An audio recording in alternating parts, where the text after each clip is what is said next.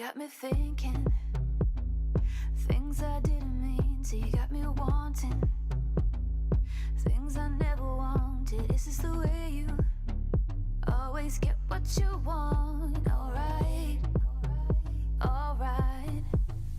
You got me right inside of my head. You got me so, so close on the tip of your tongue. This is the way you always get what you want. Alright, alright. Let's do and say that we're done. Let's do, I know that you want to. Let's do and say that we're done. Say that we're done. Let's do and say that we're done. Let's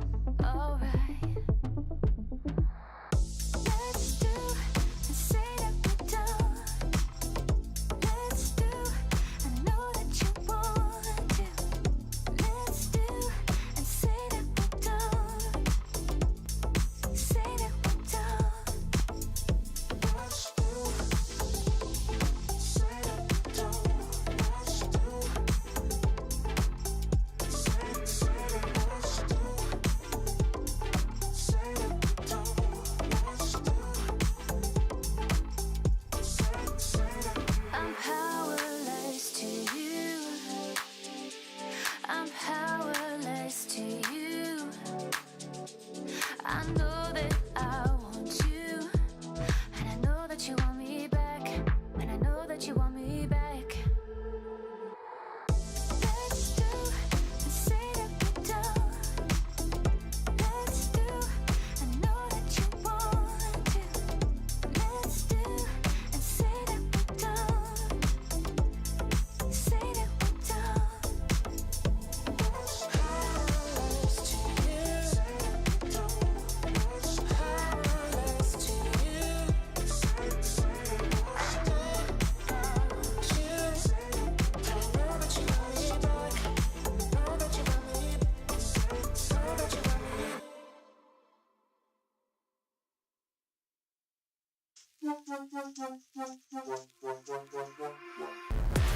Give it more, give it more, give it more right now, right now.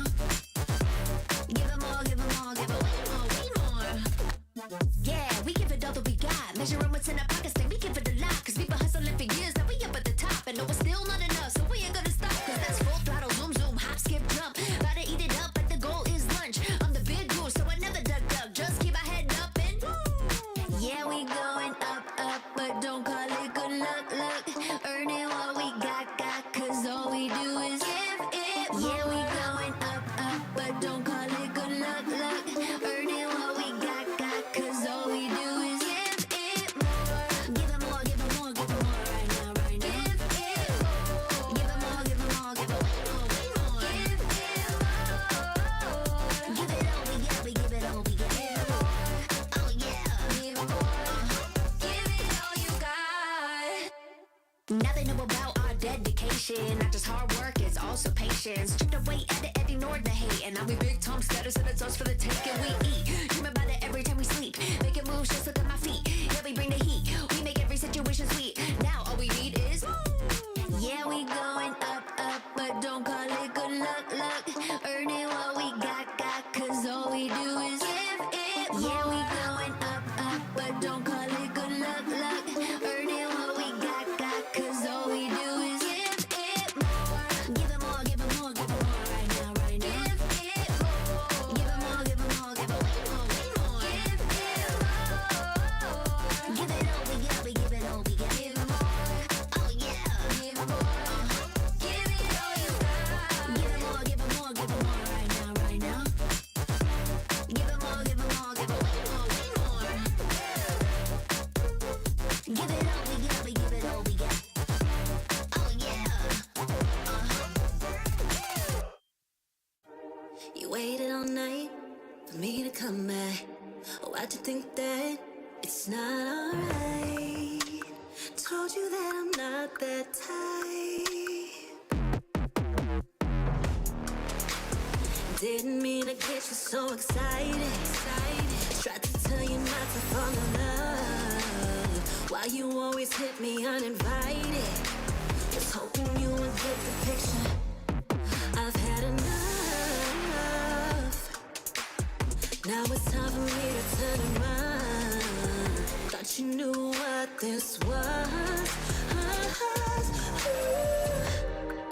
Yeah, I am superstar. You were never the one for me. Never should have fell for me. Take back your heart. Why don't you take it back? You never had a chance. I'm gonna take back the one heart. Call it a savage love, just till I had enough of us. I'm good, babe. I'm on my own. This ain't a phase. Just let me go. Told you that I'm not that type. Don't bother wasting breath. Begging for one more chance. Yeah, know you got carried away. Ooh, you made me to say you've been messing with greatness, space, to stay in your place. I was looking to play, then you got in the way. All the love that we made got me stuck in the rain. Got no time to stay here and say goodbye. Yeah, I am superstar. You were never the one for me. Never should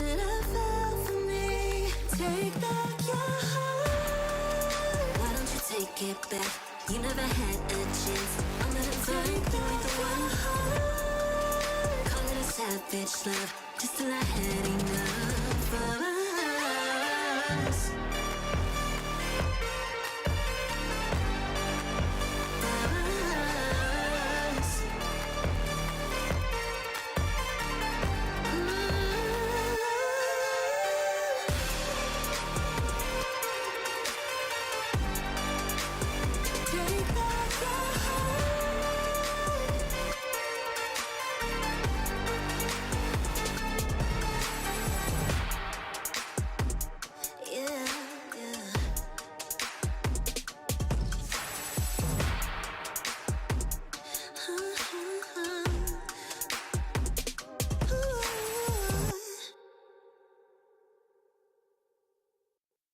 Ding ding.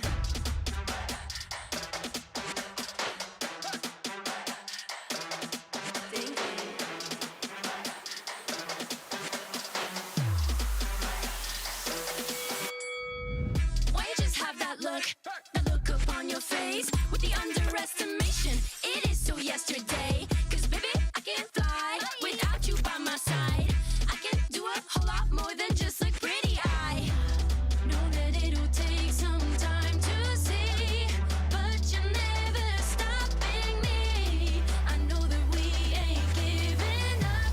If you thought so, well, tough luck. So we're just gonna do our thing. Ain't over till the bell goes ding. We're gonna fight, so step aside and let us sing. We're gonna bring you down. If you think you'll stop us somehow, just let us do our thing. This ain't over till the bell goes ding. This ain't over till the bell goes. This ain't over till the bell goes. This ain't over till the bell goes. If you think I've had enough, well, I guess you don't know tough. I'll never be the one to back down. You haven't been the first one to show me doubt. 'Cause baby, I can't fly without you by my side. You're never breaking me, never stopping me, never making me be less than all of me. Know that it'll take some time to see, but you're never stopping me. I know that we ain't giving up. If you thought so, well, tough luck. So we're just gonna do our thing. Ain't over till the bell goes ding. We're gonna fight, so step aside and let us sing. We're gonna bring you down. If you think you'll stop us somehow, just let us do our thing. This ain't over till the bell goes ding.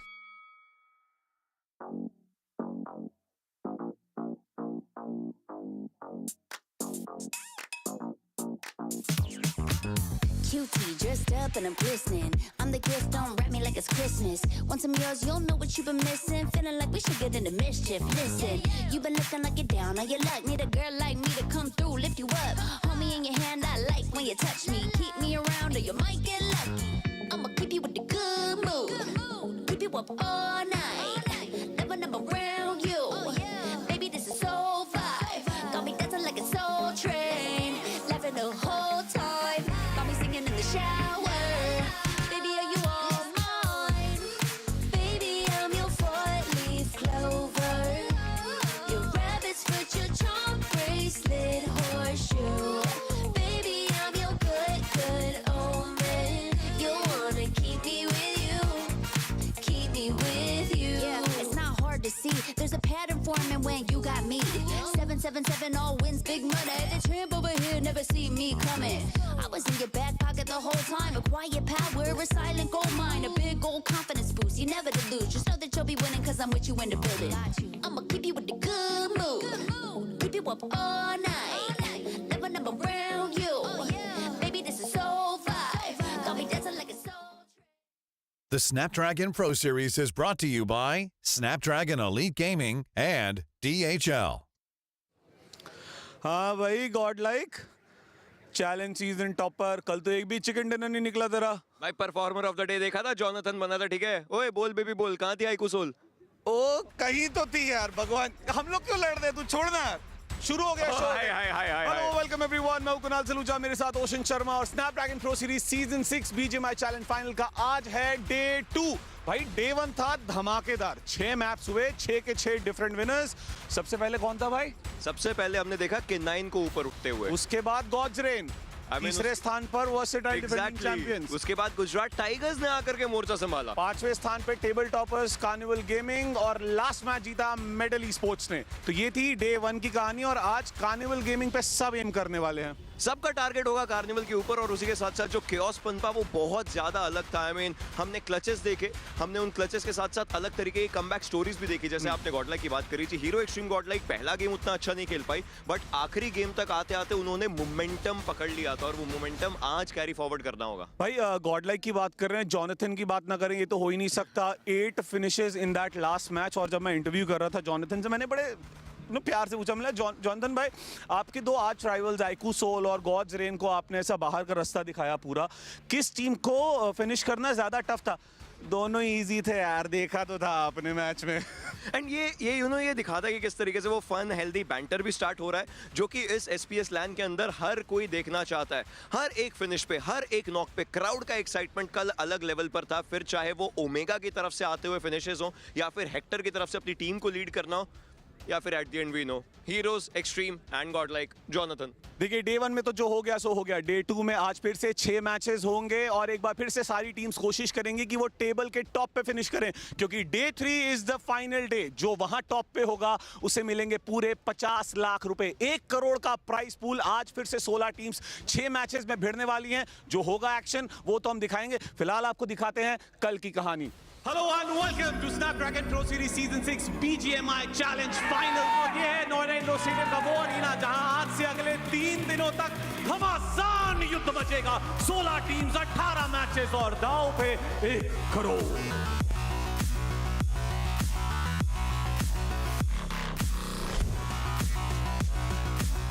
यहाँ पे gravity उन्हें knock किया गया, match से बाहर किया गया। Chances मौका में लग तो नहीं रहा।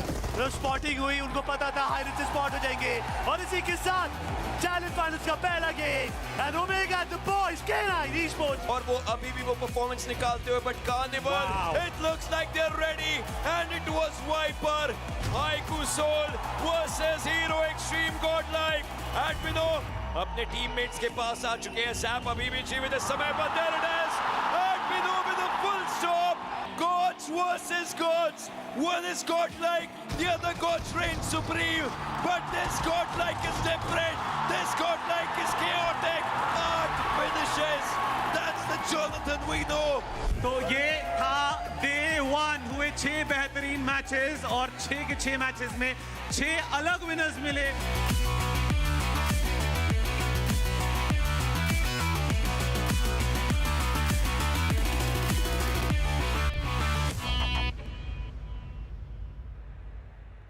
Ladies and gentlemen, boys and girls, this is Snapdragon Pro Series और टीम्स आज के लिए भी तैयार हैं। एक और दिन, एक और परफॉर्म करने का तरीका और अपना वो जज्बा सामने रखना है। हर एक टीम अच्छे तरीके से तैयार, फिर चाहे वो आपकी फेवरेट हीरो एक्सट्रीम गॉडलाइक हो या फिर अगर हम वाइल्ड फैंग्स जैसी टीम की भी बात करें जहां सिन से अपना 100% देने के लिए तैयार है। And K9, I don't think so anyone can forget the team, क्योंकि जिस तरीके से ओमेगा ने लीड किया पिछले कल पहला गेम, और वो पहला गेम ही सीधा विनर चिकन डिनर की तरफ को वो लेकर के आए हैं। This has been an amazing thing, but I know what everyone wants to see, and that is the heroes, the extremes, godlike ready to roar.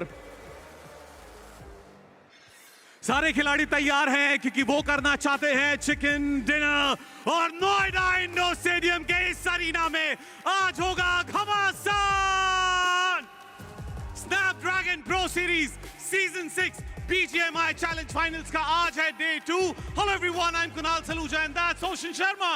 Thank you very much Kunal. And we know day 2 का किस तरीके से हर किसी को इंतजार है, because पहला दिन day of commencement, second day becomes the day of chaos. उसके बाद देखना है कि किस तरीके से इस केओस में वो कमबैक पनप सकता है जो ये टीम्स चाहती हैं बेसब्री से। क्या कमाल का डे 1 रहा यार, 6 अलग मैप्स, 6 अलग विनर्स। शुरुआत की K9 ने 11 finishes, that was insane. That was definitely a good start, लेकिन उसके बाद गॉड्स रेन ने दिखाया कि वो क्यों रेन सुप्रीम करते हैं। एंड इनफैक्ट मेरी हल्की सी बात हो रही थी उनके कोच रॉबिन सा से, उन्होंने मुझे एक चीज बताई, भाई हम ऑड साल में अच्छा खेलते हैं। 2023 में हमने 2 ट्रॉफीज उठाई थी, 2025 आ चुका है, हम रेडी है डोमिनेट करने के लिए। भाई लेकिन जिन्होंने पिछले साल डोमिनेट किया था, पहले 2 मैचेस ऑब्जर्व किए, लेकिन फिर तीसरे मैच में किया डोमिनेट टीम वर्सेटाइल की तरफ से वो स्टार्ट बहुत ज्यादा अलग थी, लेकिन उसके साथ साथ हमने देखा कि भाई गुजराती लौंडे कहाँ पीछे रहेंगे? लाला है ना भाई, लाला। फिर उसके बाद पांचवी टीम कार्निवल गेमिंग ने चिकन डिनर किया, जो कि टेबल टॉपर्स हैं, और अंत में medal e sports. Although Jonathan player of the day का मेडल ले गए। Yeah, he deserves a medal. I mean, I'm pretty sure जिस तरीके से हम बात करते हैं, बट कॉन्वर्सेशंस की अगर बारी आ रही है तो प्राइस पूल के ऊपर एक बार नजर डालना वापस से बन जाता है, क्योंकि जो इंपॉर्टेंट चीज है वो ये है कि पहला पायदान 50 लाख रुपए का है और फिर बाकी सब टीम्स वो एक प्रॉपर शेयर लेकर के जाएंगी। कुणाल, अगर आप प्लेयर होते हैं, आई एम प्रीटी श्योर आपकी भी नजर 50 पे ही होती। अगर यहाँ पे पुशअप्स मारने का कंपटीशन होता तो फॉर श्योर। इसी के साथ साथ आप देख सकते हैं मोस्ट वैल्यूएबल प्लेयर को 50,000 मिलेंगे, फर्स्ट फिनिशर को प्राइज मनी मिलेगा, फर्स्ट विनर चिकन डिनर को प्राइज मनी मिलेगा। तो इस तरीके से पूरे 1 करोड़ के प्राइस पूल को डिस्ट्रीब्यूट किया गया। और एक बार फिर से हमारी सारी ऑडियंस को बता दें किस तरीके से पॉइंट सिस्टम डिवाइड किए गए हैं। जो फर्स्ट स्पॉट पे फिनिश करेगा उसे 10 पॉइंट मिलेंगे, second spot is 6, then 5 4 3 2 1 1 till 8th position.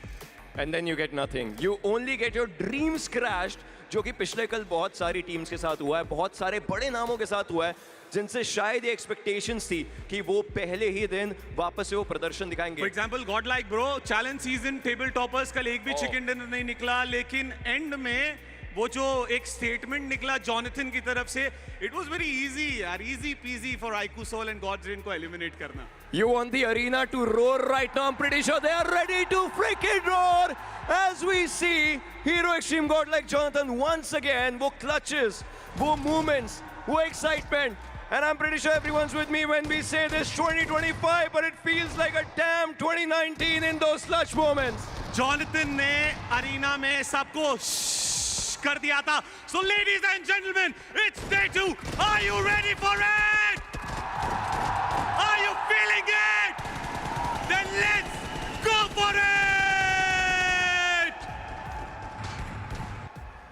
Oh my God, they are ready, they are excited. और मुझे पता है कि वो किस टीम को, किस खिलाड़ी को खेलते हुए देखना चाहते हैं। वो एक्साइटमेंट एकदम अलग लेवल की होने वाली है, and I am pretty sure ये अगले 6 मैचेस ये लोग अपनी कुर्सियों से हिलने नहीं वाले हैं बिल्कुल भी।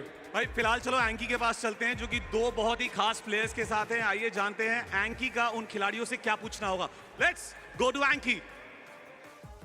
BGMI Esports की कहानी हर बार यही रहती है। 16 टीम्स पहुंचती हैं ग्रैंड फाइनल्स में, कोई एक टीम होती है, वो 4 खिलाड़ी होते हैं जो खुश होके जाते हैं, ट्रॉफी लेके जाते हैं, लेकिन उसके अलावा जो बाकी 15 टीम्स होती हैं उनकी बनती हैं कहानियां, और वहां से उभरते हैं खिलाड़ी, जो हम हर बार बात करते हैं सितारों और जुगनुओं की। ऐसे ही आज हमारे साथ मौजूद है एक सितारे और एक जुगनू। सितारा 2B रहने वाले हैं स्प्रे गॉड और साथ में ट्रेस गॉड। आप दोनों का ही स्वागत है। Spray God, first things first, अभी के लिए अगर आप रेवरेंट एक्स पार्क के परफॉर्मेंस की बात करें, स्टार्ट उतना अच्छा नहीं हुआ था, बट इवेंचुअली दिख रहा है कि हाँ एक अच्छे पोजीशन पे ये टीम पहुंची है। आपका कंट्रीब्यूशन अगर हम बात करें, वो स्प्रे गॉड टियर परफॉर्मेंस कहीं ना कहीं थोड़ा मिसिंग है, क्या कहना चाहेंगे आप? हाँ, अभी तो मतलब मेरा परफॉर्मेंस लैग कर रहा है, पर हाँ आज के दिन में मैं अपना बेस्ट दूंगा और मैं टीम को ऊपर लेके जाऊंगा। बिल्कुल, वो individual play I am pretty sure आज देखने को मिले। But trace God, how does it feel? आप एक ऐसे खिलाड़ी हैं जो अपनी टीम को इतना आगे लेकर के जा रहे हैं, आपके कंधे पे वो जो रिस्पॉन्सिबिलिटी है वो बहुत ज़्यादा हमेशा रहती है। हाउ डज इट फील कि जहाँ पर सेंसे, स्काउट जैसे खिलाड़ी हैं उनके बीच में आप सीख भी रहे हैं और डिलीवर इतना ज़्यादा बढ़िया कर रहे हैं? ऐसा तो नहीं है यार कि कंधे पर खेले, और कल परफॉर्मेंस भी अच्छा नहीं आया तो आज ट्राई करेंगे कि और अच्छा परफॉर्म करें, बाकी देखते क्या होता है। बट हमेशा हम बात करते हैं ना कि जब एक्सपीरियंस प्लेयर आपकी लाइनअप में होते हैं तो आपको कहीं ना कहीं वो गाइडेंस मिलता है और उससे आप और ज़्यादा सीख करके अपने गेम प्ले को भी इंप्रूव कर पाते हैं। सो स्काउट और साथ ही साथ Sensei being the IGL and such an experience on his back, how does that help you to improve and grow? सीखने तो मिलता ही है, हर गेम के बाद कुछ ना कुछ सीखने मिलता है, क्या गलती होती है उससे भी सीखते हैं हम सब, तो वैसे। स्प्रे गॉड, एक और बहुत इंपॉर्टेंट चीज़ रहेगी कि कमबैक के लिए तो ये टीम जानी ही जाती है, वो हमने हाल फिलहाल के ऑफिशियल टूर्नामेंट में देखा था। कल का दिन उतना अच्छा नहीं गया, आज का गेम प्लान क्या है और क्या ऑडियंस एक्सपेक्ट कर सकती है? आज का गेम प्लान तो मतलब कल के जैसा ही है, पर हाँ कल बहुत सारी मिस्टेक हुई थी, पर आज वो मिस्टेक्स नहीं होगी तो शायद हमारे बेटर गेम जा सकते हैं उस वजह से। आई मीन जो होप्स है वो तो बहुत ज़्यादा हाई है और जो स्टेक्स है वो भी बहुत ज़्यादा हाई है। But what went wrong trace God? क्योंकि हमने देखा था जो इससे पहले का पड़ाव था ऑनलाइन फेज, वहाँ पे बहुत बढ़िया परफॉर्मेंस आ रहा था, टीम बढ़िया परफॉर्म कर रही थी। यहाँ पे चलिए it's day 1, it's too soon to say, but what do you think कि went wrong on day 1? Miscommunication थे बहुत, तो वही था, मिसकम्युनिकेशन की वजह से मैचेस थ्रो हुए, उसके वजह से पॉइंट्स नहीं आए। राइट, और एक और चीज़ रहती है ना स्प्रे गॉड की, हम जब डे 1 पे आते हैं तो हम अपने दिमाग में कुछ पॉइंट्स लेके आते हैं कि इतने पॉइंट्स हम आज के दिन के एंड पे कंप्लीट करने वाले हैं. आपको क्या लगता है आज के डे एंड पे what is the ideal point, एक नंबर जो आप सोच रहे हो कि इतने पॉइंट्स हमको आज निकालने हैं? आज हम लेके चल रहे हैं कि हम 50 से 60 पॉइंट निकालें या मतलब 80 to 90 पॉइंट तक जाएं हम. Overall 80 to 90 point. Trace God आज का क्या प्लान? हमारा टारगेट 60 to 70 के बीच में. कूल. सो स्टार्ट हो चुका है बढ़िया, और जैसा कि हमने बात की भी कि अभी के लिए the team is looking good. Day 1 उतना बढ़िया नहीं गया, लेकिन कमबैक्स जिसकी हम चर्चा करते हैं वही तो थ्रिल है ई स्पोर्ट्स का, वही तो थ्रिल है BGMI का. बट अभी के लिए हमारे रावण भैया पूरी तरीके से तैयार है एक और इंटरव्यू के साथ. तो आइए चलते हैं रावण की तरफ.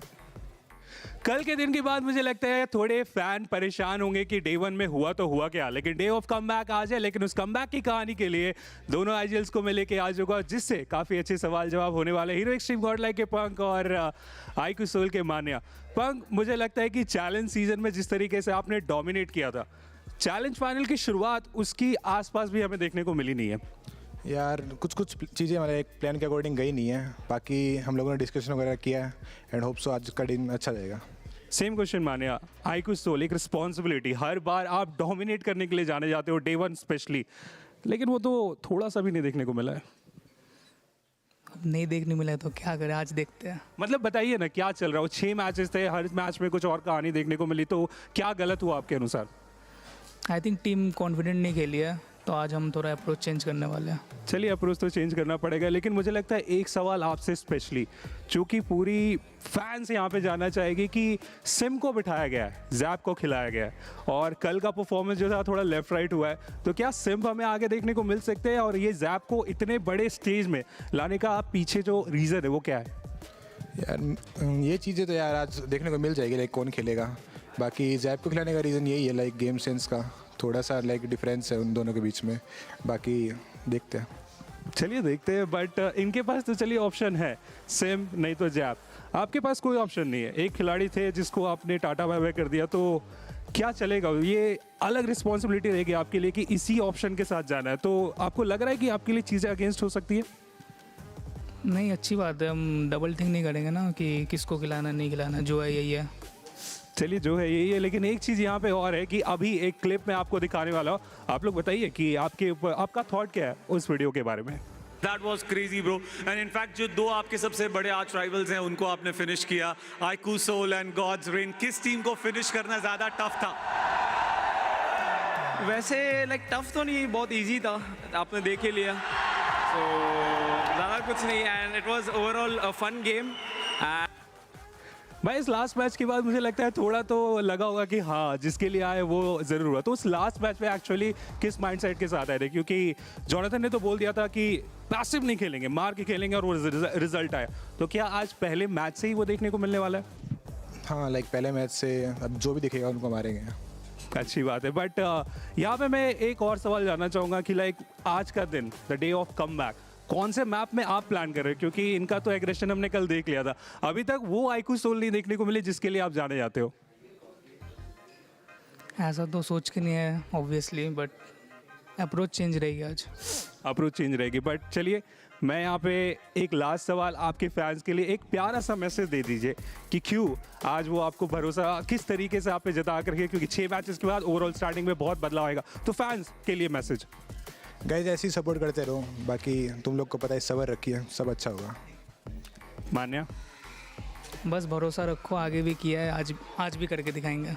चलिए, आप पे भरोसा है, आप दोनों पे भरोसा है. आज के ओवरऑल स्टार्टिंग में देखेंगे कि कितना कमबैक इन दो टीम्स की तरफ से हमें देखने को मिलता है. बट फिलहाल अब बारी हो चुकी है डे 2 की स्टार्ट की, तो सीधा चलते हैं ओपनिंग की तरफ, जहां पे ओशन और कुणाल हमारा इंतजार कर रहे हैं.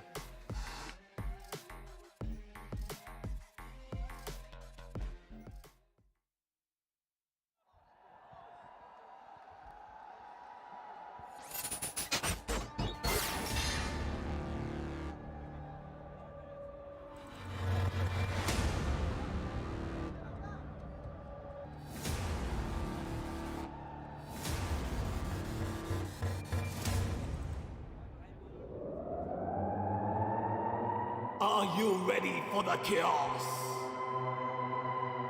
I cannot hear you. Make some noise, Noida.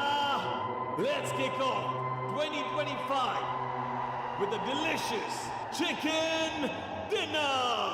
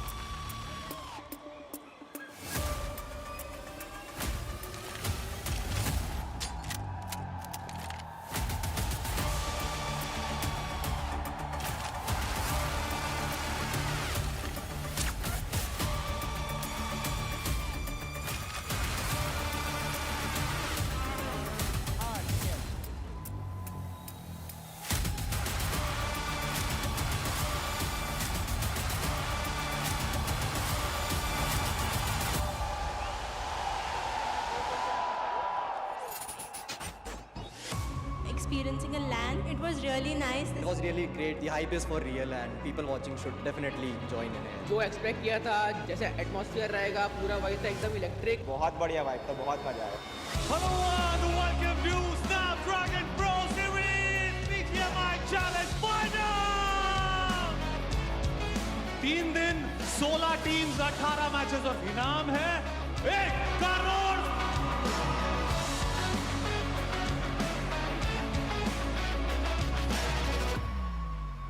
Honestly speaking, I want to prove myself once again and I want to justify the title trophy magnet जो मेरे को लोगों ने दिया है.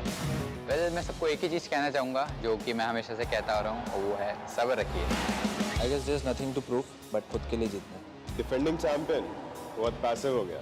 इस बार हम एक ब्रूटल सैवेज अंडरडॉग माइंडसेट के साथ खेलेंगे और हमारा विजन वही रहेगा.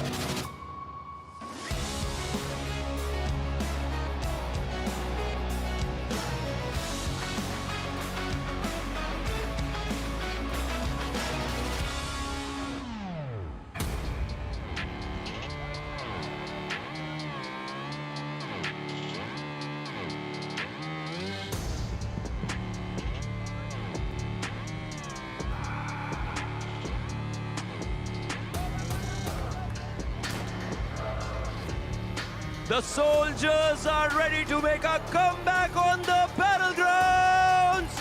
Ladies and gentlemen, please welcome iQOO.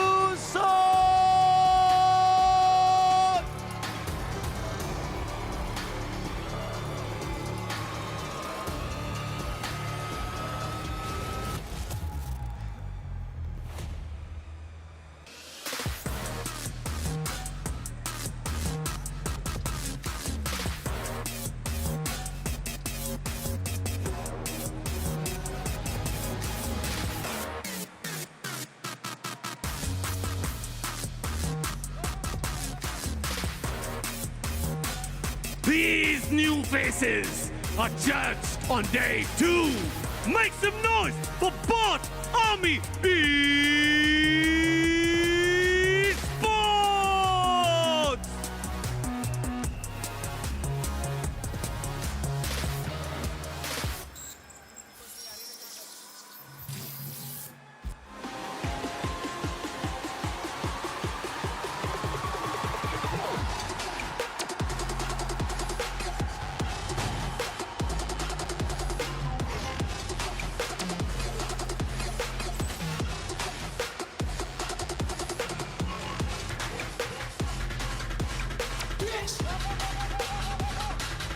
Every map is their battleground for the hunt. These fangs are gonna bite and they're gonna bite hard. Please welcome Wyld Fangs!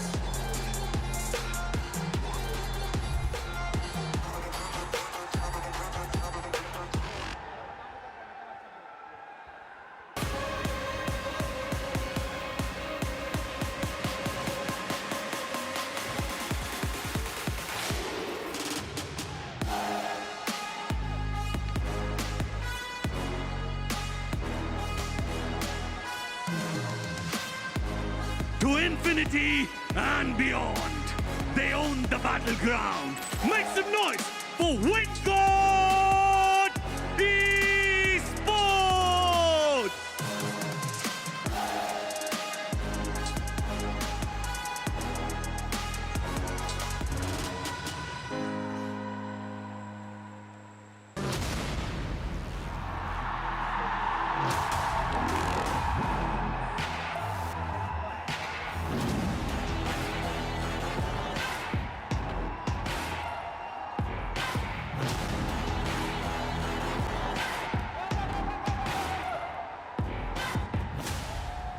They are not making any legacy because they are the legacy. Ladies and gentlemen, Hero Xtreme, Godlike.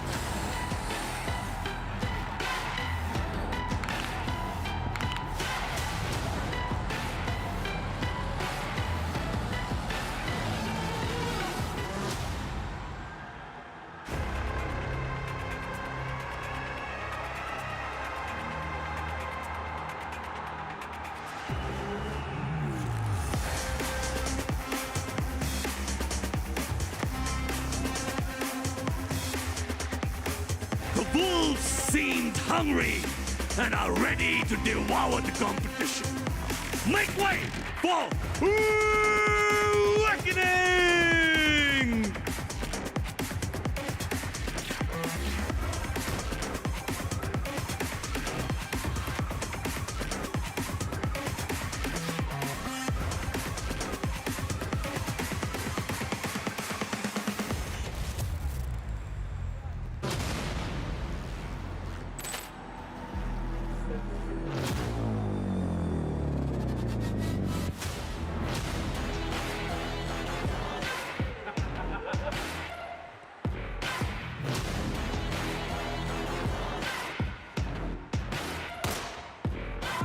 The defending champions had to be different.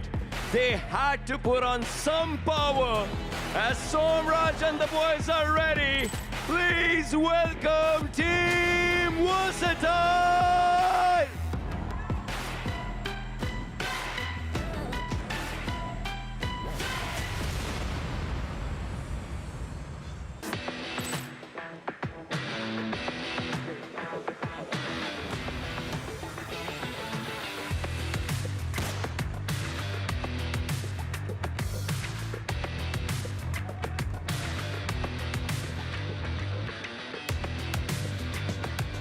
They like to shine bright, and like a phoenix, they will rise. Make way for Redex Ross!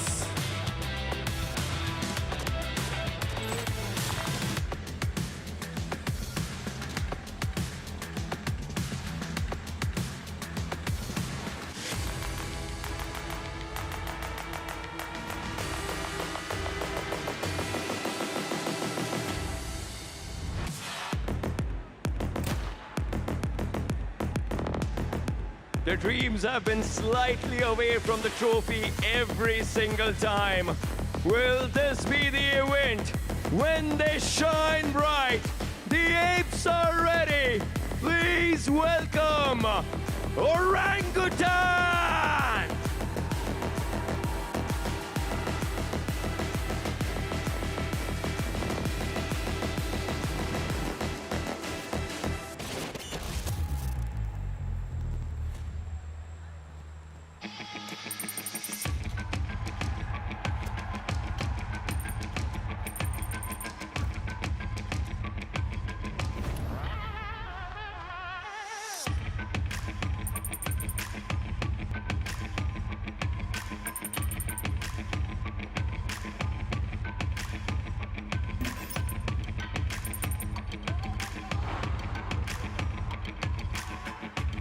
A fallen warrior with a new army is here to rise. Give it up for Just Jelly!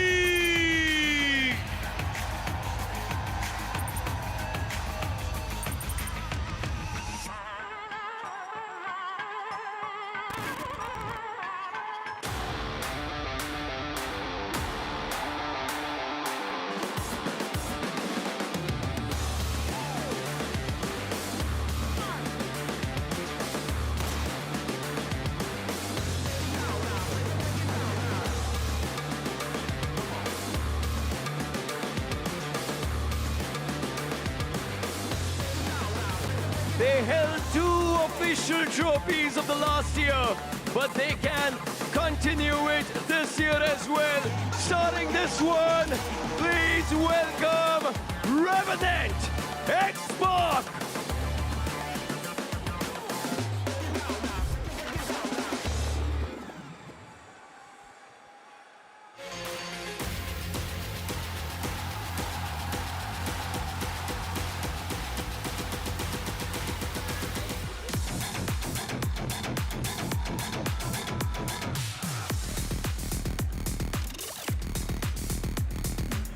They are here to roar and hunt.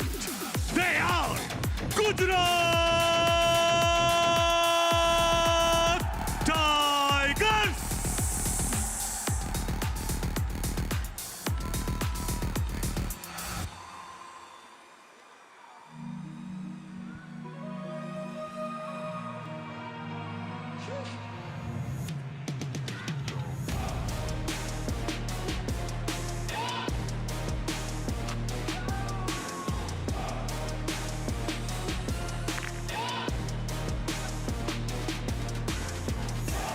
The trophy magnet vows to take this trophy home with him. Please welcome Godlike.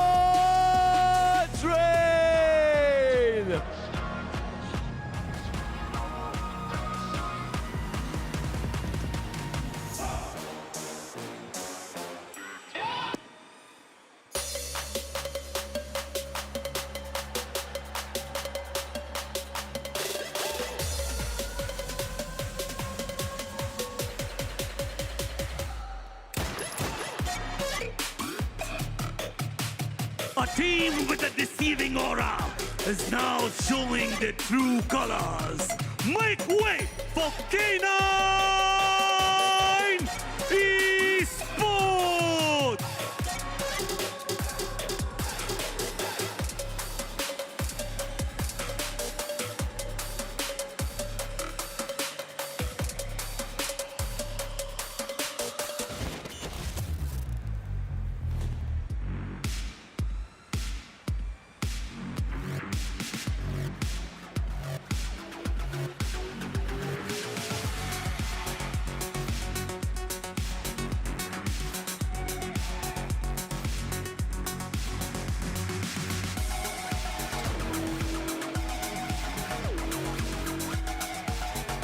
This Indian Tiger Prince is ready to roar with his boys. Please welcome Metal Esports.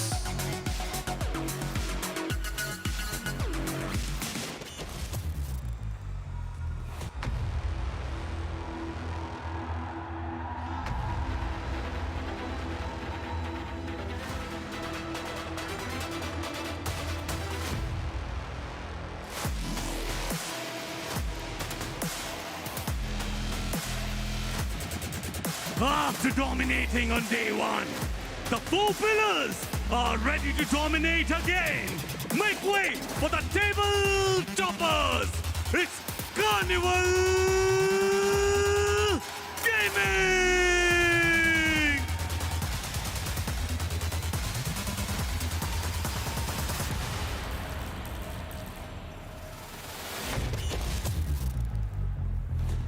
Ladies and gentlemen, boys and girls, these are all the 16 teams fighting right out there on the day 2 as well.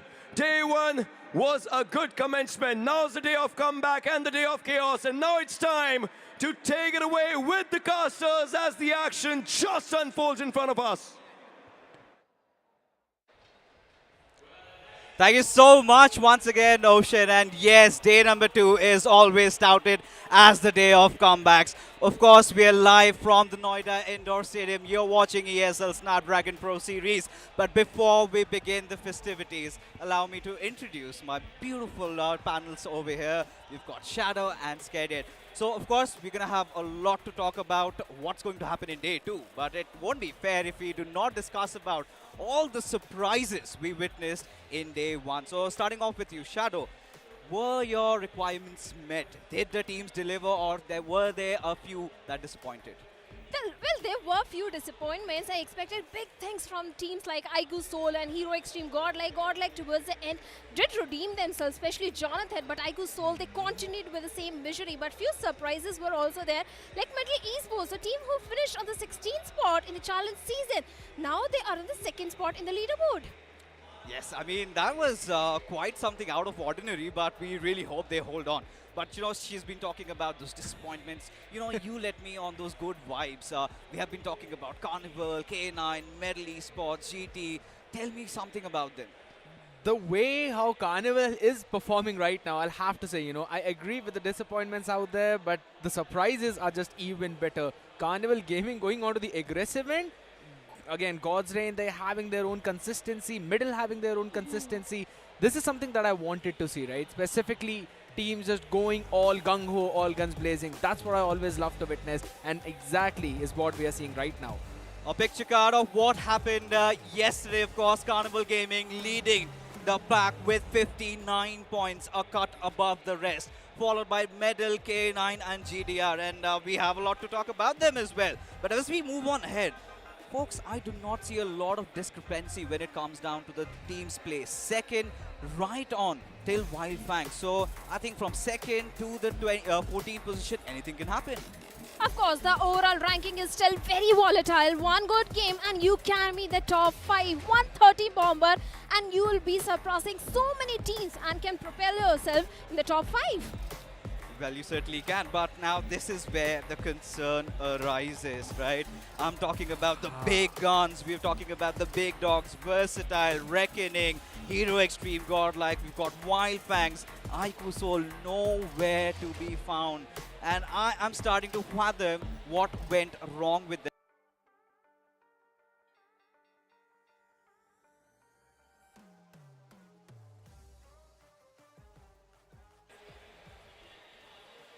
The rotations or be the fights which iQOO Soul was engaging. Vikendi, yes, they had a drop clash which eventually turned out in their favor, but after that, the way iQOO Soul was performing, it was quite disappointing. So day number 2, I'm expecting iQOO Soul to go all YOLO. I mean, they've got no other choice. It's either do or die, basically, if they want to achieve that trophy. Now, when we talk about iQOO Soul, we also have to talk about Hero Xtreme Godlike. Just barring that last match where Jonathan went all guns blazing, I think even Hero Xtreme Godlike, they had their own resistances, they had their own problems. So walk me down, what went wrong? I'll have to say, you know, a lot of people out here are probably thinking that maybe bringing in Zap at such a crucial moment was not a good decision, but I would beg to differ on that one. I still feel that a lot of the plays that were made were not entirely Zap's fault, but rather all the other teams understanding how Godlike's aggression works, because that's what they kept on showing all the way in the challenge season. So yes, they've got to bring in some new cards onto the table, and I believe that's what they were trying. Yes, it did not work out on day 1, but I think so they should give it a bit more try, bit more attempt, and then maybe see what they really need to change. When we talk about teams, of course, we've got every team having their individual respective stars. Yes, Viper, TraceCore, they were a cut above the rest, considering, you know, it's their first big audience land. TraceCore, of course, has played an official before, but for Viper, this young lad has been phenomenal. But, you know, the spotlight has always been stolen and rightfully done by Jonathan. That last game, I think I'm still having goosebumps. So, Shadow, tell me what was special about Jonathan yesterday. I think he was not second-guessing himself. I think the call was made, just go aggressive, go all YOLO, go all gun blazing, and that is exactly what Jonathan was doing, especially against Carnival Gaming. Yes, there was a big blunder from the side of Hector. That grenade where he knocked his own teammate out did help Jonathan in that situation. But after that also, in the map of Erangel, the way Jonathan went against the players of God's Reign, and after that iQOO Soul also, I think Jonathan was up for the finishes. But you know, Scared, we've been talking about Jonathan. It's always been about Jonathan. But this tournament, Viper and TraceCore have been nothing but a breath of fresh air. And this roar justifies why the crowd is completely all ecstatic just looking at him. But getting back to the conversation, for Viper, how much it means for a player of his caliber and TraceCore as well. No other player is surprising me more than Viper and TraceCore, both of them. Viper has been not that very flashy, but when it comes to LAN, I believe this guy is doing a phenomenal job for Carnival Gaming. Yes, I know Goblin has been the spearhead for their side, But again, the follow-up coming in from him is exactly what matters. Plus, on the other side, let's be honest, everyone knows that Trace God has been doing a big heavy lifting for Wyld Fangs, and he's continuing the job even now. That just shows the immaculate potential that the man has for the future. They certainly do. I mean, yesterday also we saw Trace God. He's just been doing Trace God things. But Viper, this came out of the ordinary. But when we talk about the schedule once again, folks, it's going to be the same old, right? We're going to have Erangel, Miramar, Erangel, followed up by Sanhok, Vikendi, and Erangel. Now, let's get back to business, the first game of Erangel. And you know what? We've witnessed some bloodbath yesterday, those early phases. Tell me, Shadow, is that going to repeat today as well, or are we going to see everybody just minding their own business initially? I think everyone is just going to go for and take that revenge. No one is going to mind their business, especially the bottom teams. It's a do-or-die situation for all of them, be it Wyld Fangs, iQOO, BotArmyEsports, for everyone. Day number 2 is very important, and setting the momentum from the very first game is going to be so crucial. It certainly will be, and since it's game 1, do let us know which team is going to be the victors in that one. You can head over to the Twitch chat and cast your votes and let us know what is going to be your pick. But yes, all the other teams, in fact, even for Sensei, he's got a lot on the line, he's got a lot to prove, and today it's just not about Trace God. I believe Seth, even Scout, they have to step up big time. Now, this is something, Shadow, that has been bothering you a lot for a long while. So tell me something about it. You know, Wyld Fangs, we had a lot of expectations. Yesterday, they weren't really met. I think there are too many problems. Like in the interview also, we heard Trace God saying there are few communication issues that were happening in the challenge season also. I thought they will be rectified by the challenge finals, but that is not happening. Sensei and Scout, they really need to step up. Even Seth is also underperforming.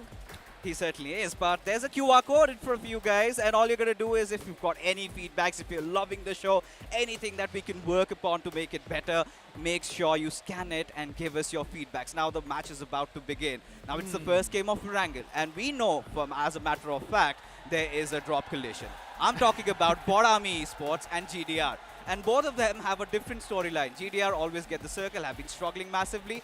BotArmyEsports, they're struggling in totality.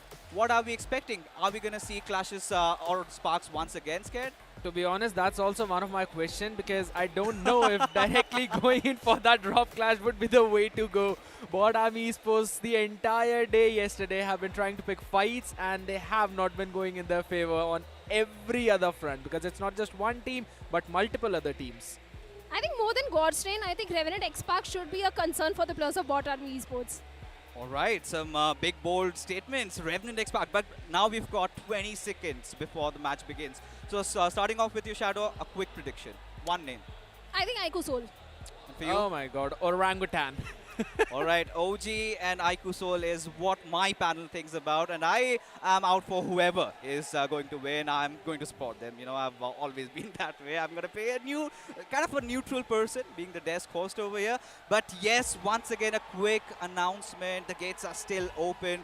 Make sure, if you want to be a part of this gala event, this extravaganza, tune in, join us on Noida Indoor Stadium. All you're going to do is come there, get your IDs, and we'll have you enjoying all that fun. But now we have to also talk about a few others. Now we've been talking about Versatile. How do you think they're going to perform today?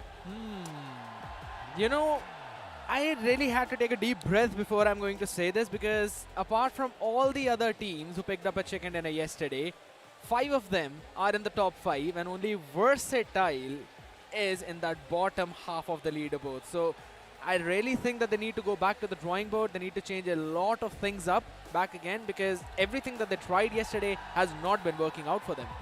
You know, even with Versatile, I have a few qualms with Orangutan as well, Shadow, because the first 3 games, they were lovely, quite consistent. But the latter 3 were quite the opposite. What do you think went wrong? Maybe the off maps are a problem for the players of Orangutan, because Erangel, Miramar are looking pretty decent for them. They were super consistent, getting 11 to 9 points in every single game. The Sanhok and Vikendi are a bit of concern for Orangutan. If they rectify that, I think they can easily break that #2 curse. I hope. I mean, it's not about just #2curse. And at this point, right, till Wyld Fangs, for anybody it's possible. Now, if you have to talk about BotArmyEsports and iQOO Soul, they have to go all out. They've got to go and put their hearts in, and so does this man. He has been relentless, but we're yet to see his redemption journey. You know, we've been talking about the redemption journey of Wyld Fangs. There's a fun fact.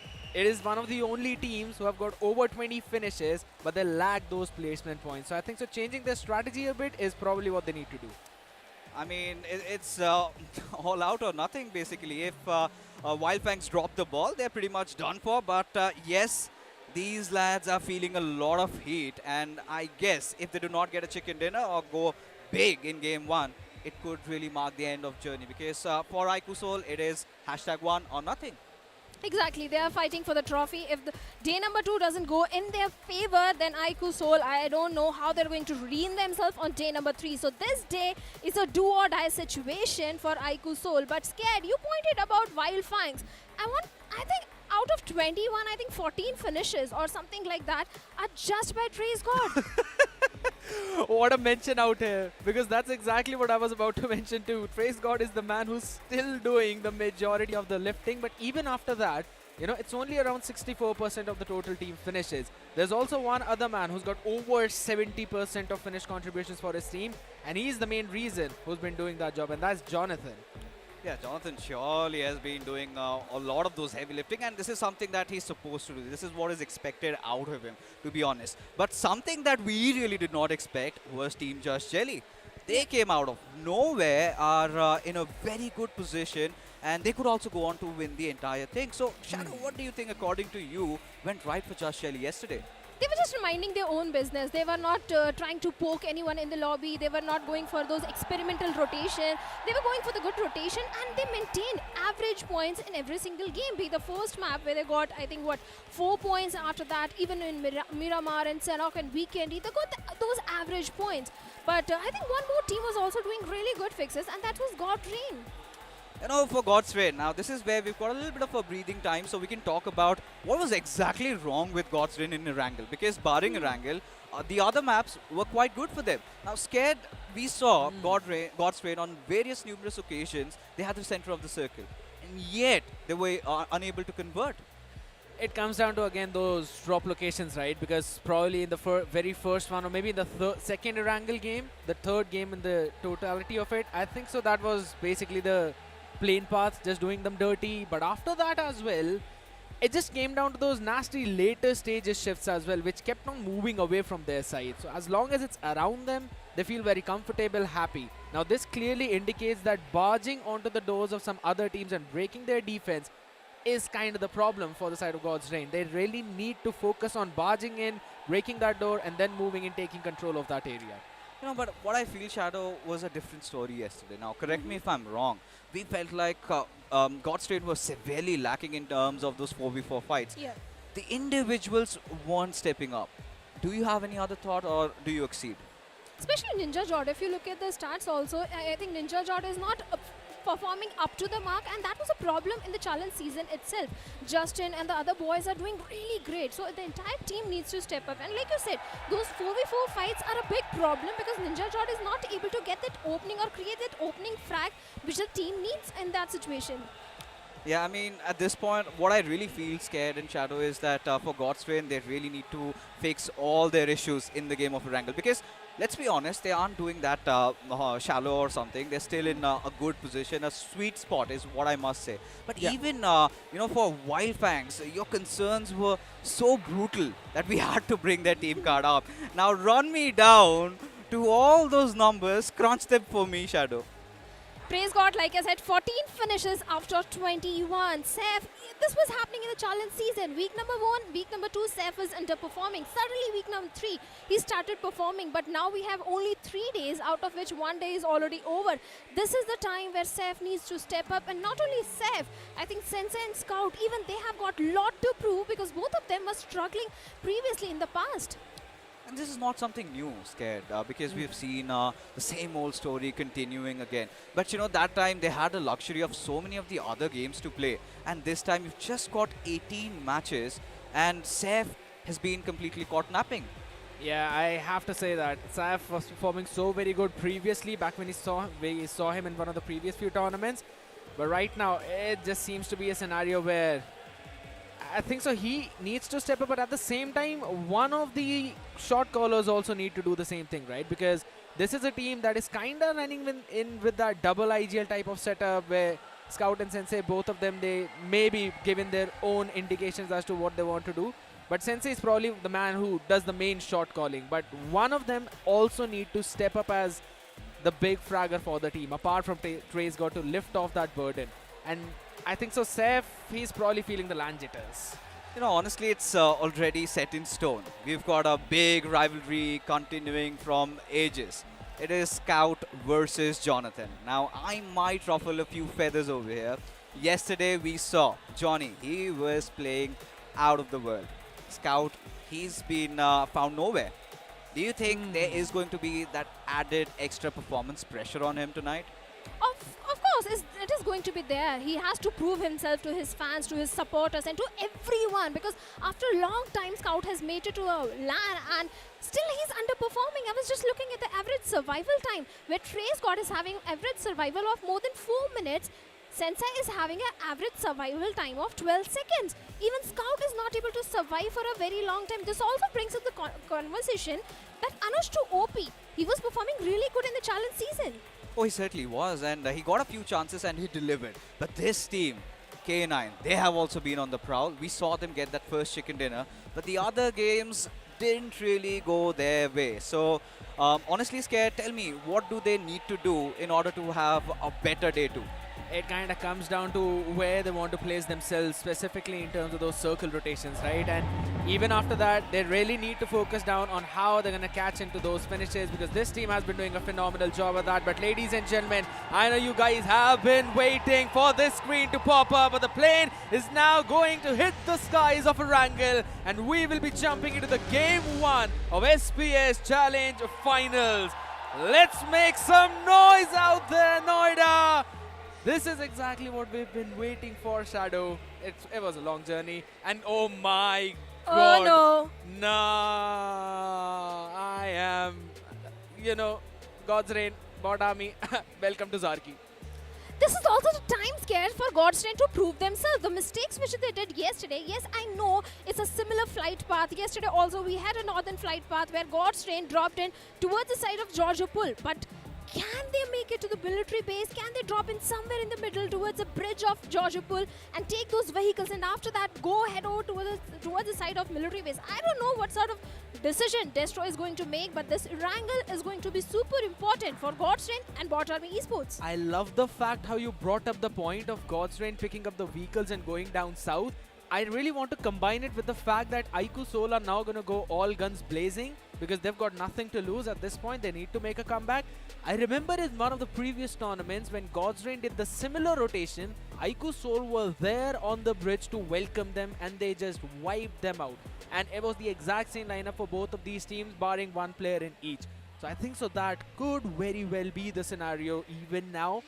Or again, maybe I'm just overthinking out there on my part, but one thing is for sure, I really want to focus where BotArmyEsports are right now. God's Reign close to Carnival Gaming, but Carnival will move down south to Gatka.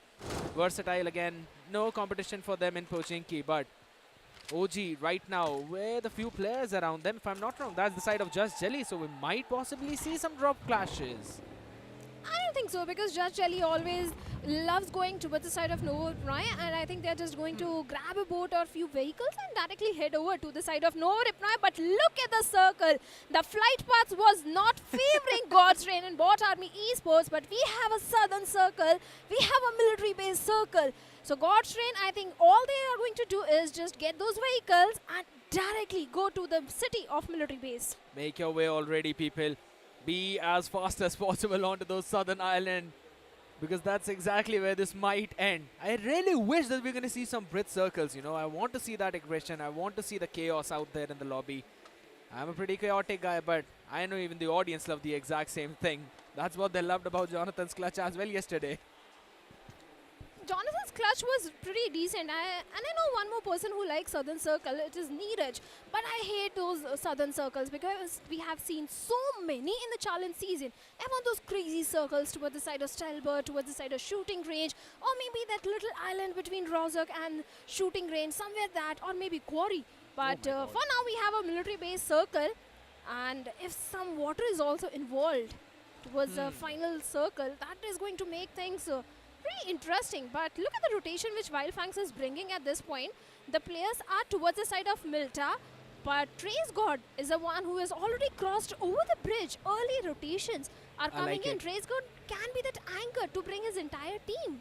Yeah, I really like it, you know. I wanted to point out a few things as well about Trace God. Specifically in a situation for the entire team of Wyld Fangs, we have seen in many situations that sometimes you try and place up one of your players to get those frags, right? You set him up for success. But for Wyld Fangs, Trace God, he finds success himself. But I want to focus down right now into the positions of these teams. Trace God is out there alone, and his team is so far back, and between them is Reckoning Esports as well. They could possibly be going on a chase, or at least Trace, he's got all the information that he needs. Every other team is making their way. Carnival Gaming, God's Reign, iQOO Soul as well following them up, because they know how important it is to run out of this harm's way. I want to focus on the Ferry Pier Bridge right now, because that's where Carnival Gaming are set up. God's Reign, iQOO Soul, both of them crossing from the exact same path. Oh, so they certainly are. Even God's Reign, iQOO Soul, Carnival. Then we also have the plus of Medal, who have opted for the waterways and are trying to hold on to the shorelines of military base. So many early rotations are coming in, but there are a few teams who are taking their sweet time to move inside the circle. Like we have the plus of K9. They're all the way to the side of shooting range at Zarki. Then we also have Bot Army, Revenant X Park. Yesterday was not a really good day for the plus of Revenant X Park, also scared, because the initial few games, they were really struggling, and surrounding awareness was really lacking from the side of Revenant, barring Shadow, because Shadow did pull off a really good clutch. Yeah, but if I'm not wrong, that was only in one game, right? We didn't really see anything apart from that in those situations. So maybe they need to buckle up their socks as well, get their weaponries on board, figure out their strategies, and then move in for this one. Because, yeah, everyone anticipates them to be one of the best teams in this lobby. But at the same time, this is one of the toughest competing 16 in probably maybe all of the BGMI Esports that we have seen till now. And look at the cluster that's been forming in onto the Ferry Pier Bridge. There's just so many teams out there. Goblin, he's going to take some few shots out there up front, but he's so far up. Will drop all the way back down. Super low in that HP, and Hector is the first man to get knocked out. Manya answers him back, and it's not just him. Neo as well falls in. This IGL stepped up all the way in week 2 and is doing the same thing in this day of the challenge finals. Knuckle out there on his knees. High problematic situation. Viper with a vehicle explosion falls down. Ronnie with the nade. Out here in the open, trying to save the life of Knuckle. At least they know where Goblin is, and he knows that there's no problem, but the problems are just increasing.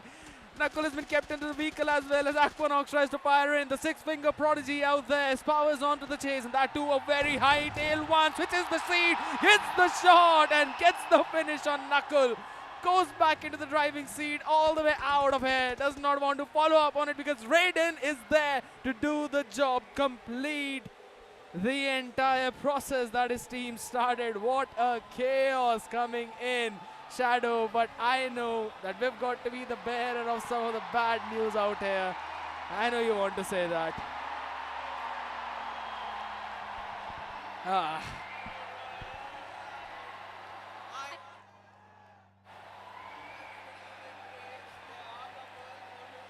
Well, then again, a quick announcement, folks. There will be a rehost, which could be a blessing in disguise for the one supporting iQOO Soul and Carnival Gaming. I'm pretty sure Versatile fans will feel otherwise. But, I mean, this was such a great start. A beautiful circle, a beautiful flight path trajectory. We did get to see some early action.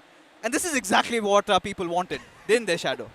They wanted that, but they didn't want iQOO Soul to be on the receiving end. That was such a big blunder.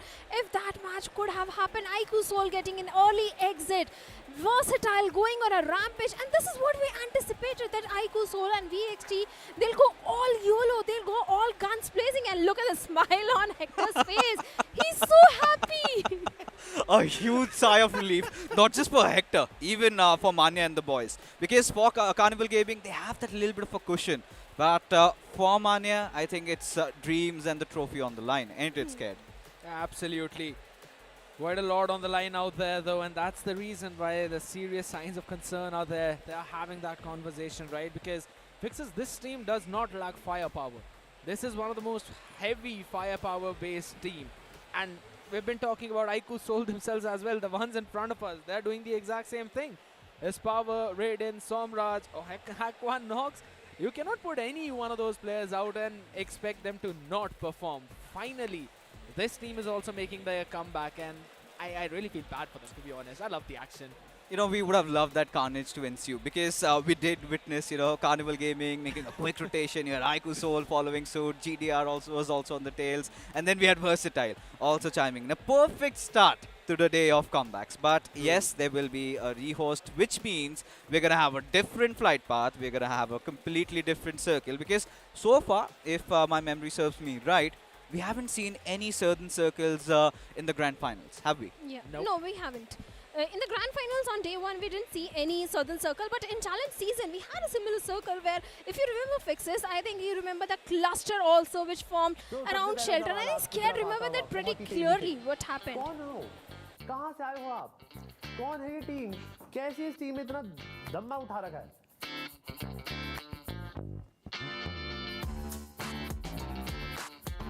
मैं MP का रहने वाला हूँ, जबलपुर का, and मेरा role entry fragger है। Bot army में मैं खेलता हूँ, आप सबने देखा ही होगा। तो इस प्रकार कुछ ये कहानी बनी है बॉट आर्मी की। पहले के 2 प्लेयर थे, डिवोटी एंड हेनरी। देन मैंने ज्वाइन करा, तो हम 3 बंदे हो गए थे। उसके बाद लाइक मैं था, वो था। उसके बाद हमें आईजेल की ज़रूरत थी, तो हमें आईजेल ने ज्वाइन करा, मॉन्टी ने। एंड उसके बाद हमें था कि भाई हमारा आपस में नहीं जम रहा था। उसके बाद हमारा आया एसपीएस, तो हमने एसपीएस पे था कि भाई मेहनत करेंगे तो लैन पहुंचेंगे, वरना नहीं पहुंच पाएंगे। देन हमने मेहनत करा एंड बस लैन पे आ गए। अब बहुत जितनी भी मेहनत था करके, तो हम लोग के पास ऐसा कुछ कोच लाइक एनालिस्ट वगैरह नहीं है। हम जो वर्क करते हैं वो खुद पे करते हैं। एंड ऐसा है कि एक दूसरे की गलतियों को सामने रख के कि भाई ये गलती थी, करो, नहीं होगा तो फिर बहुत आगे वर्स हो सकता है सिचुएशन।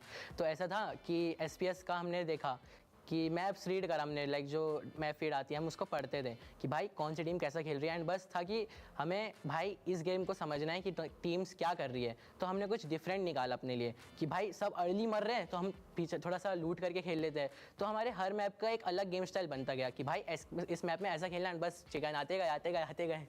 तो हमारा एरेंगल का ड्रॉप मिलिट्री है एंड गॉड्स रेन का भी मिलिट्री है। तो हम लोग को ऐसा था कि भाई हमारा ही ड्रॉप हम खेलते आ रहे थे टाइम से, एंड छोड़ने का कुछ था नहीं।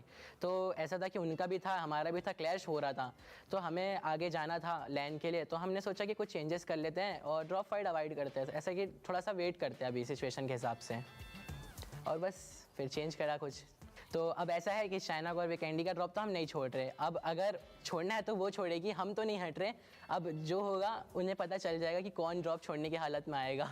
चैलेंज फाइनल में हमसे ज़्यादा एक्सपीरियंस एंड टाइम वाली टीम्स है, बट हम जो ये 3 दिन है, 18 मैच है, हम चाहते हैं कि भाई हम ही हों इस जगह पे और ट्रॉफी लेके जाए। और हमारा पहला ही लैन है, तो हम पूरा एफर्ट देंगे एंड इतना जितना हो सके उससे 10 गुना ज़्यादा देंगे कि भाई ट्रॉफी हमारे घर ही आए। तो इस कम्युनिटी में वैसे नए चेहरों को इतना कोई देखना पसंद नहीं करता है, बट हमारा वादा है 2025 सिर्फ बॉट आर्मी और मेरे प्लेयर्स का नाम रहेगा एंड मेरा, कि भाई बॉट आर्मी आ गई है, भागो इधर से, ऐसा रहेगा।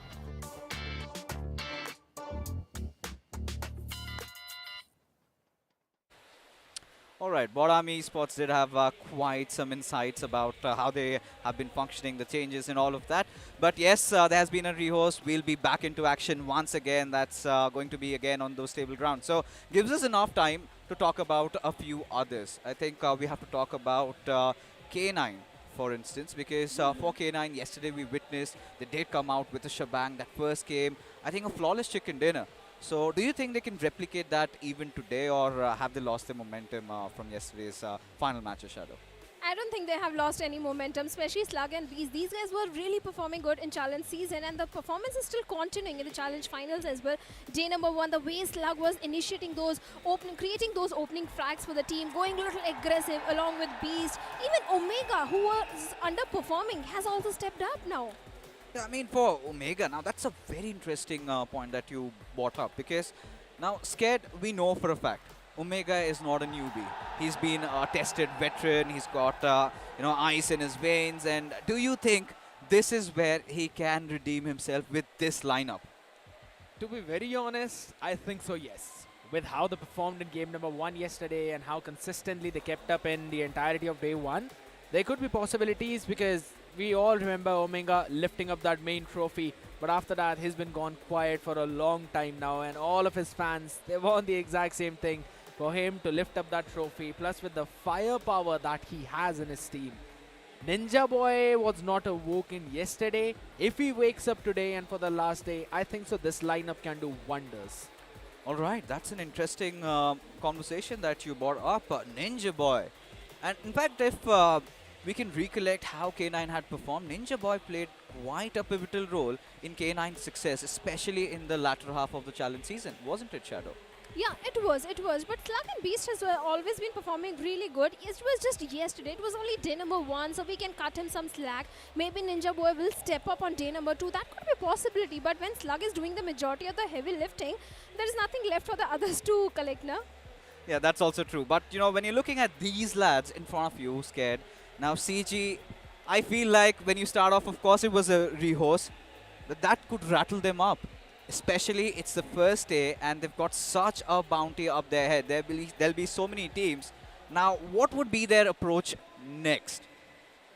To be very honest, again, this was an obnoxious circle all the way down south. So I don't think so. Yeah, I don't think so. We're going to see the same thing. It's again CG dropping all the way down to Gatka. But one of the fun fact about this team that I wanted to point out is the fact that look at the amount of finishes that have been divided between the first 3 fraggers out there. 15, 11, and 9. Goblin, always the spearhead. Neo stays in a bit more back for the support. Viper out there who needs to trade Goblin every single time. He's been doing a phenomenal job of that. And it's not just him, even Hector. At least he's got that 1 finish per game kind of sequence. So you know he will pick one of the players off before going down. All right, we have the man himself in front of us. But we have to talk about Carnival Gaming a little bit more. Yeah. Because, the pundits did argue that Carnival Gaming, of course, are still on the top, have 59 points, but they could have still gotten more. And one of the reasons why they lost out on a couple of points was they were friendly firing each other. There were, I think, numerous instances of that happening yesterday, Shadow. Especially from Hector in that situation where all the 3 Twice. players were going up against Jonathan. Hector did help Jonathan in pulling off that clutch. I think Jonathan should say thank you to Hector. He always gets one. He certainly does. Now, Not on his teammate though. and yesterday, no matter how well Carnival Gaming performed, no matter how good Medal and even K9 or GDR was, I think the show was stolen by one man and one man himself. I think the man, the myth, the legend, no matter how many adjectives you can come up, has to be Jonathan. Now, Jonathan really showed Demon Incarnate performance in that final game. But those few jitters in the earlier games were definitely there. It's not just a loan from him, right? It's also the man who's on screen right now, Admino. We've been talking about Jonathan. He's got the clutches as well. There were a few jitters, but he's been in these positions so many times that we probably can't even count it right now. So again, the situation that has been brought up is that is rest of the team needs to step up. Admino showcased a phenomenal firepower in the challenge season. But right now, I think so, it's him as well, just being 3 notches down than what he usually was. I still remember Fixes. There was a point when he 1v3'd Versatile all the way when shots were fired on his back too. So if that Admino wakes up, I think so that's when Godlike will see themselves back in the top 5. Clearly the winning conditions, right? Especially when you have to talk about Xtreme Godlike. As a matter of fact, they needed a hero. This is the man himself. Now, we're talking about a few facts and figures. We're talking about him securing 14 finishes out of all the 6 matches he played. And yesterday in the final game, he got those 8 solo there. So, but barring that, then there were many instances, Shadow, where we witnessed Hero Xtreme Godlike. The entire team gets picked off, and it was just Johnny picking up on scraps. Now, what do you have to talk about that? Do you feel like Johnny was justifying his role, or do you think that the other players also need to step up big time? Because, yes, of course, he's getting those clutches, but it's a game of BGMI. It should never come down to that. I do agree, and I partially agree with what Scared also said, that yes, Jonathan was performing really good, and Edwino and Zab also needs to step up. Along with that, if you remember in challenge season, Punk was in the MVP list, and that is also not happening. It's a team game. The entire team needs to perform, because if you remember yesterday, Erangels were not a problem for Godstrain only. It was a problem for the players of Hero Xtreme Godlike, because in the first two Erangel, what they got was only 0 points. And not just that, I think they did experiment with the drops also. There were instances where we saw them heading towards Lipovka, and then there was that final game where they even head out towards Primorsk. Now, the same old debate really comes back into play. Don't you think, Scared? Because now people have been asking, when do we see that little bit of solidity coming in from Hero Xtreme Godlike? Because that does mess your rotation timings, doesn't it? It absolutely does. But at the same time, you know, I'm looking at the other side of the coin as well. And that is in fact that, yeah, sometimes it does mess up your rotation. But at the same time, you keep on surprising your opponents as to where you're going to drop. Yeah, it's quite unfair if we talk about Hero Xtreme Godlike. We also have to talk about their neighbors, iQOO Seoul. They've got a very big rivalry up with them. And before that final game of the evening where Hero Xtreme Godlike went all out, they were going head-to-head along with iQOO Seoul. And, oh my well, God. I mean, these are the numbers, Shadow, we're really not acquainted to. Oh, my God. My God. Equally distributed, but the entire team is struggling. Only 12 finishes and 2 placement points accumulated by the players of Team iQOO Seoul in the entire day number 1.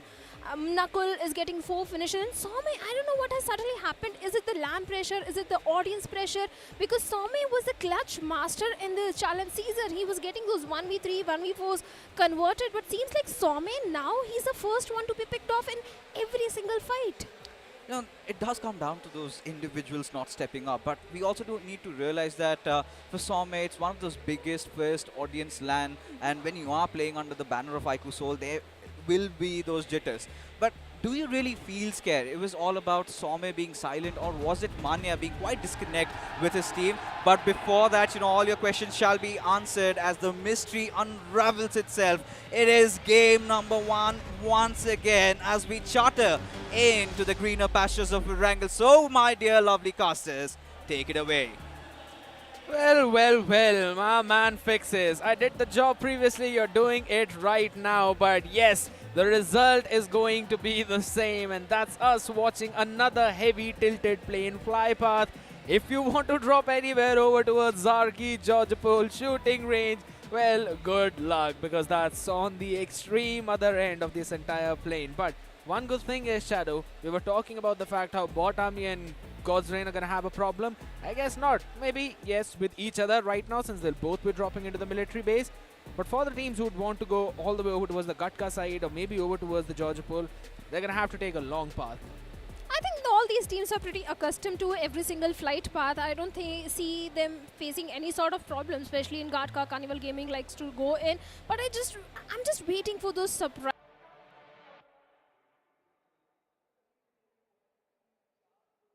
It's only God's Reign, Just Jelly going all the way towards the side of No Ripnoy, then VXT heading over to the side of Pochinki. I'm waiting for more surprises. I really want to see where BotArmyEsports is headed at this point, maybe towards North Georgopol.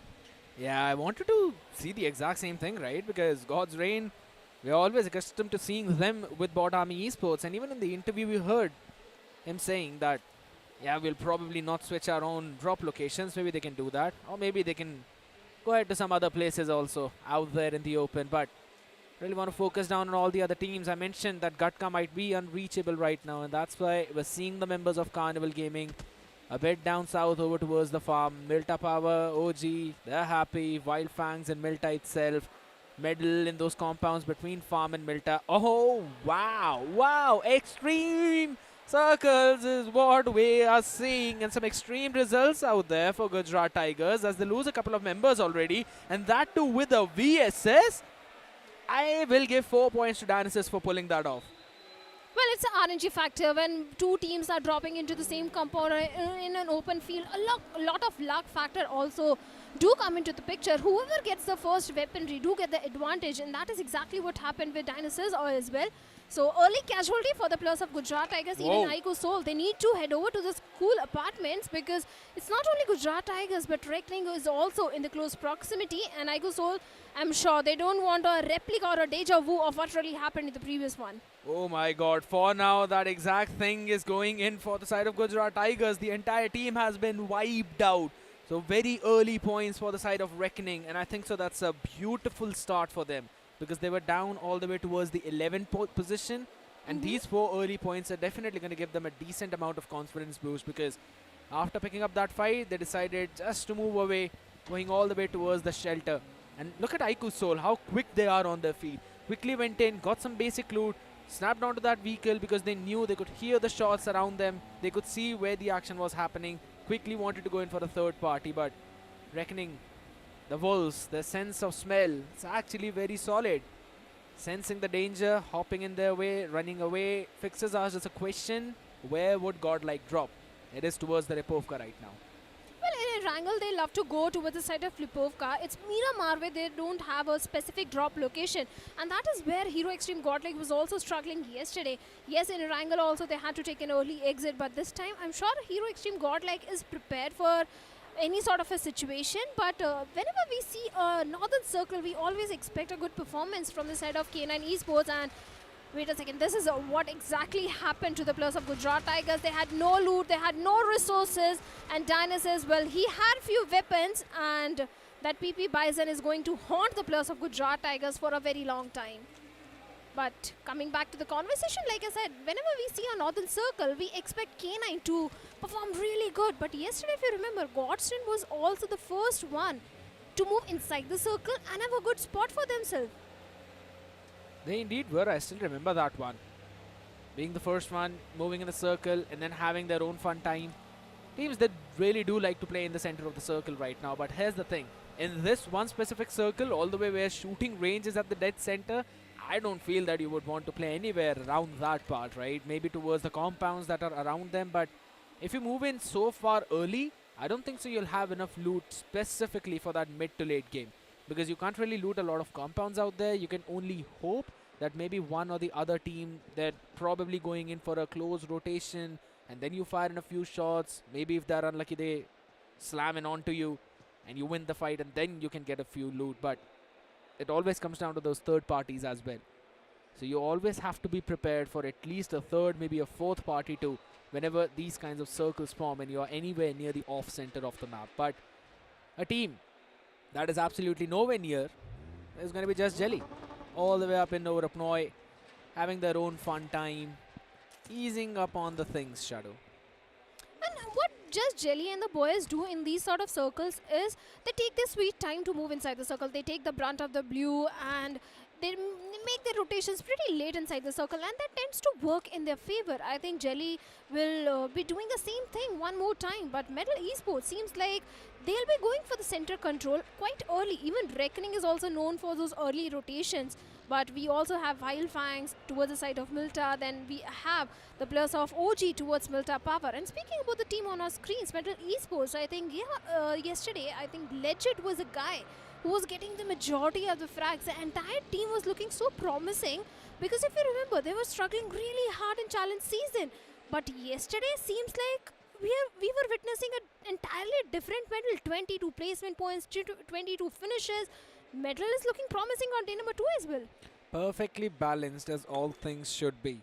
And this was the medal that we saw in one of those official events as well, where they performed phenomenal. No one expected them to be here, but now since they are here already, they're doing a great job at that. And similarly, how things ended all the way back in the challenge season, no one expected.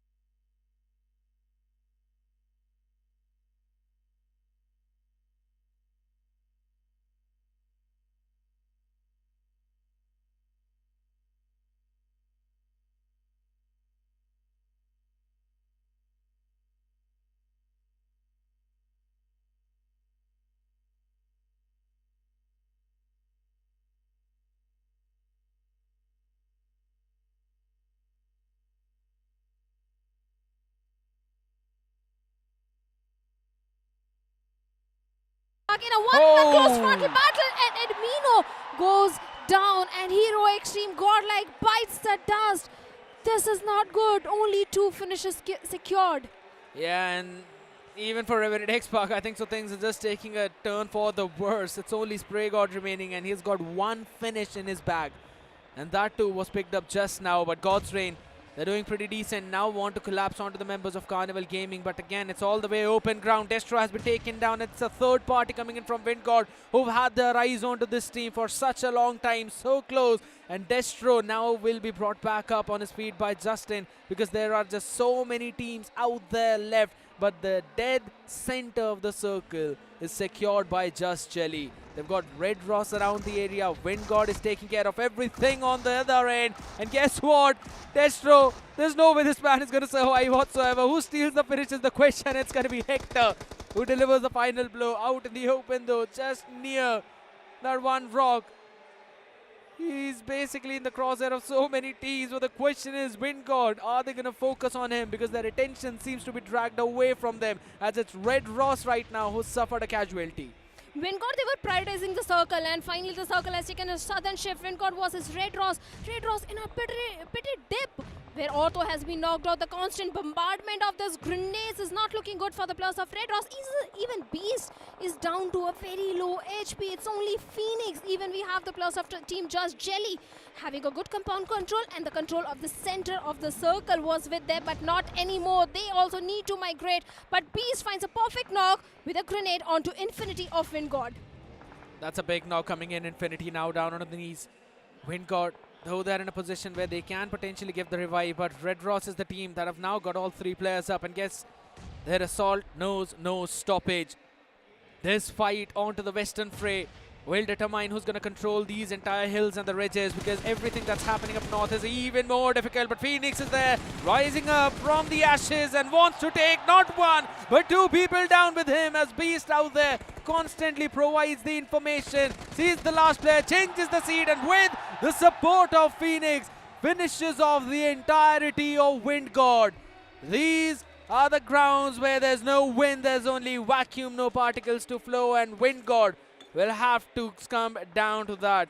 Red Ross, man, this team is stepping up big time, Shadow, but the job is not finished. Yes, they have to move inside the circle, but look at the position where Lucifer is, all the way towards the southern periphery of the circle. He can be that anchor to bring his entire team, where rest of the teams are fighting on the northern end. We have Just Jelly, we have Carnival Gaming, even VXT. They're also trying to move inside the circle, and Ninze, a complete spray down towards the players of Team Carnival Gaming. Goblin left way all himself. The ball of death blue is also closing in, and VXT, they are highlighting their mentality of OG at this point. They have been taken down. WizGod is no more God. He's the mortal in his power. Steps up when he needed to, on the day when his team needed him to be. This is one of the closest games that we've seen. 33.3% chance for all the teams. And guess it's Red Ross as well. The trifecta out there for all of them. The players not standing but on the knees now. And it's Red Ross, Just Jelly, all of them suffering one after the other. Only Jelly remaining. The IGL needs to step up, but Versatile is the team who've got their 4 back on the feet, and it seems they want to start day 2 with a bang.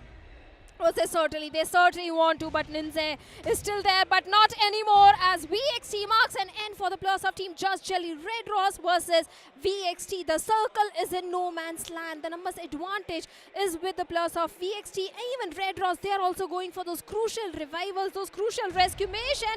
But one grenade can mark an end. That is exactly is going to happen as Equinox finds 1 knock and confirmation onto the players of Red Ross, but also Raiden is right in the dead smack center of the circle.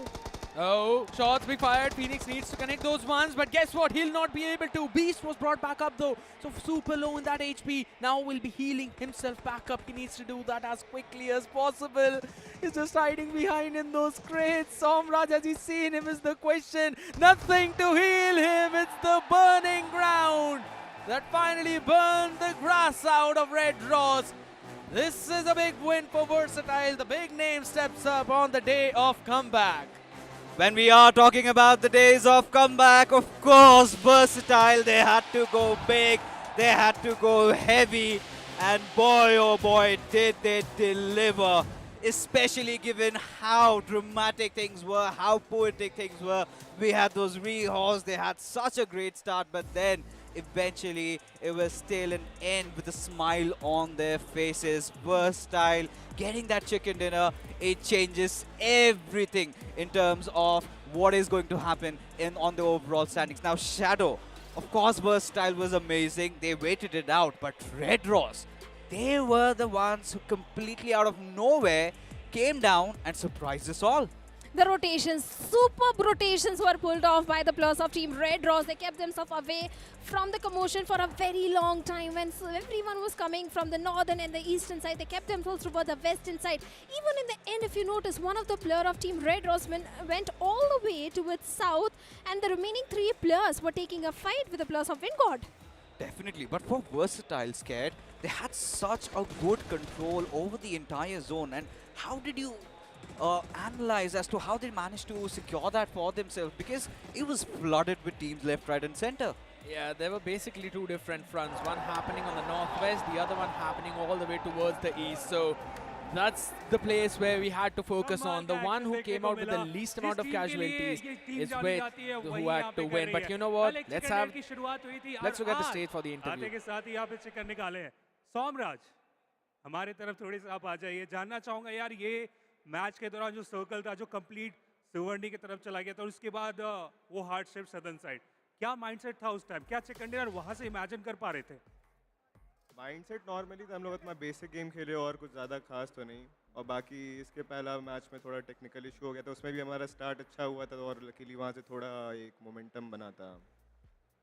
कमाल का momentum हमें देखने को मिला. लेकिन इस power भाई, मतलब चैलेंज सीजन हो, चैलेंज फाइनल हो, कुछ भी हो, आपको अपना काम पता है और डोमिनेशन आप काफ़ी कमाल तरीके से कर रहे हो.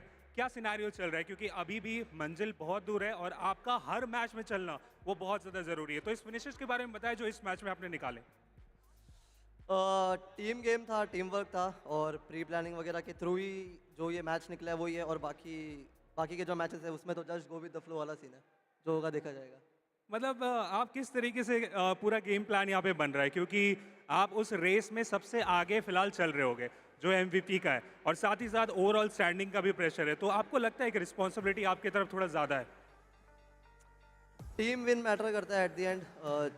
वही फ्लो वाइज जितने जो भी हो जाता है, पॉइंट्स वगैरह निकल जाते हैं, वो फ्लो के साथ रहो. बाकी यार इतना एक्सपीरियंस तो है कि प्रेशर वगैरह अगर आता भी है तो हैंडल करना सीख चुके हैं. बाकी प्रेशर ऐसा कोई एज सच है नहीं ये चीज़ होगा, और वही एट द एंड एक ही चीज़ आता है, just go with the flow.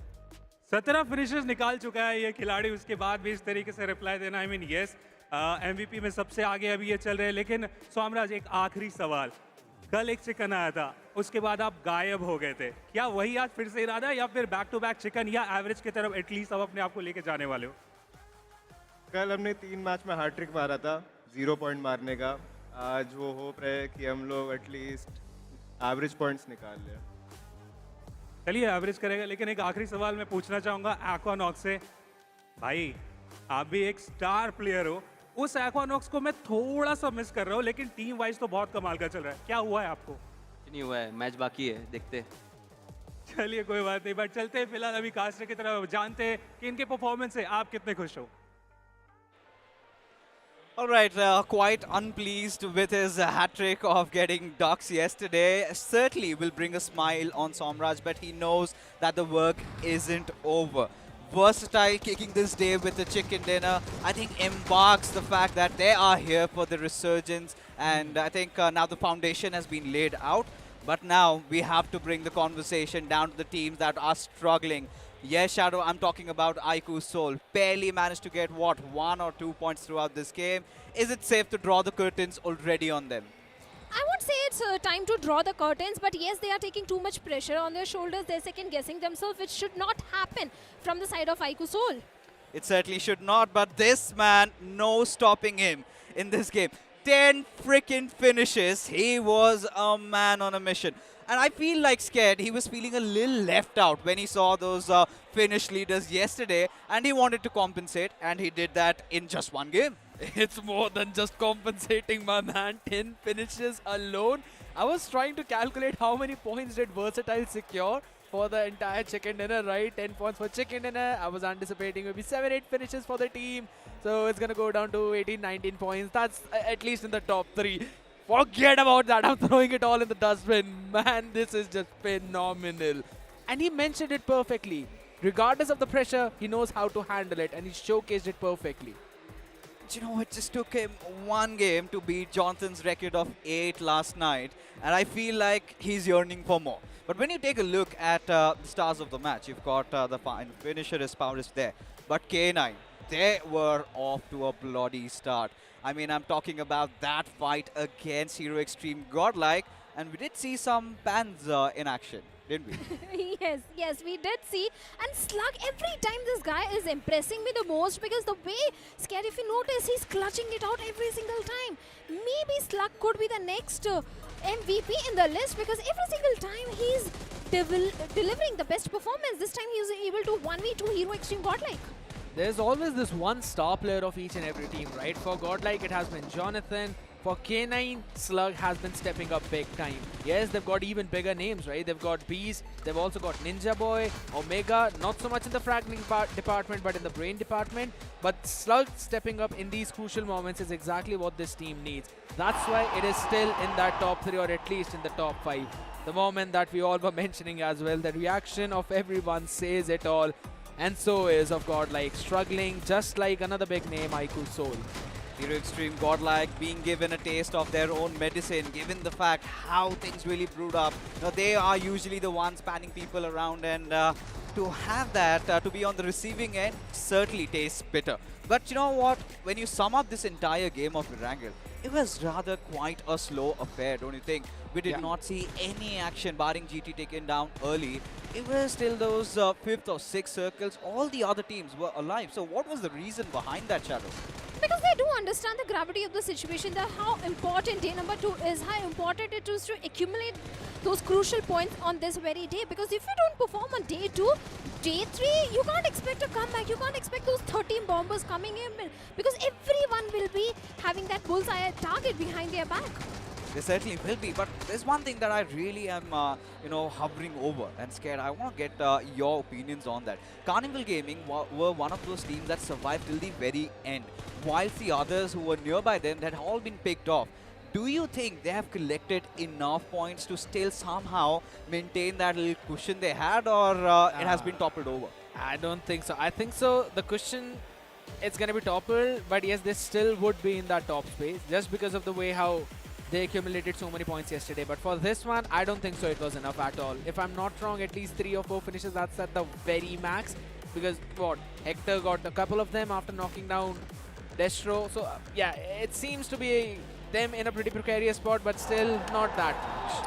Of course, and that would be clearly evident once the match rankings do come up in front of us. And when we take a look at the report card, what happened in the first game of Erangel of day number 2, it is going to be versatile, going big, going hot, going heavy.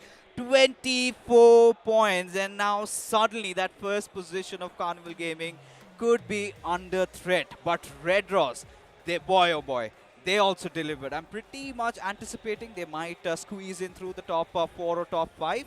But even OG, they had all 4 of their players alive towards the very end. And certainly some might argue they were the favorites to have won this game. But what went wrong, Shadow?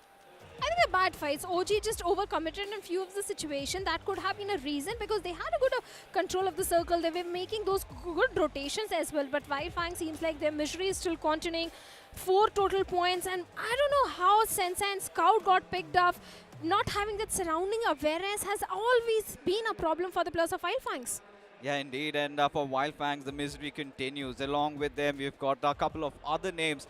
This is where I want to bring upon Gujarat Tigers. They were having quite a decent day, if not the best. But this day, dropping down, all 4 players picked up. This should be a point where they get rattled, don't they, Scared?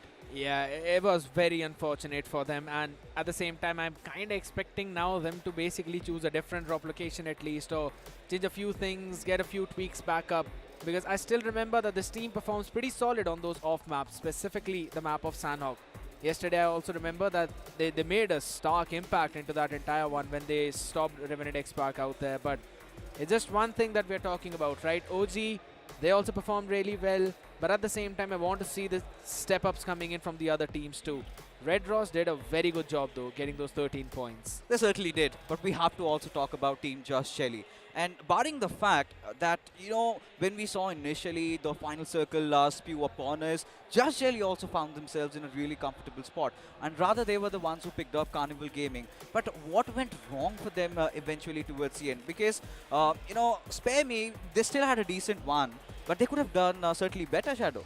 I think the circle shift, they were in the dead smack center of the circle, but the moment the southern circle shift came in, so many teams were trying to migrate inside the circle, and that is where the jelly and the entire boys started falling down. And that could have been a better rotation from the boys, but hey, they did fair. They certainly did fair, but at the same time, you know, the teams that aren't doing fair, we have to talk about Revenant X Spark. We thought they were wounded, we thought they would be on a hunt, and it was Admino who threw a spanner to their works. Wasn't it, Scared? Yeah, it was Admino, and eventually it was that one last 1v1 win of Spray God that earned them at least that one finish point. So yes, the struggles are there. This team still continuing on the same thing. That is a big problem for them right now. It certainly is, because now taking a look at the overall rankings, Carnival Gaming somehow hold on to their first spot, but I feel like the difference has been minuscule, and now you can see Versatile propelling themselves to the second spot with 54. K9 courtesy to those early finishes. Once again, they hold on to the third. As GDR, they slip a couple of points here and there.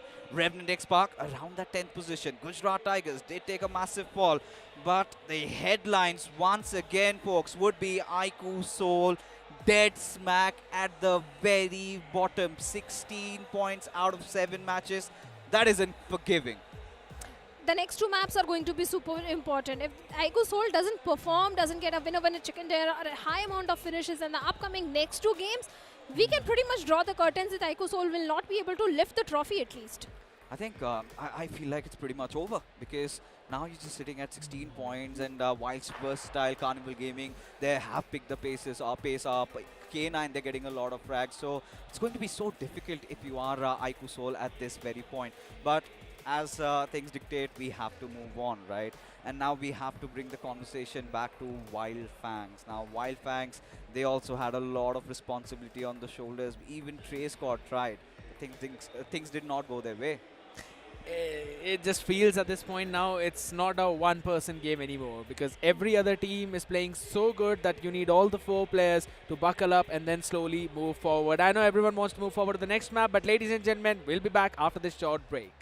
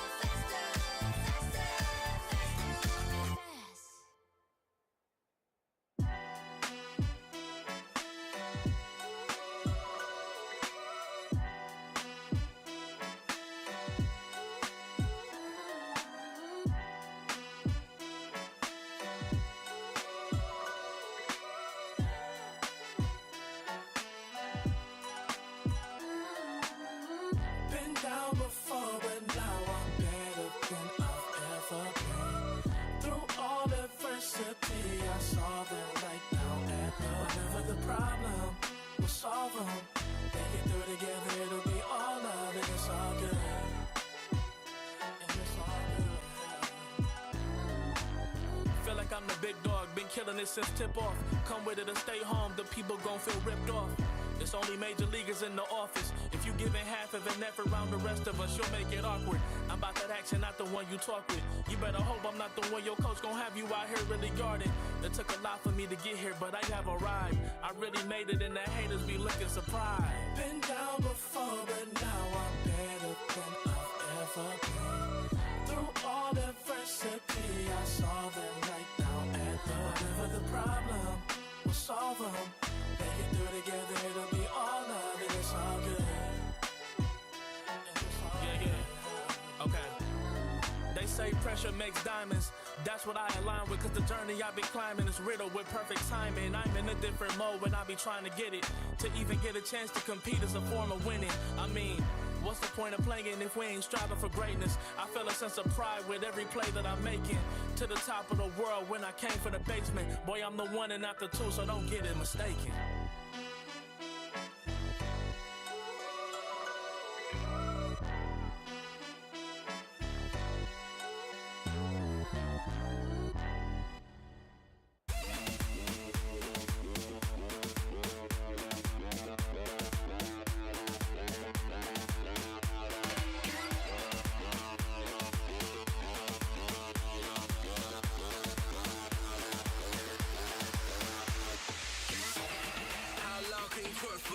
I'm in the strip clubs, how you work for? You a beast type of hoe you get murked for? I can tell a lot about a girl on the first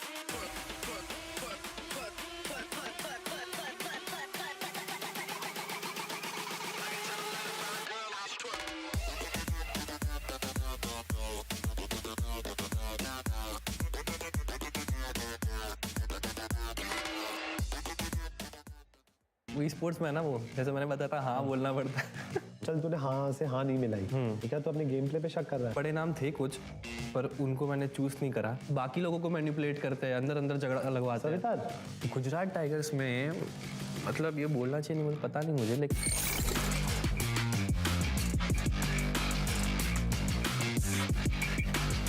hello everyone, welcome back. This is Krait and आपका स्वागत है मसला और मसाला में।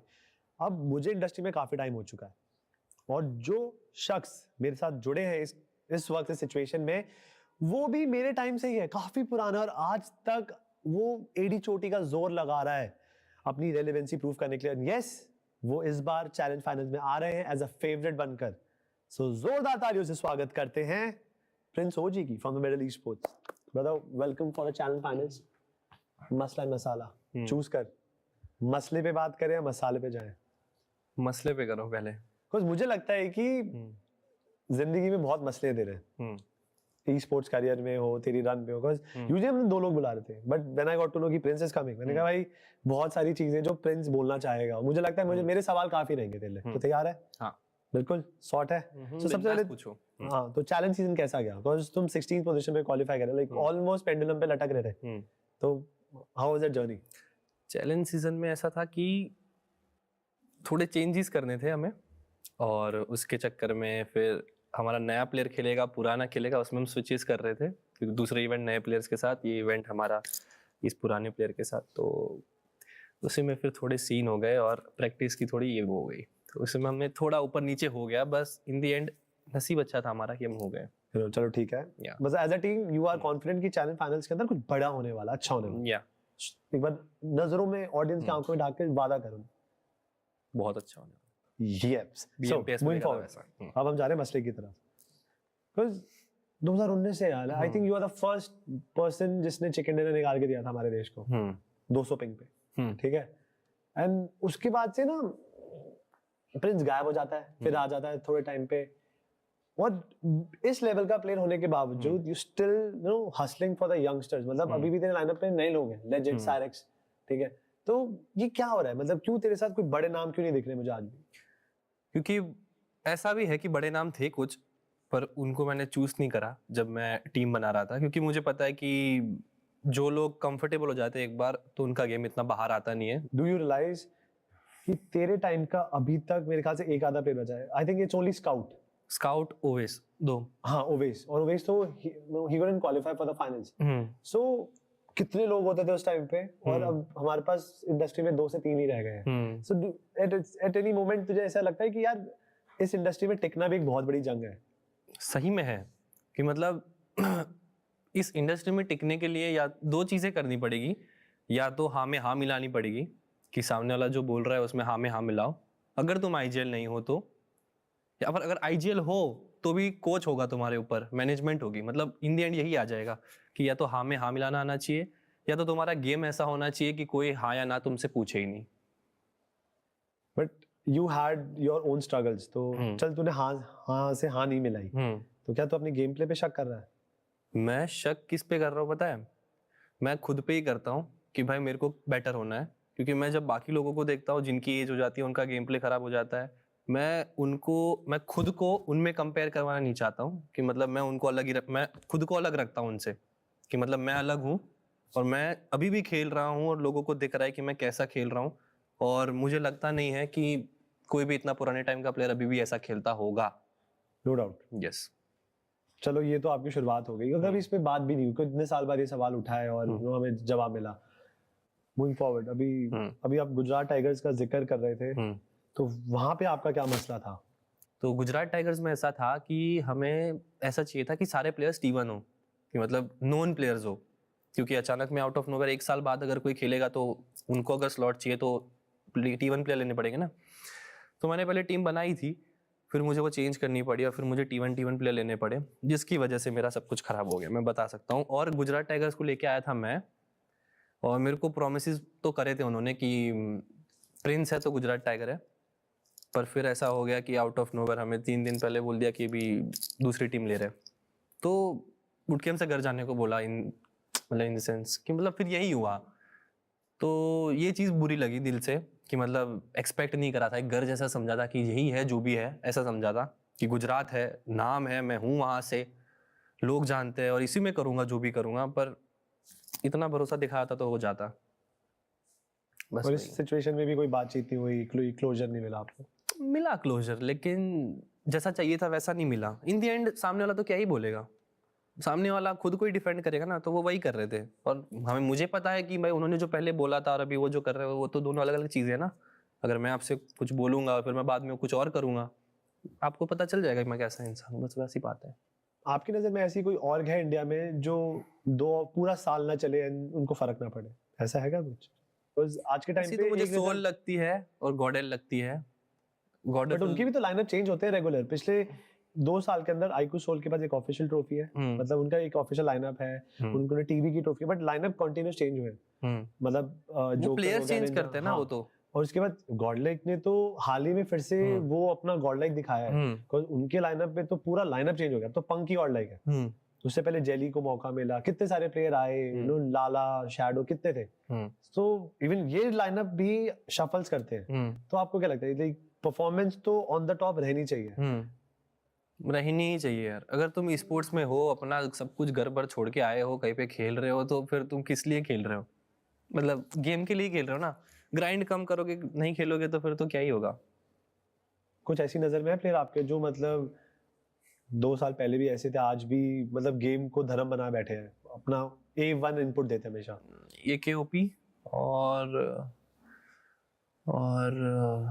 Jonathan और विजगॉड। और ये तेरी दोस्ती में निकल रहे जवाब? नहीं, ये मैं देखता हूँ कि ओवरऑल MVP कौन कौन होता है। स्प्रे गॉड सबसे मेन, और मेरी टीम का लेजिट। तेरा जजिंग क्राइटेरिया MVP है। मैं तो वही देखता हूँ कि मतलब कौन कितना ग्राइंड कर रहा है और अभी तक कर रहा है। अब फर्स्ट ऑफ ऑल लगा कि कोई एक ऐसा आया है जिसको बहुत सारा तजुर्बा है, एक्सपीरियंस के साथ बात कर रहा है। अब लोग बोलते नहीं है क्रेड भाई, बोलते नहीं है वो लोग क्रेड भाई। अब वो टाइम आ चुका है ना कि लोग ऐसा अच्छा दिखाने में उनको बहुत वो होता है, मेरे को ऐसा लगता है। डर है यार कि ना आपने 4 शब्द निकाले मुंह से, 4 के 16 करके किसी और ने सोच लिया, एंड लोगों को बस वो एनर्जी नहीं लेनी है। लोग बस थोड़ा सा रिलक्टेंट हो गए इन चीजों को लेकर। They not doing negative, but just like कि अगर आज के टाइम पे वो है ना 1 और 11 है, वो हाँ बोलेंगे और चलते बनेंगे आगे। तुझे लगता है खुश रहे, हमसे दूर रहे। वो स्पोर्ट्स में है ना, वो जैसे मैंने बताया था, हाँ बोलना पड़ता है बिकॉज अपनी सहूलियत के लिए। बट अभी ये गेम के अंदर हर दिन सैकड़ों बच्चे आ रहे हैं, ग्राइंड कर रहे हैं, endless hours, you know, they giving everything they have to the game. उनके लिए कुछ ऐसी चीजें बोलना चाहेगा जिससे जो गलतियां तूने करी, तूने भुगता, एंड वो गलतियां वो ना करे। हैं कुछ ऐसी चीजें? सबसे मेन तो यही है कि टीम के साथ स्टिक करो, अकेले मत रहो। अकेले रहोगे तो सिर्फ एक ही चीज़ है जो तुम्हें बचा सकती है, वो है तुम्हारा गेम। टीम के साथ स्टिक करोगे, गेम कभी अप डाउन हुआ तो टीम संभाल लेगी, डाउन हुआ तब वो संभाल लेगी, और अप हुआ तो फिर तुम्हारा परफॉर्मेंस होगा तभी अप हुआ है। तो यही है, टीम के साथ स्टिक करो, अपना 100% दो और अच्छे से game Khelo. Thank you so much Prince भाई, लवली टॉकिंग टू यू। लगा मतलब कोई पुराना ओजी आया है, प्रिंस ओजी आया है बैठ के बात करने।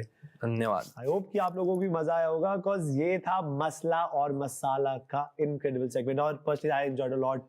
आप लोगों को भी उम्मीद करता हूँ मजा आया होगा और ऐसे और सेगमेंट आएंगे, बहुत मजा आएगा। तब तक लिए इंतजार करिए और ढेर सारा प्यार बरसाते रहिए।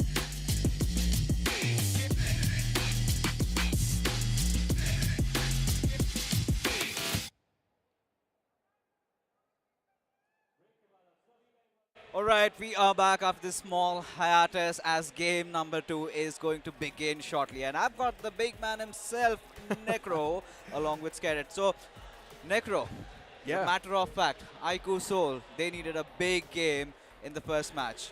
Do you think it's time we draw the curtains on them? No, not exactly yet. Still, all it takes is one big game for you to be back in the top 5, and I don't think so. iQOO Seoul is someone that's still outside of the race. They just need a few more points to sort of be once again back there. As I mentioned, one big game, you can easily be there in the top 5, and iQOO Seoul is one of those teams that's got a lot of potential. It is understandable that unfortunately taking those early clashes is now starting to pan out, and quite a bad note for them. Hopefully in the future games, though, iQOO Seoul's not going to repeat that, but Versatile, man, this is a big scare for all the teams in the top 16 right now. I mean, if Versatile keeps on playing the same way, we already know we might just see another back-to-back here. We certainly can. And this brings me to you, Scared, where I have to ask you, because this has been a set pattern even yesterday. A team wins the chicken dinner, they drop the ball in the very next game. Is Versatile adept enough to break that curse? They really need to at this time, because I'll have to say the next one is Miramar, and the stats have been saying it becomes super difficult for Somraj onto that map, even though Necro himself mentioned yesterday that he really likes to play on that map. Even after that, there are some difficulties, but I think so, yes, they might break that curse. They will be able to get some decent points. I mean, look, for VXT, Miramar, in my opinion, is pretty much their stronger suit. Yeah, it's understandable in Challenge Season, not exactly the stats they wanted to pull off, but let's be honest, who was playing Challenge Season that seriously? Especially a team like VXT, they were already dominating off the bat, so they knew that they're going to qualify anyways. So I'm pretty sure they were someone that was pulling off a lot of those aggressive shenanigans. So we did not exactly expect that aggressive playstyle, or maybe you can't say that serious aggressive playstyle from VXT. Yeah. They were taking fights left, right, and center. But now in the grand finals, you see the real characteristic of this team, and I think so they might just dominate on Miramar. They certainly can, and they have all it takes. At least when it comes down to land, it's all about that momentum. But you know what? So much is going on. We have to know what the audience has to say. So over to my dear friend Anki for an exclusive interview. कोई उत्सव होता है, जब भी कोई महोत्सव होता है, जब भी कोई फेस्टिवल होता है, तो सबसे ज़्यादा इम्पोर्टेंट होते हैं हमारे परिवार के सदस्य, और बहुत सारे हमारे परिवार के सदस्य यहाँ पे आए हुए हैं। अब उनसे थोड़ी बातचीत करेंगे, जानेंगे वो कहाँ से आए हैं और कौन सी टीम को सपोर्ट कर रहे हैं, ये सारी चीज़ें करेंगे। आप काफ़ी ज़्यादा खूबसूरत मुझे लग रहा है। क्या नाम है आपका? शिवम। अभी आप यहाँ पे कौन सी टीम को सपोर्ट करने के लिए आए हैं? गॉडलाइक। और कहाँ से आए हैं आप? लक्ष्मी नगर से। क्या बात है, ये क्या लिखा है आपके पैम्फलेट पे, अगर आप दिखाओ तो? जॉनथन दिल से गॉडलाइक। ऐसा आप जॉनथन के बहुत बड़े फैन हैं? Yes sir. Date of birth बता दीजिए। किसका? जो जॉनथन? नहीं नहीं नहीं नहीं नहीं, कोई है यहाँ पे? Is there anyone? आपको पता है? खड़े खड़े हो जाइए। 22nd September. 22nd September. Oh my God, I didn't expect that, but I think that's true. और चलते आगे देखते हैं बाकी कौन सी टीम के फैंस हैं। भाई ठीक है, आप आ जाओ भाई, आप आ जाओ। आपका नाम क्या है, कहाँ से आए हो आप बताइए? सक्षम रोहिणी से। कहाँ से आप? रोहिणी। रोहिणी से। तो अभी यहाँ पे ये पूरा माहौल देख के, ये पूरा इवेंट देख के कैसा लग रहा है आपको? बहुत बढ़िया लग रहा है। ये पहला इवेंट है जो आप अटेंड करने के लिए आए हैं? हाँ। ठीक है, तो आप यहाँ पे कौन सी टीम को, कौन से प्लेयर को सपोर्ट कर रहे हैं? मैं गॉडलाइक को सपोर्ट करने आया हूँ और स्पेशली जोनाथन गेमिंग। यार बहुत बढ़िया गाइस। कोई और किसी और टीम का सपोर्ट, मैं किसी और भी टीम के सपोर्टर से बात करना चाहता हूँ भाई। ऐसे नहीं guys, okay. Make some noise. 3, 2, 1. Let's go. अरे वुल्फ वाला दिख गया, वुल्फ वाला दिख गया. आ जाओ. वुल्फ वाला कौन है? अच्छा, आपको बात करनी है. बैठ जाओ, आराम से बैठ जाओ. कोई दिक्कत की बात नहीं है. बैठ के. जी बताइए. गॉडमिनो, तेरा फर्स्ट डे बहुत ज्यादा डाउनफॉल था, बट तू सेकंड डे मारेगा. तू मारेगा. चल गॉडमिनो, चल. तू मारेगा. गॉडमिनो, तू मारेगा यार. आई बिलीव इन यू यार. Come on. Let's go. Insane energy है दोस्तों यहाँ पे. आप भी आ जाइए भाई. आप बताइए, पीछे चलते हैं. आ जाइए, आप आ जाइए. ये मुझे थोड़े ओजी से लग रहे हैं, क्रेजी से. क्या नाम है आपका सर? आर्यन राज. आप स्नैक्स को मिस कर रहे हैं यहाँ पे. हम ऐसे तो सोल को सपोर्ट करने आए, लेकिन स्नैक्स टीचर लव है. Let's go. डैमेज दो, अंदर जाओ. डैमेज दो, बाहर आओ. ये रहता है यहाँ पे. आराम से. जॉनी, तुम मारेगा. ठीक है. आराम से. भाई आए बता के जगह. आराम से. बैठो. बिल्कुल मिलेगा. बैठो. बैठ के भाई, बैठ के आराम से. ठीक है. मुझे एक और कोई बंदा चाहिए. आप लोग बैठ जाओ आराम से. दोस्तों देखो, यही होता है जब कुछ क्रेजी टूर्नामेंट चलते हैं. इतना ज्यादा जो ऑडियंस है उनका लव मिलता है, इतना ज्यादा सपोर्ट मिलता है. आई मीन क्या यार, बढ़िया, मजा आ गया. एक लास्ट है कार्निवल गेमिंग वाले. आजा भाई, आजा. एक और टीम को हम कवर कर लेते हैं. भाई आइए आप. क्या बात है, पंक की गॉडलाइक. बिल्कुल सही बात है. तो सर आपका नाम क्या है? आप कौन सी टीम को सपोर्ट कर रहे हैं? अखिलेश पांडे नाम है. मैं इंदौर से आया हूँ स्पेशली सीजी को सपोर्ट करने. तो अभी सीजी बहुत बढ़िया परफॉर्म कर रही है, टॉप ऑफ द टेबल चल रही है. आपने यहाँ पे गॉब्लिन के आगे एक दिल बना रखा है. तो गॉब्लिन के सपोर्टर हैं आप? Yes, definitely. अभी गॉब्लिन आपको सुन भी पा रहे, वैसे कुछ कहना चाहेंगे आप? बस कुछ नहीं, अच्छा खेलता है, उसको सपोर्ट करने आया हूँ. हेक्टर के साथ एक्चुअली मुझे बहुत सारी चीज़ें दिखती है जो पहले मैंने उनके ऑक पे एक इवेंट में कमेंट करके डाला था कि क्यों हेक्टर आईजेल होना चाहिए. एंड इंदौर से मैं कल रात को निकला, आज सुबह आया क्योंकि टॉप पे चल रही थी. चलिए हम एक बार समझ भी लेते हैं कि कितनी समझदारी की भरी यहाँ पे बात हो रही है. आपने बोला कि हेक्टर को क्यों आईजेल होना चाहिए. आप इस आवाम को बताना चाहेंगे कि हेक्टर को क्यों आईजेल होना चाहिए? एक्चुअली डिपेंड करता है कि टीम का टीममेट के साथ कैसा होना. Lots of people playing together with IGL क्योंकि उनका नेचर अच्छा लगता है, इसलिए नहीं कि वो समझा रहा है, चिल्ला रहा है. मैंने बहुत सारे इवेंट्स में देखा है कैसे होता था, कैसे चिल्लाना होता था. बट समझ गया. आप कहाँ जा रहे हैं मैं समझ गया. आप बैठ जाइए. बहुत बहुत शुक्रिया. दोस्तों यहाँ पे थोड़ा इंसेन माहौल बन चुका है. आई एम सो सॉरी, मैं आप सबके साथ इंटरेक्ट नहीं कर पाऊंगा. But once again in 3, 2, 1, let's make some noise.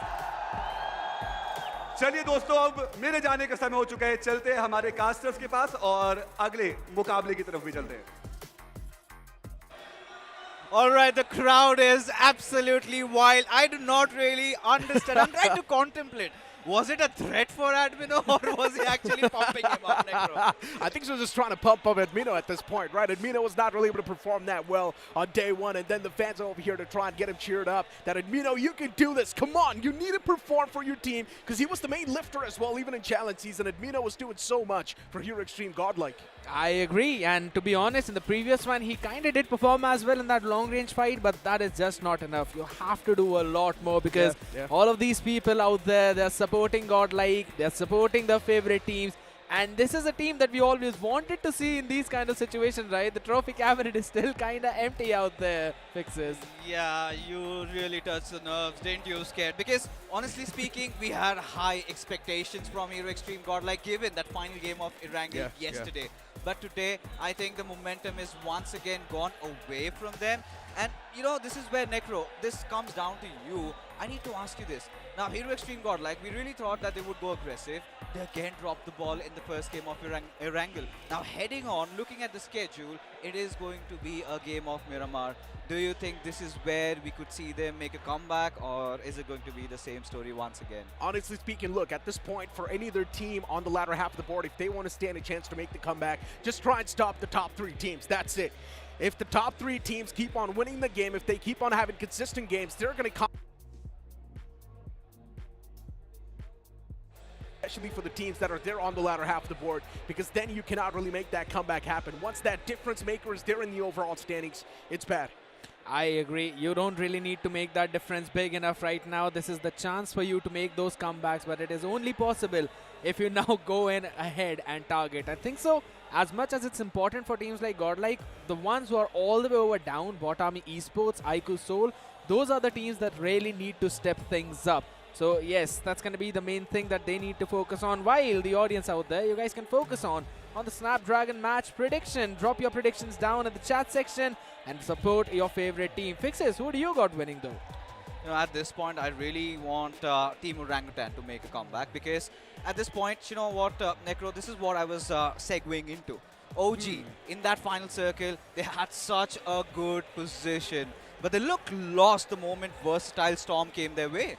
I mean, look, I understand that OG is someone that is sort of struggling as well, but for some reason, I genuinely think so that OG can easily make that comeback happen as well. They've showcased a lot of that signs of life as well on day one. We know what OG is capable of. They can easily pull themselves back, but a team that's genuinely struggling is iQOO Soul, and hopefully iQOO Soul can place really good on this map of Miramar. We've got the dance cam as well live on the audience, currently sitting in the arena. And hopefully we get to see some dance move. I mean, yeah, we do see a little bit of that. We've got some pretty faces as well. Would love to see them shake some hips, also some hands. We've got a lot in the air. And everybody supporting their favorite team. Yeah, there you've got one. There you've got one man in orange, I believe. But yes, some support for Scout OP as well. And we'll be in the match very, very soon. And these three beautiful faces, we did see them yesterday also, I think, are the supporters for Team Hector. And this is something that they need right now. But now moving ahead, now in a game of Miramar, tell me what is going to happen with Revenant X Spark. Is it going to be the same old story? They go tumbling down. Somebody has to step up, right? They still need a hero, don't you think, Scared? I have to say that this is the time. Yesterday, we saw Shadow step up. Now the rest of the team has to whatsoever. They've got no other opportunity. But hold on. You know, throw that aside. Oh, he's having the time of his life, my friend. That's Just look at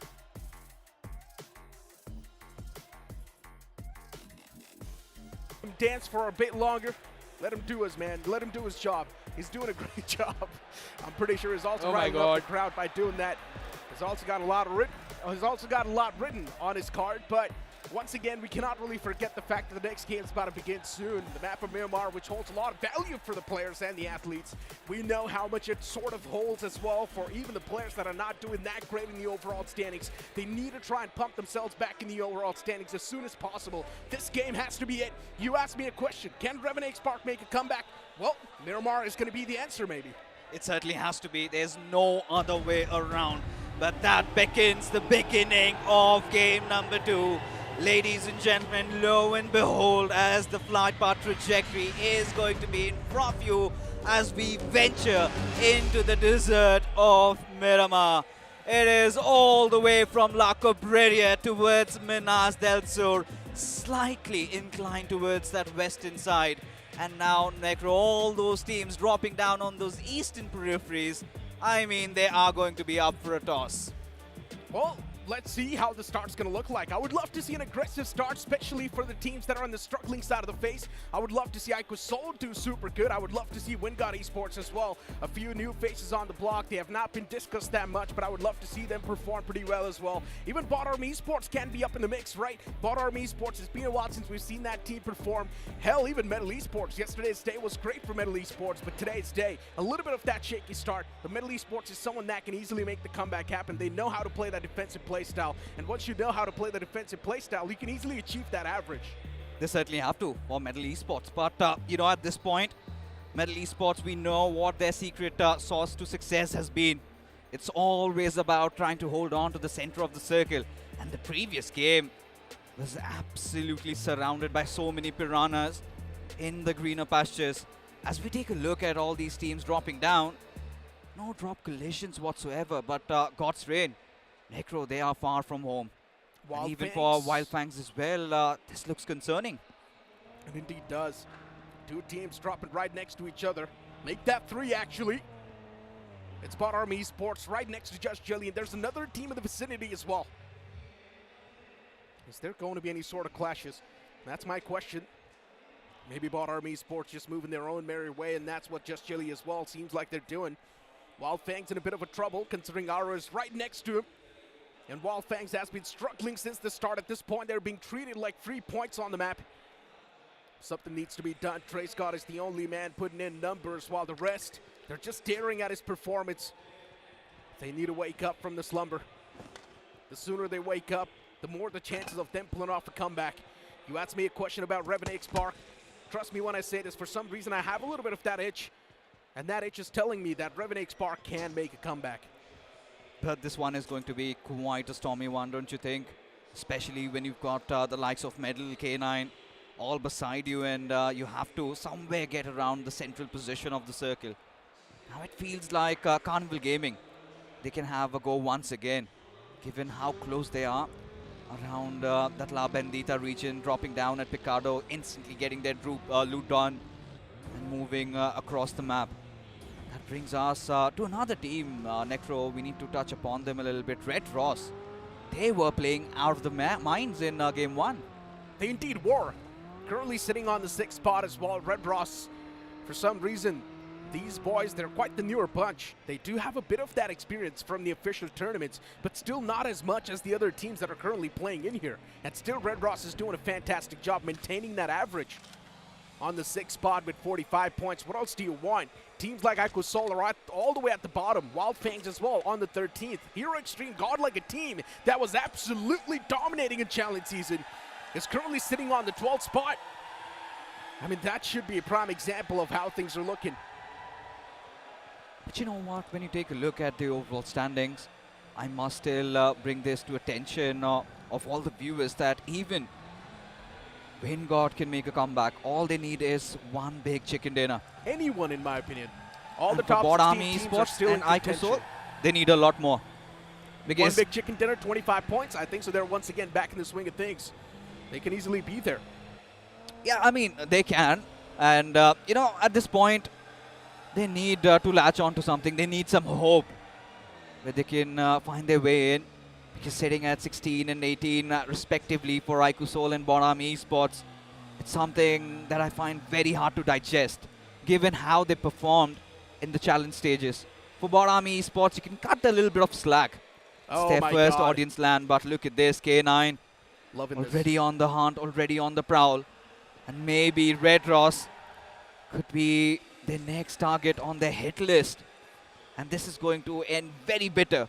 This is absolutely going to shake them apart if they're not cautious. They're relying on their stronger suit, my friend. And that is hunting teams down. Firepower. K9 Esports, known for their sheer stubbornness and the mechanics they hold. And that's what they're relying on right now to try and gather the average points. And I love that. And I think so K9 Esports should keep on playing the same way as well. Just go aggressive in the lobby and hope for the best.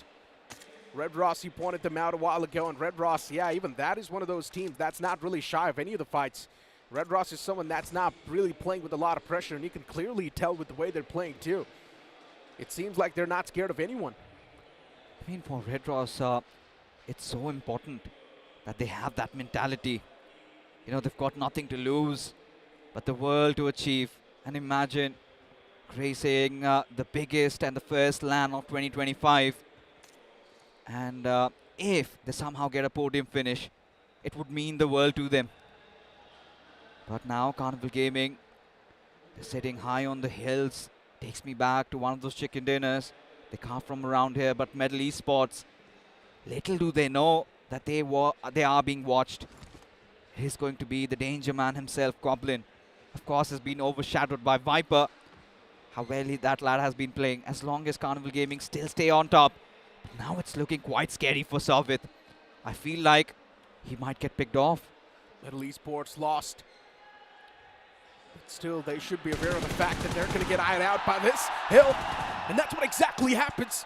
Goblin finds the first strike. And unfortunately for Medal Esports, they're on the verge of losing out on Sarvit.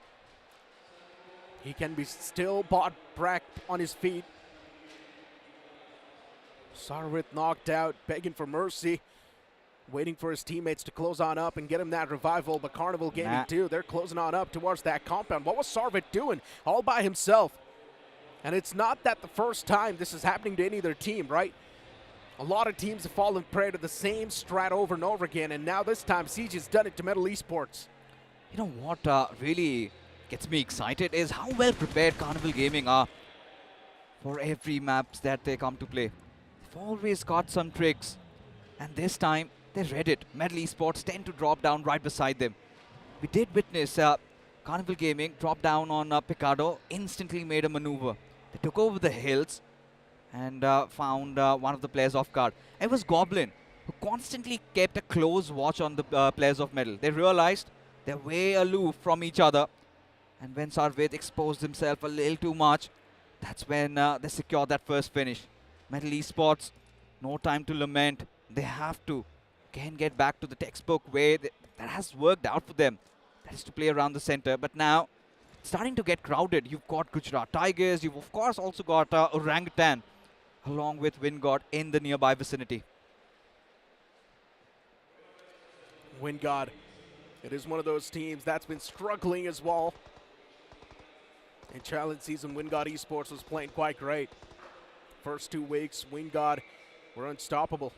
Then later on, we did see that bit of a dip in the performance, but they already did the heavy lifting in the first 2 weeks of the challenge season itself. So Wingod Esports was already feeling great. They already knew that they're going to qualify no matter what. And they easily did so as well. Hopefully, though, that the struggles will end soon.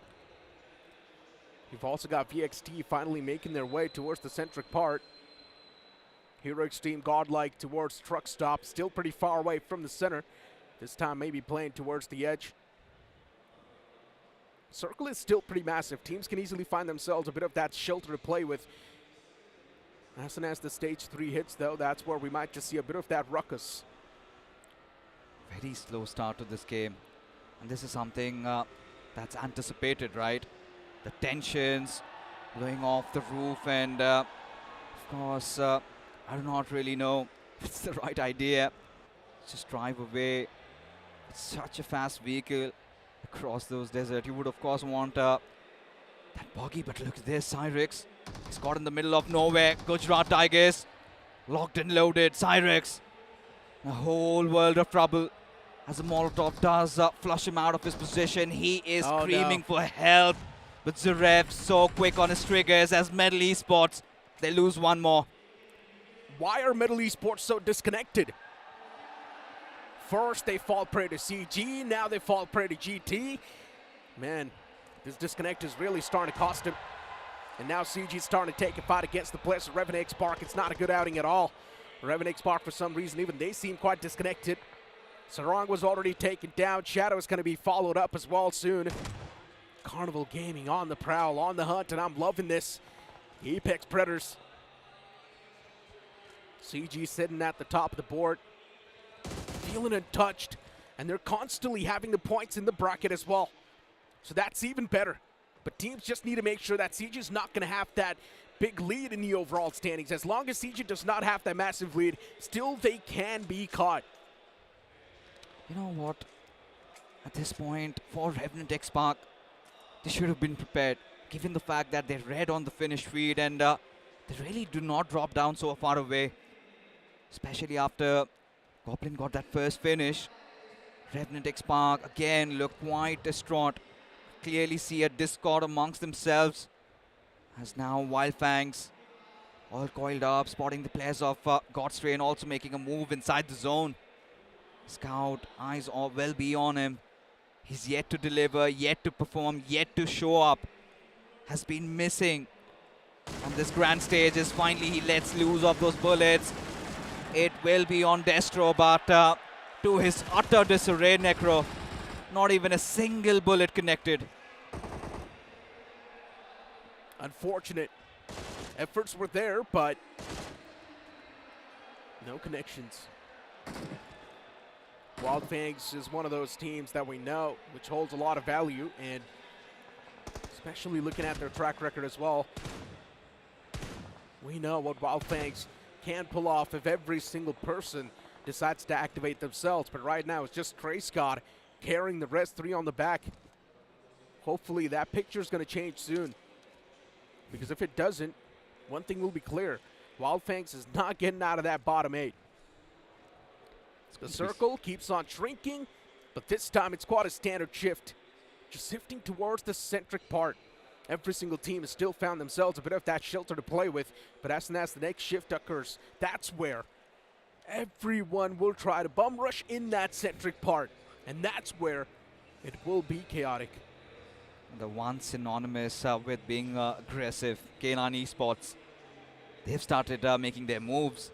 You did talk about the next shift, and that is where the hell breaks loose, right? And they will be the instigators, surely will be the catalysts of this entire map.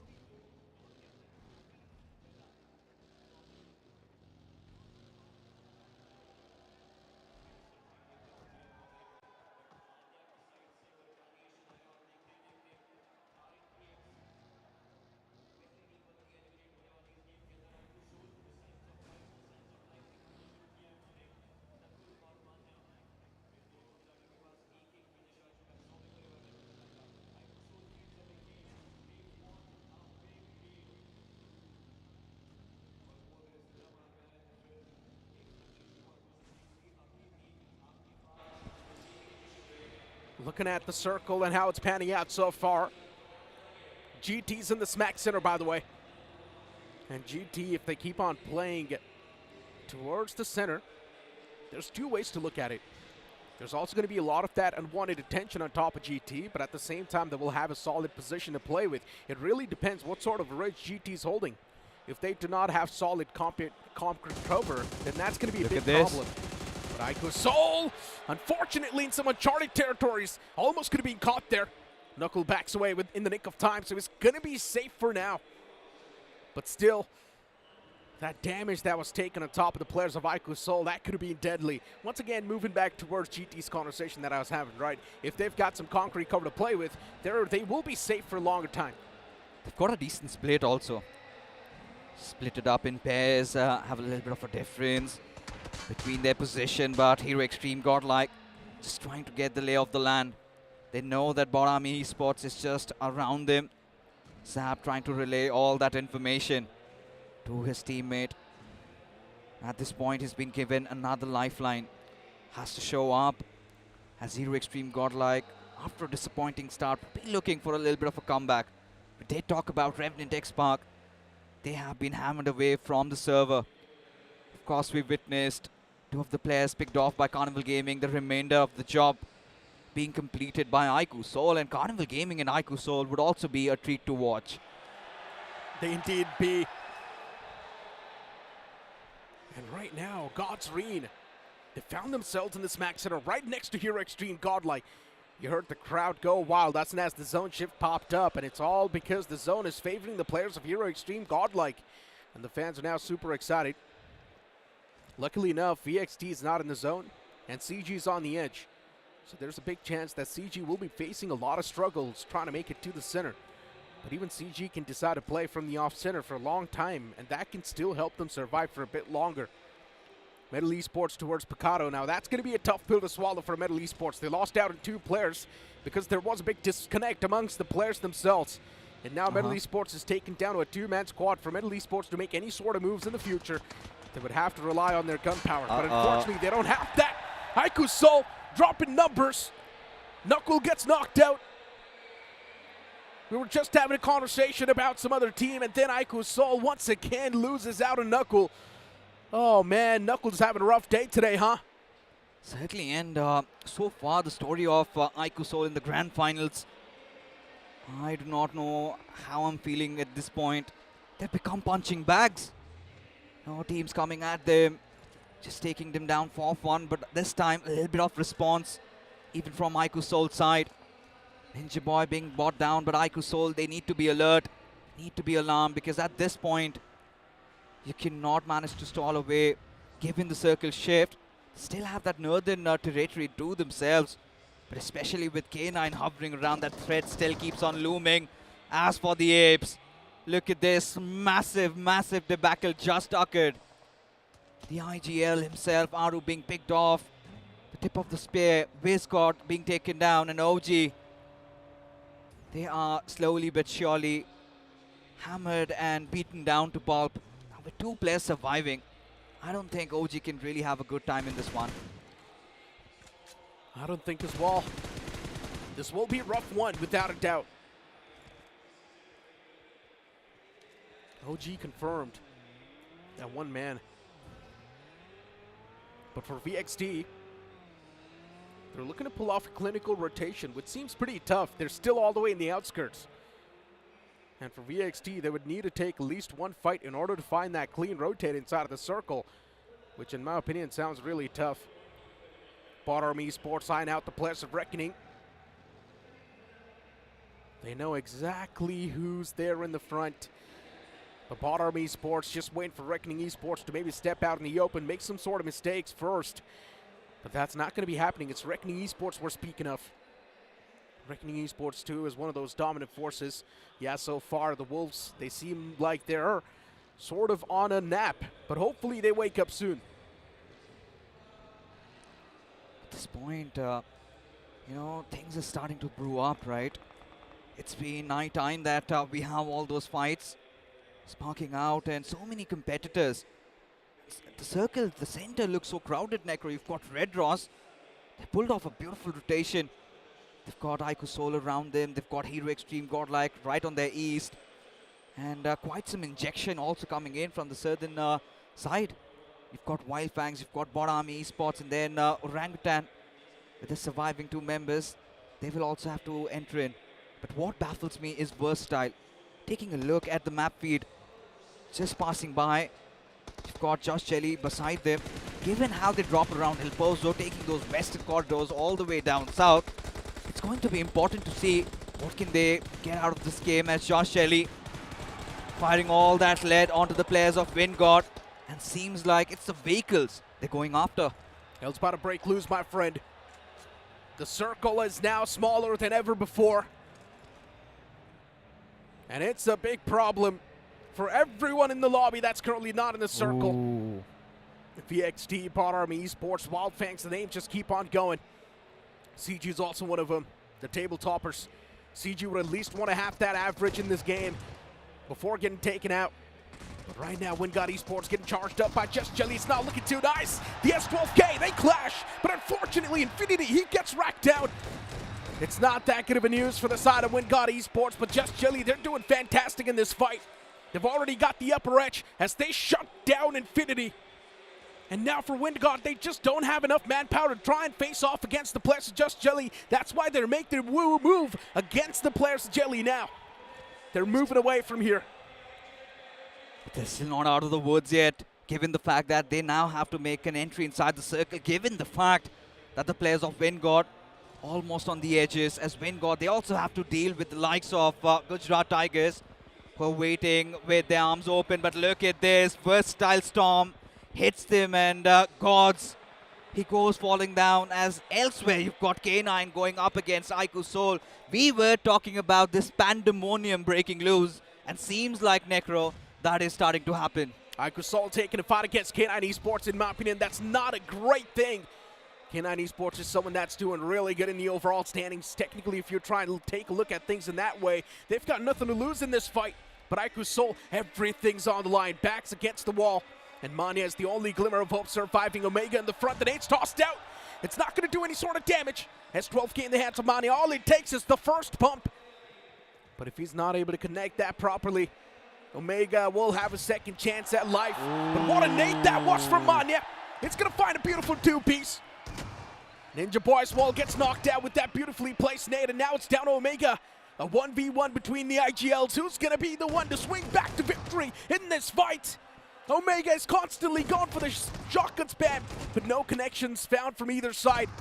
Manez Wall is just waiting for that right glimmer of hope. He's waiting for that right peek from the opponent.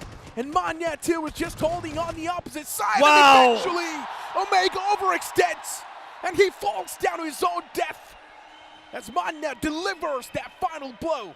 But he's still not out of the woods yet. Look at this, Carnival Gaming right around them. But iQOO solves Manya just when they wanted the IGL to step up. A little bit of that Manya magic on display. As moving on, we've got Wyld Fangs find themselves in a little bit of a kerfuffle against the players of Wingard. As SiLOP gets taken down, and look at the one demolishing them. Would be no other than Trace God, as GodX trying his level best, bobbing and weaving, but does not matter as they get annihilated. But from elsewhere, even the players of Wyld Fangs, they're in a heap of trouble. Sensei already down on his knees, safe, having lost out on his life, and Trace God barely surviving with a sliver of HP. BotArmy again against the players of Reckoning. This one is going to be scary, Necro. Trace Scott is absolutely insane. Every single time stepping up huge for his team. Such a consistent performer. No matter if you put him in the challenge season, no matter if you put him in the LAN, he still performs. And now we transition towards a different fight. Reckoning Esports against BotArmyEsports. Devotee was knocked out a while ago, but now BotArmyEsports, they've got all the players on the board. And they start a strike against the players of Reckoning Esports. Two players fall short. Reckoning Esports not looking too strong in this fight anymore. And BotArmyEsports, they're constantly hunting down the players. But as soon as I say hunting down, there comes Hero Xtreme Godlike with the advantage, with the upper edge in the fight. Their third party seems perfect, and BotArmyEsports, now they seem like they're in a world of trouble. After getting rid of the players of Reckoning Esports, BotArmyEsports, now they need to try and fight Hero Xtreme Godlike, which seems extremely tough. But now even Hero Xtreme Godlike, they have to make a call. Do they make a run for the zone, or do they fight it out and clear the edges? They've got Red Ross to deal with as Carnival Gaming, taking the higher road, deciding that circle is of utmost importance. They're also beside the players of Red Ross, and look at Beast. He needs some support. He's got some help there. But now with Hero Xtreme Godlike, looking to throw a spanner to their works, looking to mess things up. But Carnival Gaming, they've done majority of their bidding. 6 finishes collected already. They're looking good, still have all their numbers intact. Could also be the favorites on getting this chicken dinner. Same can be said for the likes of God's Reign and also for Gujarat Tigers. Same can be said. And look at what's happening on the screen. VXT struggling too much. Another knockdown. Wyld Fangs in a world of trouble. Trace Scott's taken down super low as well. He cannot really save the day for his teammates as they keep on falling short. The second man was knocked out, returned now. Equinox as well falls down, so that's a great trade to have on the board. But unfortunately for Wyld Fangs, what just happened there? Trace Scott eliminated his own teammate with his nade. A little bit of a misplaced nade coming through. Wyld Fangs, they're now down to just that final piece on the board. And Trace Scott, for how long can he survive? That's my question. And even in the elimination feed, you see the players of Hero Xtreme Godlike take a fight against BotArmyEsports. Too many fights happening at the same time. Look at this, God's Reign. Eventually, they wipe him out. Yeah, indeed they do. At this point, Raiden barely surviving by the whiskers. Barely having any time to breathe as God's Reign. They show no mercy. Versatile already down and out in Carnival Gaming. You've got Josh Shelley right in front of them, rampaging through their departments. Sam does not have a lot of HP to work with and gets dismantled by Goblin. As Carnival Gaming, they increase their tally up to 8. And now they're looking as if they are the hot favorites, Necro. They are going to build a lead, and they need to be stopped right now. Carnival Gaming, they've got too many elimination points. And they've also got every single person on the board. All the pieces available. Who will be the one to put the spanner in the works against Carnival Gaming? It has to be Hero Xtreme Godlike. Maybe even God's Reign can be the one to do so. Ooh. Or maybe it can be the players of Red Ross. Hero Xtreme Godlike, 3 players on the board, looking healthy. Unfortunately, Admino fell short a while ago. But still, these 3 players, they possess immense power. And they can make anything happen. God's Reign, they've been playing passive so far, but maybe now it's time to strike. Now it's time to face your demons and go for the fight. It's Carnival Gaming that they're looking for to go up against. God's Reign, they know that slowly and steadily they're being approached. Utilities exchanged, and they were super close. Luckily enough for Ninja Johnny, does not get caught with that. Does not. Still alive though. The position's completely out in the open. Carnival Gaming looking quite stoic, quite possessed at this point. 8 finishes already secured. Justin, he's got to play a key role. Surely has to flush Goblin out as Goblin cooks up this grenade, tosses it over. Does it make it mark? No is going to be the answer. Carnival Gaming all huddled up on that position, and this was bound to hit as Goblin, the danger man, gets taken down as Carnival Gaming limited with options. As Godstrain, they look forward to taking it apart, as now Viper, he has to step up, but now that Molotov isn't going to make his life any easier. Carnival Gaming, they've already got so many elimination points in this game. They've touched the average. But Carnival Gaming, if they get away with the chicken dinner, you already know what's about to happen. They will have a major lead in the overall standings, and they need to be stopped right now. And what a beautiful Molotov that is! Even Neo is burning slowly and steadily. The man taken away to his death, and God's read. They're ripping apart the players of CG one by one. This is a systematic dismantle, as Hector's going to be the last man standing, and he's constantly gone for the fights as well. Shots taken from Hector, but he's not going to be surviving for too long, as even the IGO hits the deck. And just like that, CG has been eliminated from this game too. Look at this, Red Raw still alive. Hero Xtreme, Godlike. They've secured 6 finishes to their names, and God's Reign look like the hot favorites in this one. Zap, he's lining the players up. Red Raw's 2 players just sticking together. Artho, he's got a nice support fire to provide. Is he aware of the intervention of the players of God's Reign though? That's a big question, as Hero Xtreme Godlike trying to wrap things up. Jonathan, another nade does miss by, as Red Raw still driving around, as God's Reign taking absolute control over the territory. Indeed. Hero Xtreme Godlike, Zap and Puck right next to each other. Red Raw's now a big problem. But look at the players of God's Reign, as you mentioned, they're taking a lot of control of the territory, and they need to be stopped as well. Someone needs to put a full stop to that momentum that the players of God's Reign have. That passive and the defensive playstyle has been working out wonders for the boys. And they know exactly how to survive to the late game as well every single time. Hero Xtreme Godlike is taking a fight against Red Ross. If you're trying to look at it on the log run, this is not a great fight, because God's Reign is now going to have the open opportunity to try and go up against the players of Hero Xtreme Godlike when they're taking a constant fight. And this net from Justin, it's going to find the opener that he's looking for, and it does so as well. Pump falls down from Hero Xtreme Godlike. It's not a good news, and I just said it as well. Look at this, God's Reign just rampaging through one after the other, picking on the bodies. 10 finishes, Necro. Nigh unstoppable, and at this point, God's Reign, they're just marching ahead. Punk also being taken down. Justin gets the D done. It's down to Jonathan once again, and he fails. Oh no, God's Reign, they wipe out the entirety of Hero Xtreme Godlike on the 3rd spot, and eventually even Red Ross hits the deck. And what a performance this is from the God's Reign. Oh boy, Destro and the boys once again perform phenomenally well. The trophy magnet seems like it has reactivated again, and everyone is repelling away from the trophy as these boys pull themselves even closer. Indeed, indeed. What a game of Miramar that was, Necro. And we were all having those shaky goosebumps. But God's Reign really did bring in the heat, didn't they?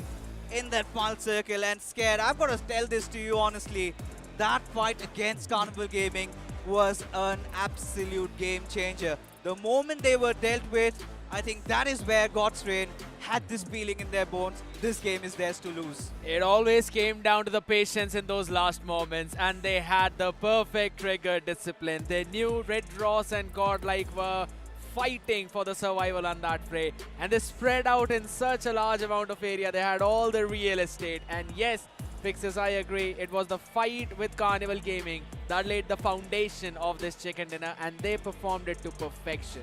But the good thing is that even Red Ross and Hero Xtreme Godlike had a consistent game. Hero Xtreme Godlike consistency is something that really is going to give them a big sign of life. But you know what? Let's move on to the stage for now.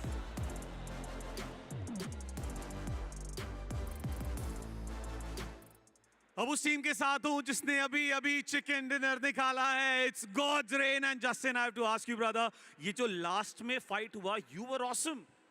हाँ मैं तो था ही, पर मेरे साथ डेस्ट्रो भी था उस फाइट में. और डेस्ट्रो यार मेरे को वहाँ पे रावण बता रहा था, यूजुअली आईजीएल जो होते हैं वो पूरी टीम को इतना नहीं मारते, तुम तो अलग फॉर्म में चल रहे थे भाई. नहीं, आई थिंक अच्छा टाइम चल रहा है बस. और तो कोई रीज़न नहीं है. Okay I have one question. कल ना जॉनथन ने बोला था कि यार गॉड्स रेन को मैंने पूछा था किसको मारना टफ है, उन्होंने कहा बहुत ही इजी था. आज आपने गॉडलाइक को बाहर भेजा है. ये रिप्लाई था या फिर कुछ और रिप्लाई भी देना चाहोगे? नहीं, आई थिंक गेम के बारे हम सारे भाई जैसे ही है एंड इवन उनसे जब हम लोग कल वाइब भी हुए थे तो बुरा नहीं लगा था बिकॉज सब अपने ही है. चलो ठीक है. इसी के साथ गॉड्स रेन ने डे 2 पे अपना पहला चिकन डिनर निकाल लिया. कल एक चिकन डिनर निकाला था. इसी के साथ चलिए वापस चलते हैं कास्टर्स के पास.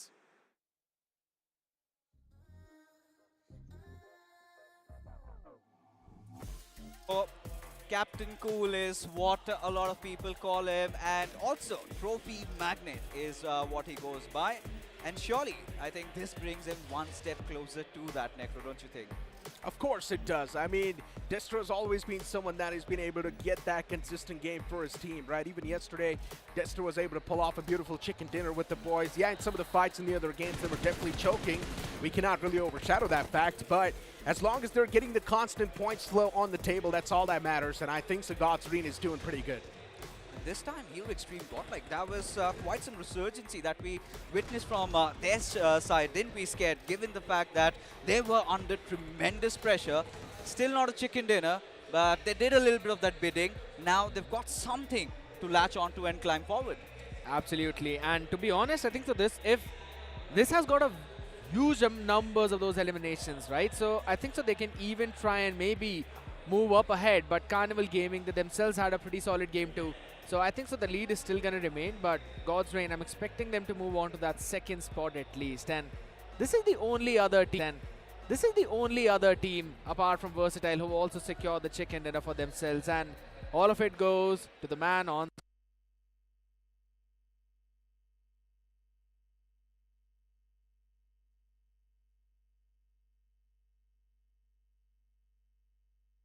in his mind.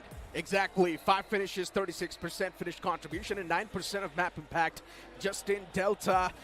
Everyone on this team possesses a lot of firepower, but just the way they played is just super disciplined, and it also is super defensive. That's how God's Arena in general like to play it, right? Inject themselves pretty late inside of the circle, and then start going for the fight, especially in the final few moments. That's where they start to rack up a lot of elimination points, and that's what they exactly did over here as well. Especially when there were just 3 or 4 teams alive, that's when God's Arena really popped up from those shells and started to rack up every single person that was there around the vicinity.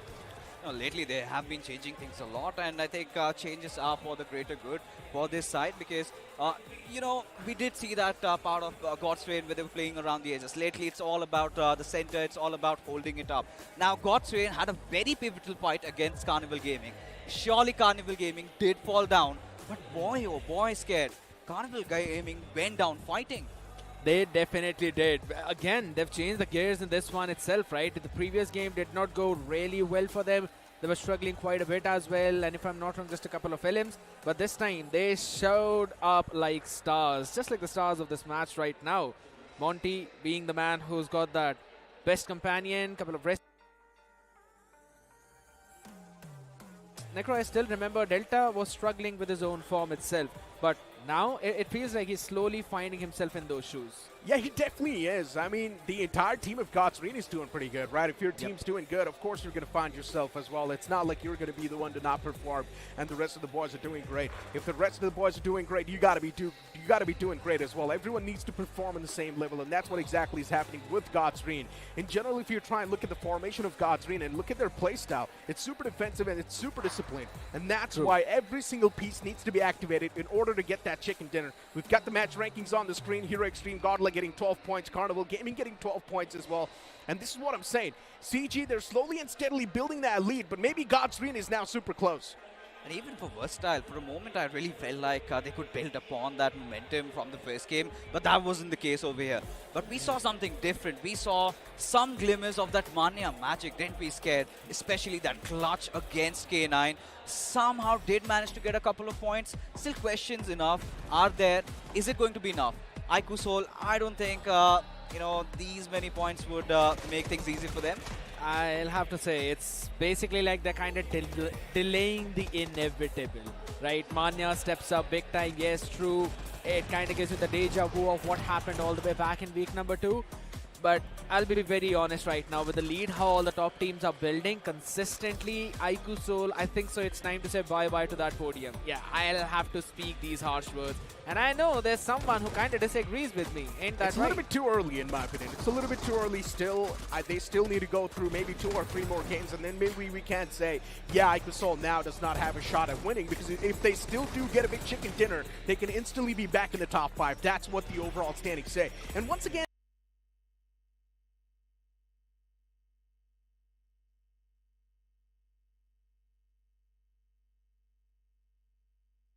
and even he gets picked off by GT. Man, what's going on there?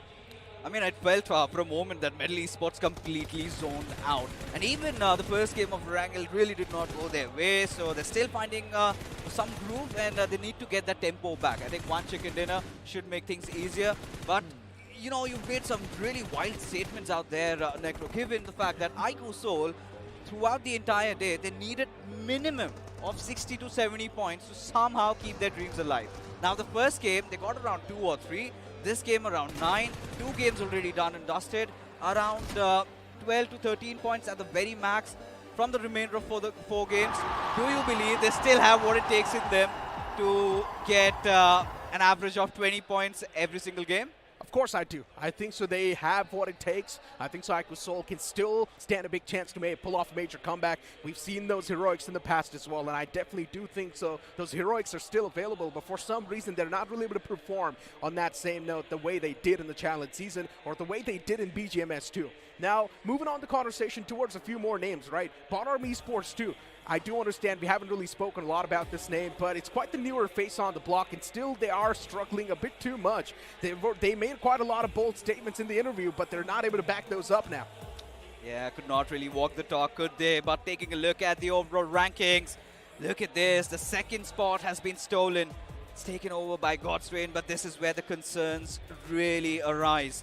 We're talking about Wingod having a tough time. We're talking about BotArmyEsports finally managing to get past that 20 marker. Decent game by all means. But Hero Xtreme Godlike, they did take a leap. And even for Orangutan Scared, they instantly got dismantled.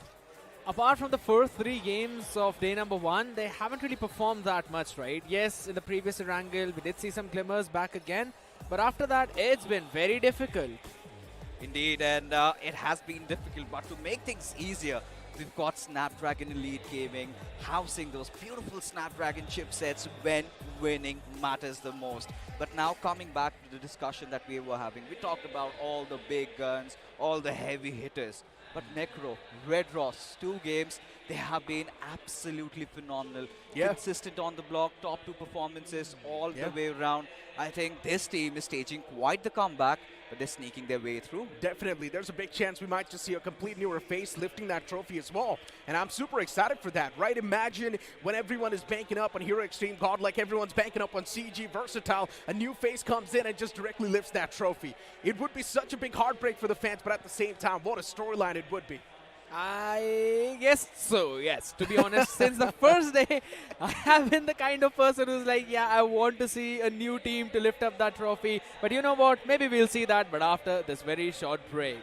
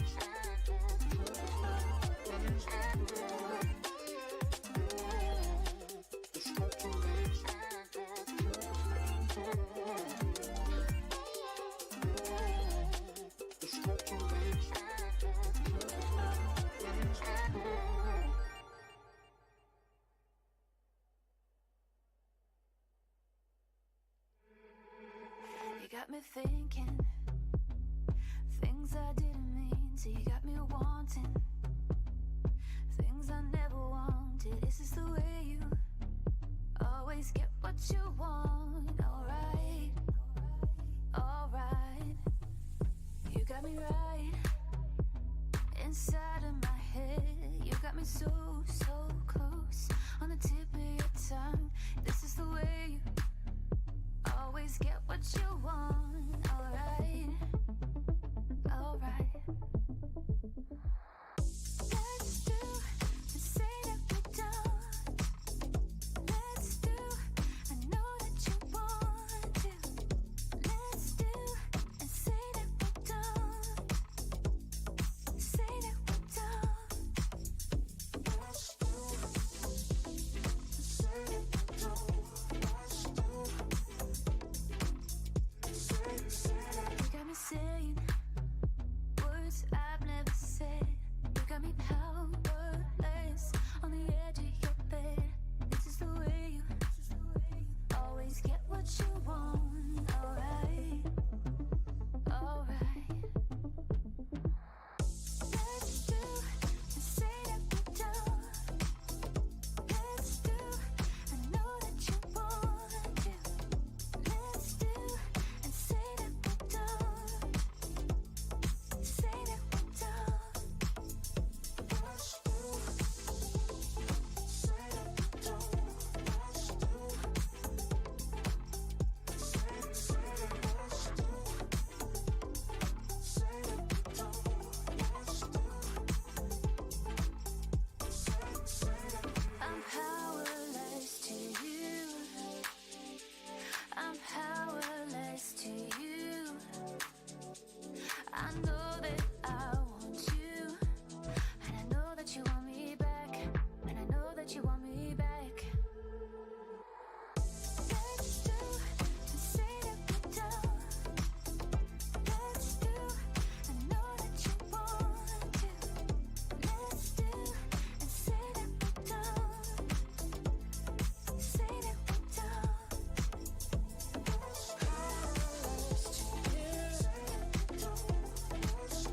Powerless to you.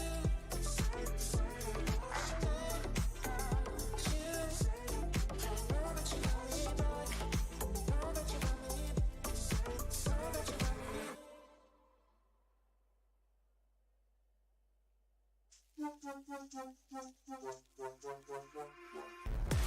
Give it more, give it more, give it more right now, right now.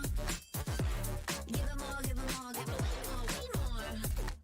Yeah, we give it all that we got. Measuring what's in our pockets, then we give it a lot. Cause we've been hustling for years, now we up at the top. And no, it's still not enough, so we ain't gonna stop. Cause that's full throttle, zoom, zoom, hop, skip, jump. Gotta eat it up, but the goal is lunch. I'm the big dude, so I never duck, just keep my head up. The Snapdragon Pro Series is brought to you by Snapdragon Elite Gaming and DHL. Folks, with 8 games, few games already over and only few games remaining, God's Reign have finally staged a comeback for themselves, getting a chicken dinner. Now we have Necro and Fixes joining me on the panel. Fixes, do you think K9 can retain their spot? Even Carnival Gaming, they're also under tremendous pressure now. You know, K9 have been doing one thing. It's their way or the highway. They either go for the hunt or they get hunted down. Same has been the case in the first game. We saw that happen even against iQOO Soul. First time they got away with Godlike, but the next game, iQOO Soul seems like they were found a little missing behind. And Neeraj, I have to ask you, Godson, they're doing phenomenally well on the map of Miramar. What's happening wrong in Erangels? Well, I guess considering Miramar is one of those maps that is pretty much easy to rotate but hard to sustain. That's been the slogan from my side to this map every single time. It's because you're going to find so many terrains that you can rotate, that you can use as cover from. And that's why maybe Xtreme is able to pave those easy pathway to rotate in the centric part of the circle and able to find themselves in a great spot. And as soon as you give Destro the middle of the circle, you already know what happens. There's a big chance it is going to be GDR taking the victory. But even in Erangel, even if Godstone is getting the circle in Erangel, they're still struggling. But we also have got the dance cam where everyone who comes on the camera has to dance. Show the moves. Yeah, we know you support Godlike. Dance. A little bit of a bummer there. But I feel like there's been some announcement that we need to make. Gujarat Tigers, Necro, they have been awarded some compensation points. They've been given 6 points after that first game of Erangel where they had some connectivity issues. So that would be reflected in terms of the overall rankings. Just an update nonetheless. But coming back to the storyline in front of us, I believe this is one of those games where, you know, if iQOO Soul does not make that comeback, I'm done. We're not going to be bringing iQOO Soul anymore because I feel like it would be over after that. Well, I guess I cannot even disagree with you on that, and I would have to say fair enough, right? Because at the end of the day, it's understandable. Yeah, you can still have those hopes that maybe iQOO Soul can come back, pull off a back-to-back chicken dinner. But what are the odds of that happening? It's not challenge season, it's challenge finals, and everyone is trying super hard to try and be there in the top 5 at least. And iQOO Soul, this upcoming game has to be it. It's ace or nothing. But let's be honest, Fixers, even if iQOO Soul do pull off a chicken dinner in the next month, they can't be in the top 5. Finishing on the podium, lifting the trophy seems like a very far-fetched hope for the players of iQOO Soul at this point. See, honestly speaking, 4 games still remain. If there's something to latch onto, 2 chicken dinners, and in the other 2 games, they have to go big. Now, this is where my concerns keep on piling up, because when we have Sanhok, it's a drop fight against K9, right? Well, certainly it's a drop fight against K9, but looking at the schedule, we have got next Erangel coming up on our screens. And speaking of Erangel, Xtreme has been really struggling on this particular map. But I want to talk about the players of Carnival Gaming, Neeraj, because let's be honest, Carnival Gaming has been on a hunt. They are targeting few teams. Do you think they can retain the top spot if they continue doing so? I mean, they currently are at the top spot. What do you mean retaining the top spot? They currently are at the top spot. They are a little bit of points away as well from the team on the second spot. So they do have that cushion to play with. Even if the upcoming game is not that great for CG, they can constantly maintain that lead. But still, to get the average, to maintain that lead is something that CG should be or sort of goaling for. That should be their main goal in the end. And if CG is not able to achieve that average today, then that's going to be a big problem on day 3 because CG can be thrown out of the podium. You know, what I feel like Carnival Gaming is the most prepared team inside of the lobby. This is what we did bring upon even during the game of Miramar. Yeah. They are outplaying so many teams, catching them off guard, getting a couple of finishes here and there. And that is enough to make the cut, don't you think? Every single game, if they even come out with those averages of 8 to 9 points, that is enough to maintain and hold on to the lead that they're having. And now I have to talk about Revenant X Spark.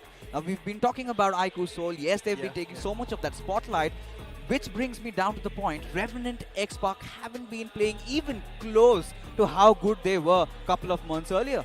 Of course, man. I mean, Revenant X Spark, for some reason, we're seeing a lot of struggles from them. But hopefully, maybe in this game of Erangel, all those struggles will be ending as the planes once again going to hit the skies on the map of Erangel. And soon the plane flat path will be revealed on the screen. Do let us know your predictions in the chat, in the YouTube chat. Let us know which team you guys are rooting for in this upcoming game. But the plane flat path starting all the way from Lipovka towards Primorsk.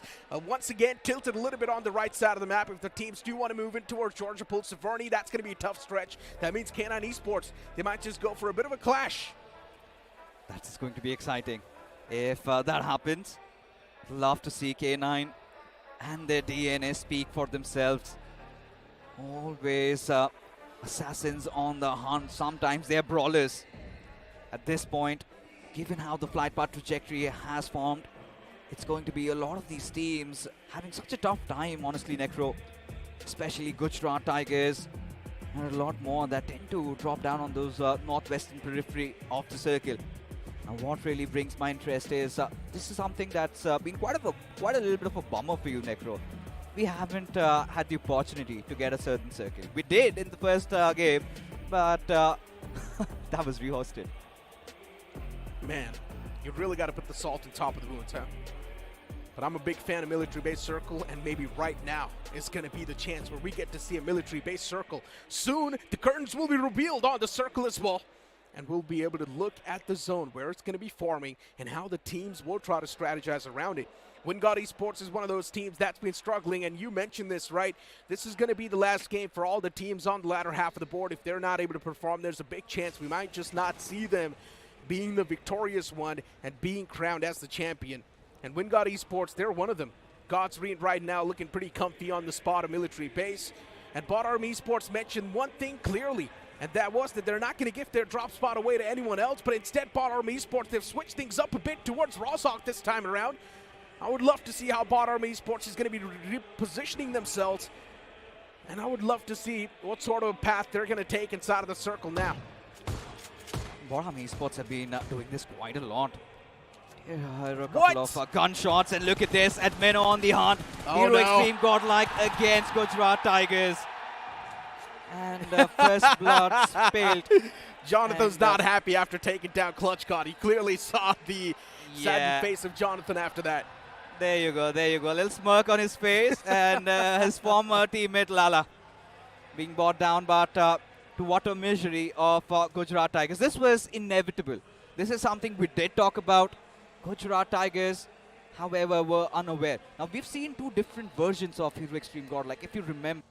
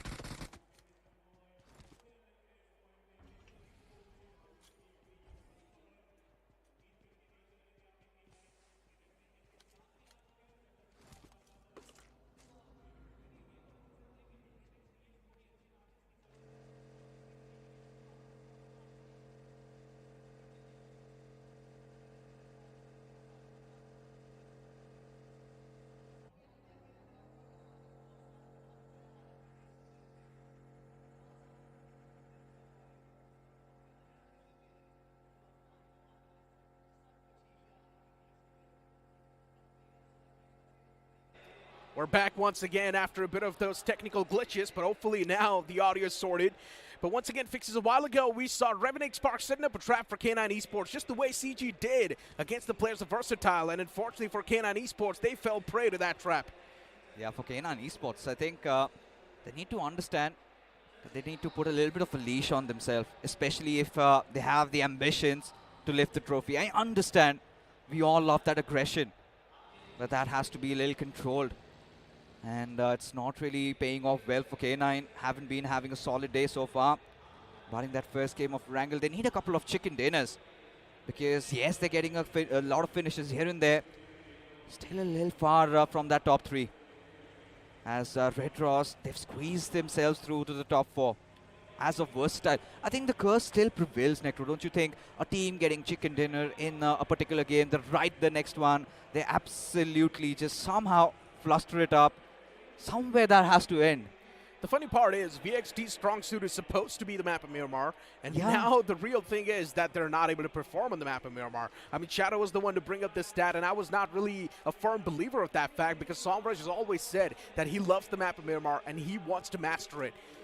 the fact that he's not able to perform with his team on that map now is a big sign of concern, because Versatile is one of those teams that used to be immaculate, untouchable on Miramar, but now it's completely opposite. Hopefully, though, they regain that form. Hopefully, though, they regain the average points even on the map of Miramar in the upcoming matches. But for now, VXT, once again, a slow start towards Pochinki, nothing.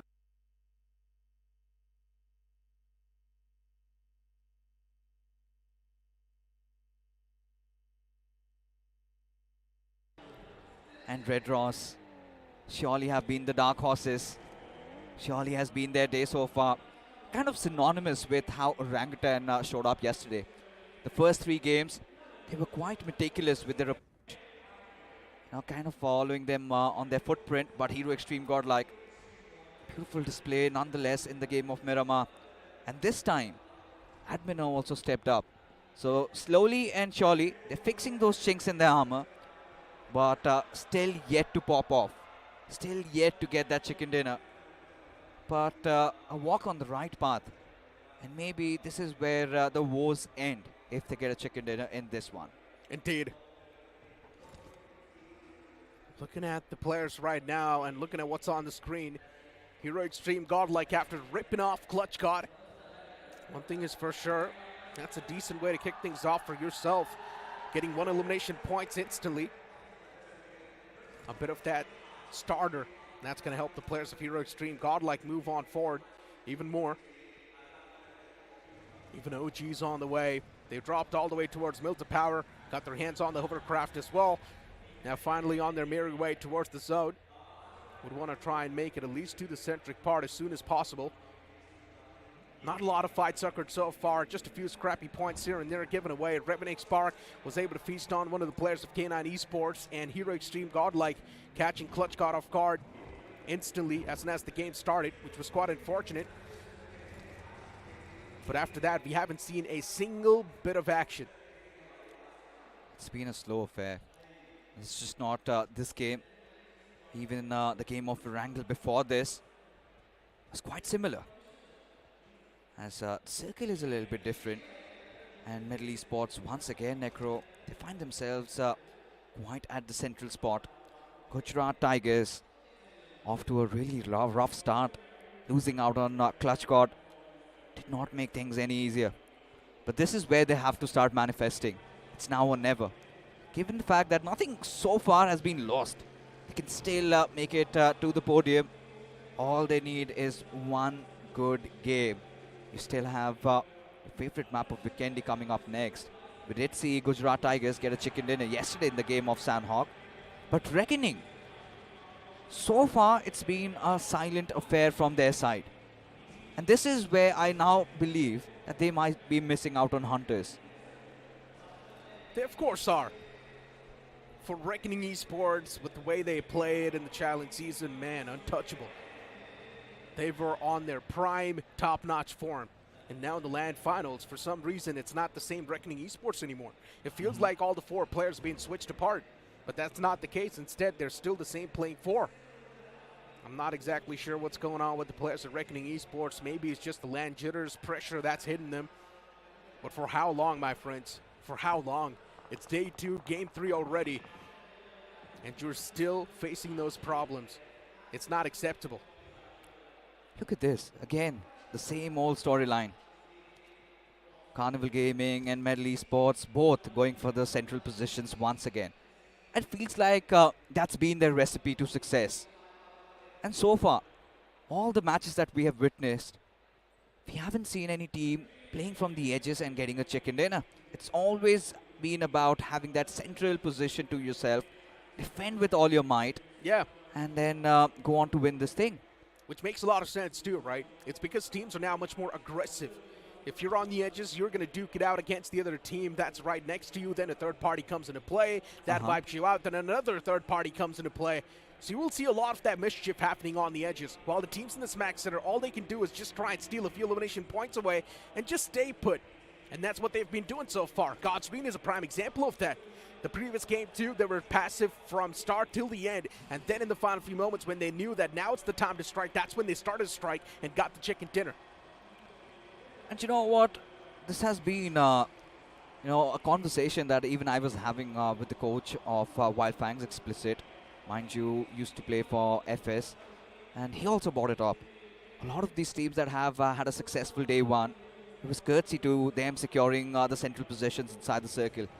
But now coming back to this, you've got OG on the prowl, Reckoning right in front of them, and look at this, Atanki inching ever so close, but Reckoning, they do not want to be a part of this. Looking a little shaky, looking quite nervy at this point, as OG intent on launching a frontal assault.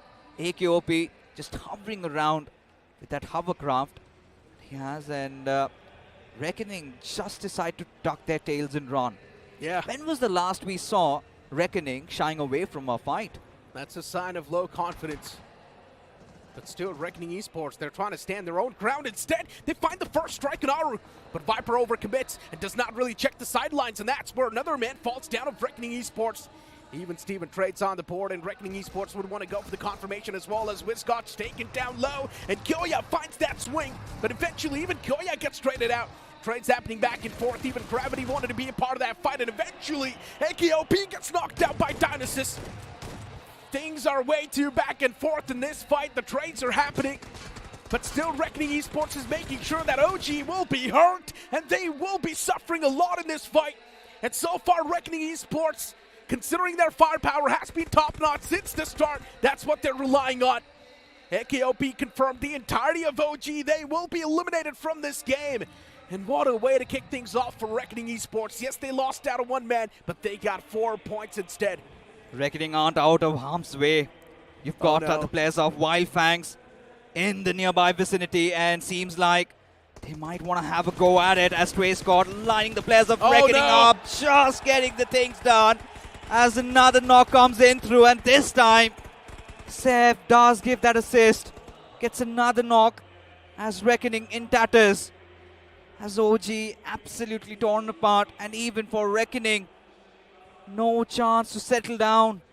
And this is how miserable things have been for all these teams. The moment they engage in a fight, if it prolongs, everybody just exposes themselves, makes themselves vulnerable to all those third parties. Too unfortunate. And here's the prime example of why the teams on the sidelines are not able to win the game.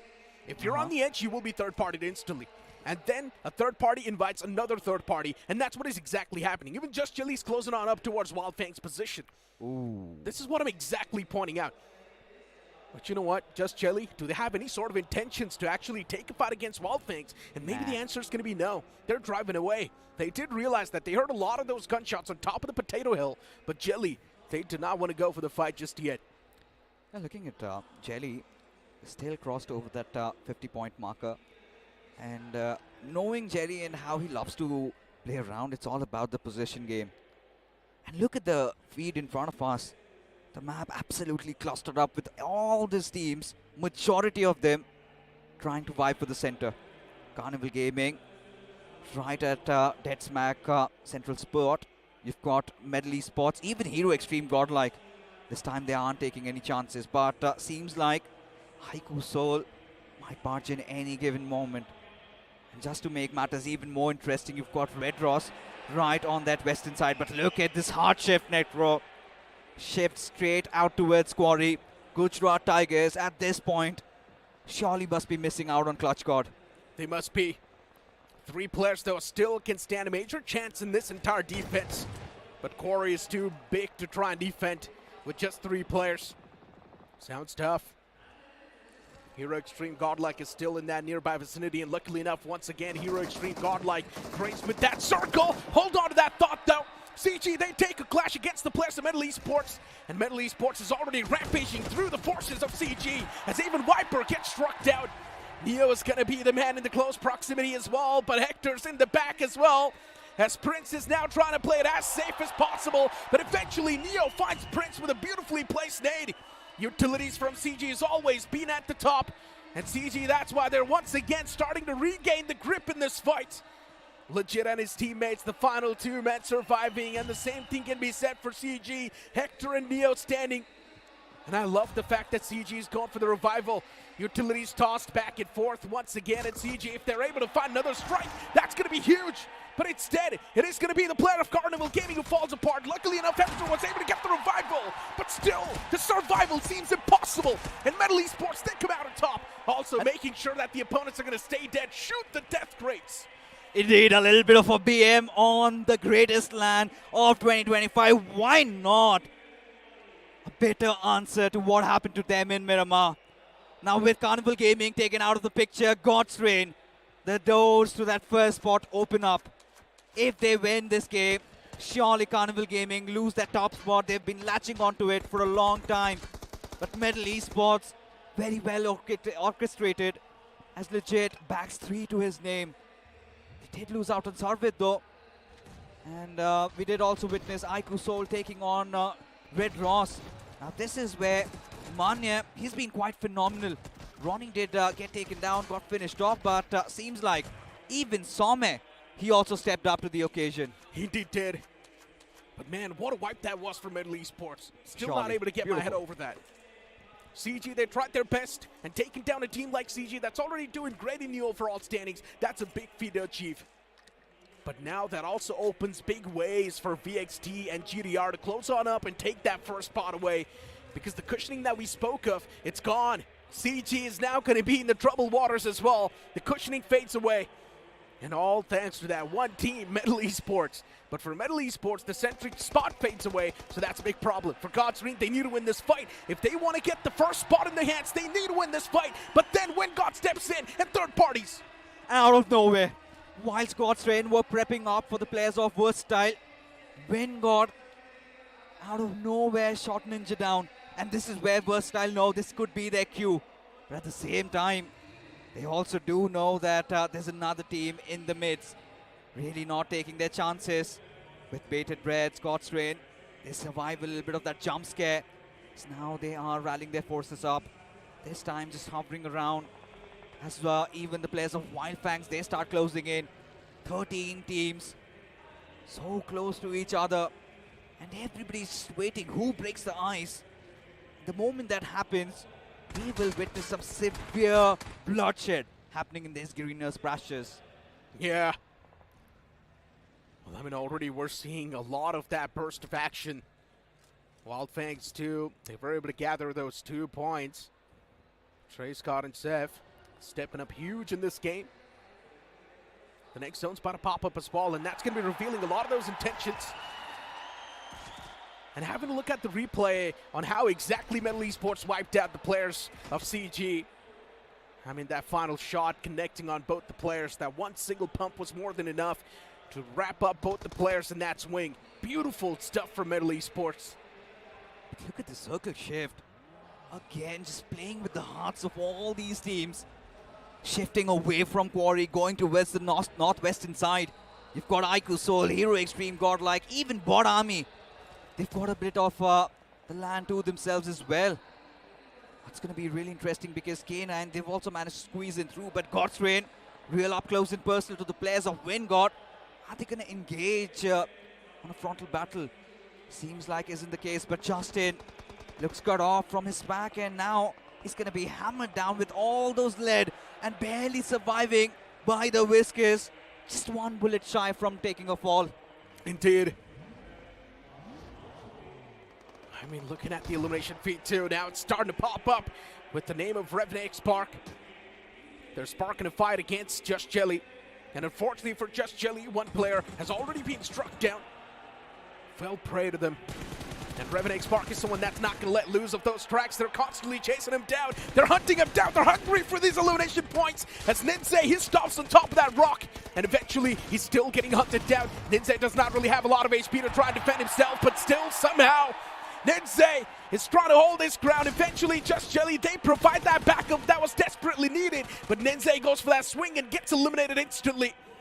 Revenant and Spark, they tried their best to try and hold the ground. They tried their best to try and convert the fight without any sort of struggles, but instead the struggles were there.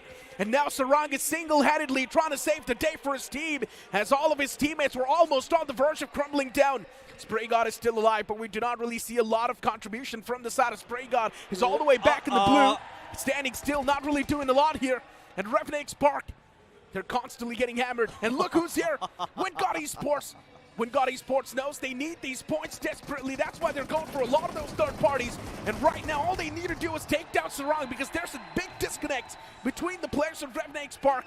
Spray God once again, he might just try to go for that revenge, but it's a little bit too late considering he would need to try and force a fight against the entire army of WinGod Esports, which does not really make a lot of sense. Yeah, at this point, WinGod, what did they have to lose, right?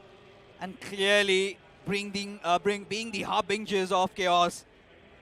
Just when Revenant Spark had something going in their favor, just when Sarang started to get alive, he was shot down, and now Spray God out of options, has to survive, just has 4 first hits to work things around. Now needs to squeeze a couple of finishes here and there. As you could see, Gujarat Tigers, Zeref already down on his knees, and WinGod seems like they want to spread carnage. They want to inflict so much of that hurt as Infinity. He gets picked off. So 1 extra finish for Revenant Spark brings the tally up to 5, even with Josh Shelley being dealt.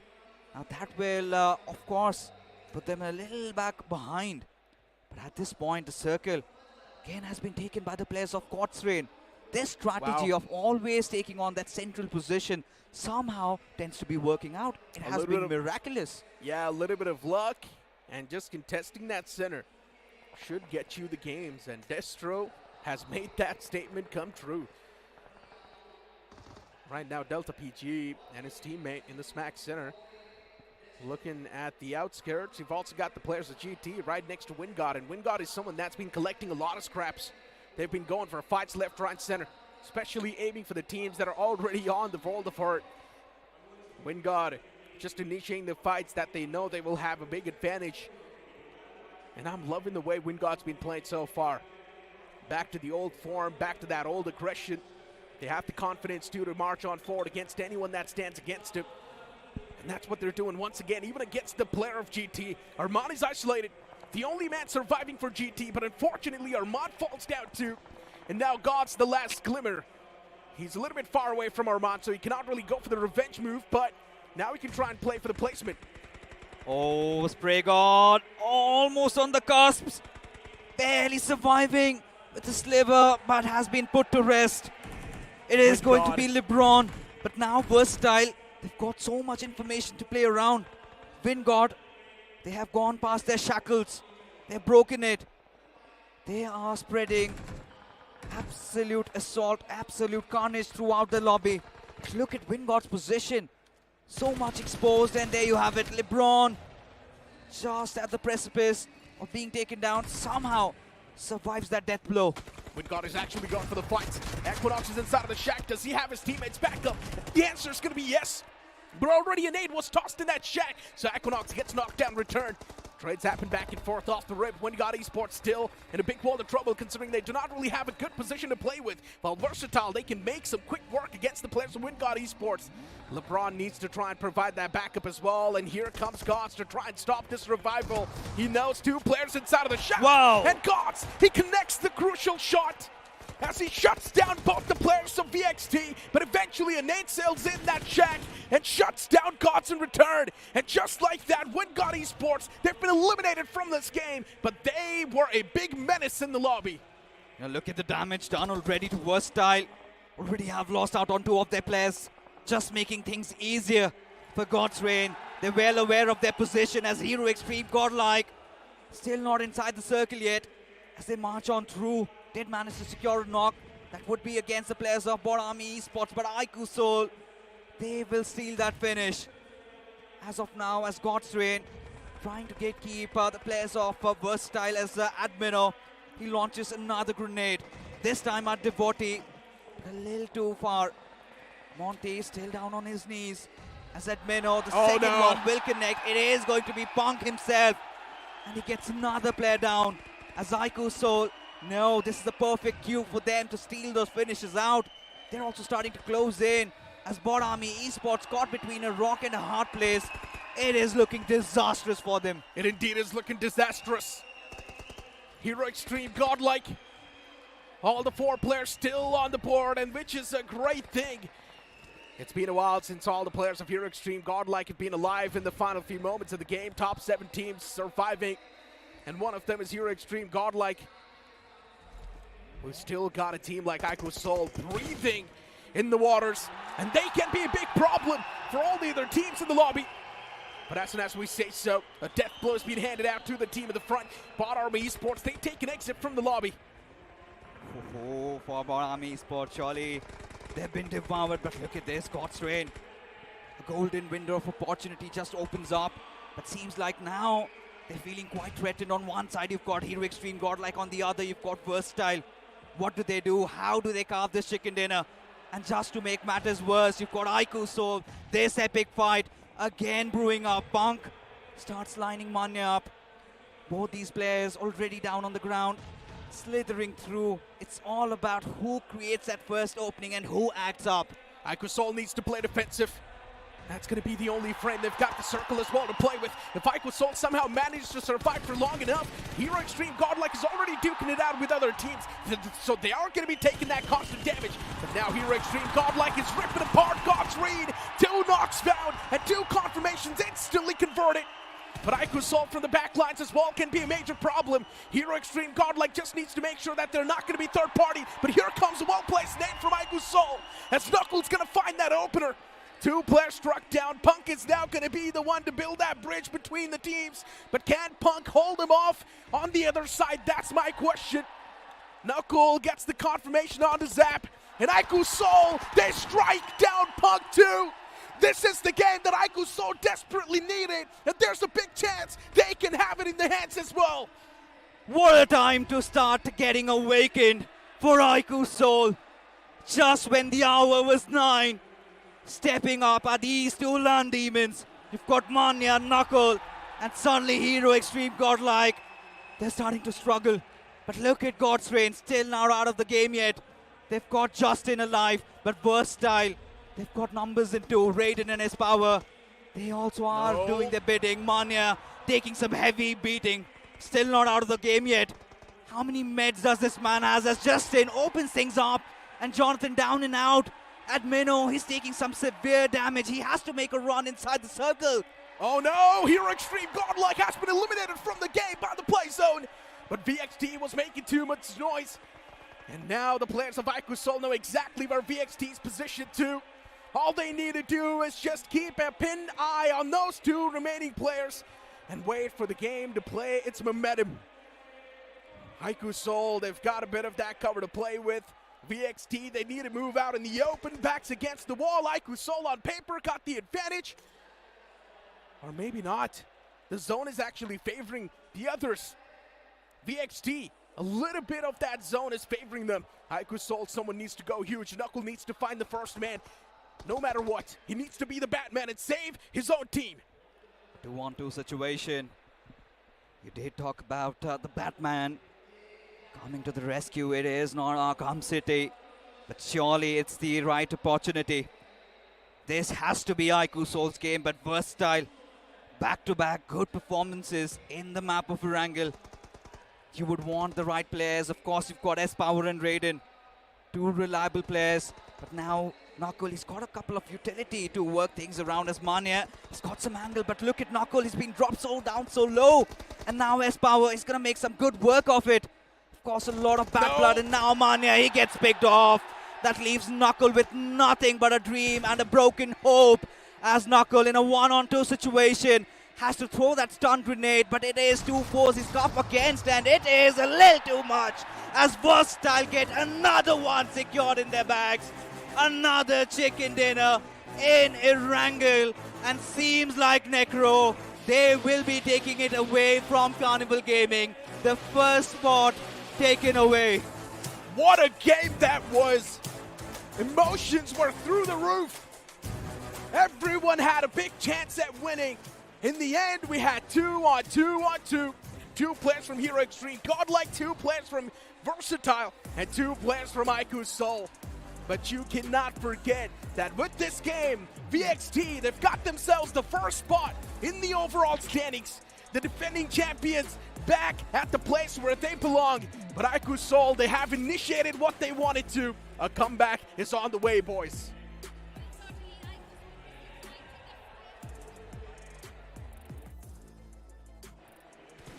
I mean, looking at the final few moments of that previous game, Brad and Mino, especially the entirety of Hero Xtreme Godlike. The fact that they had all the 4 players up on the board, but still they somehow messed things up.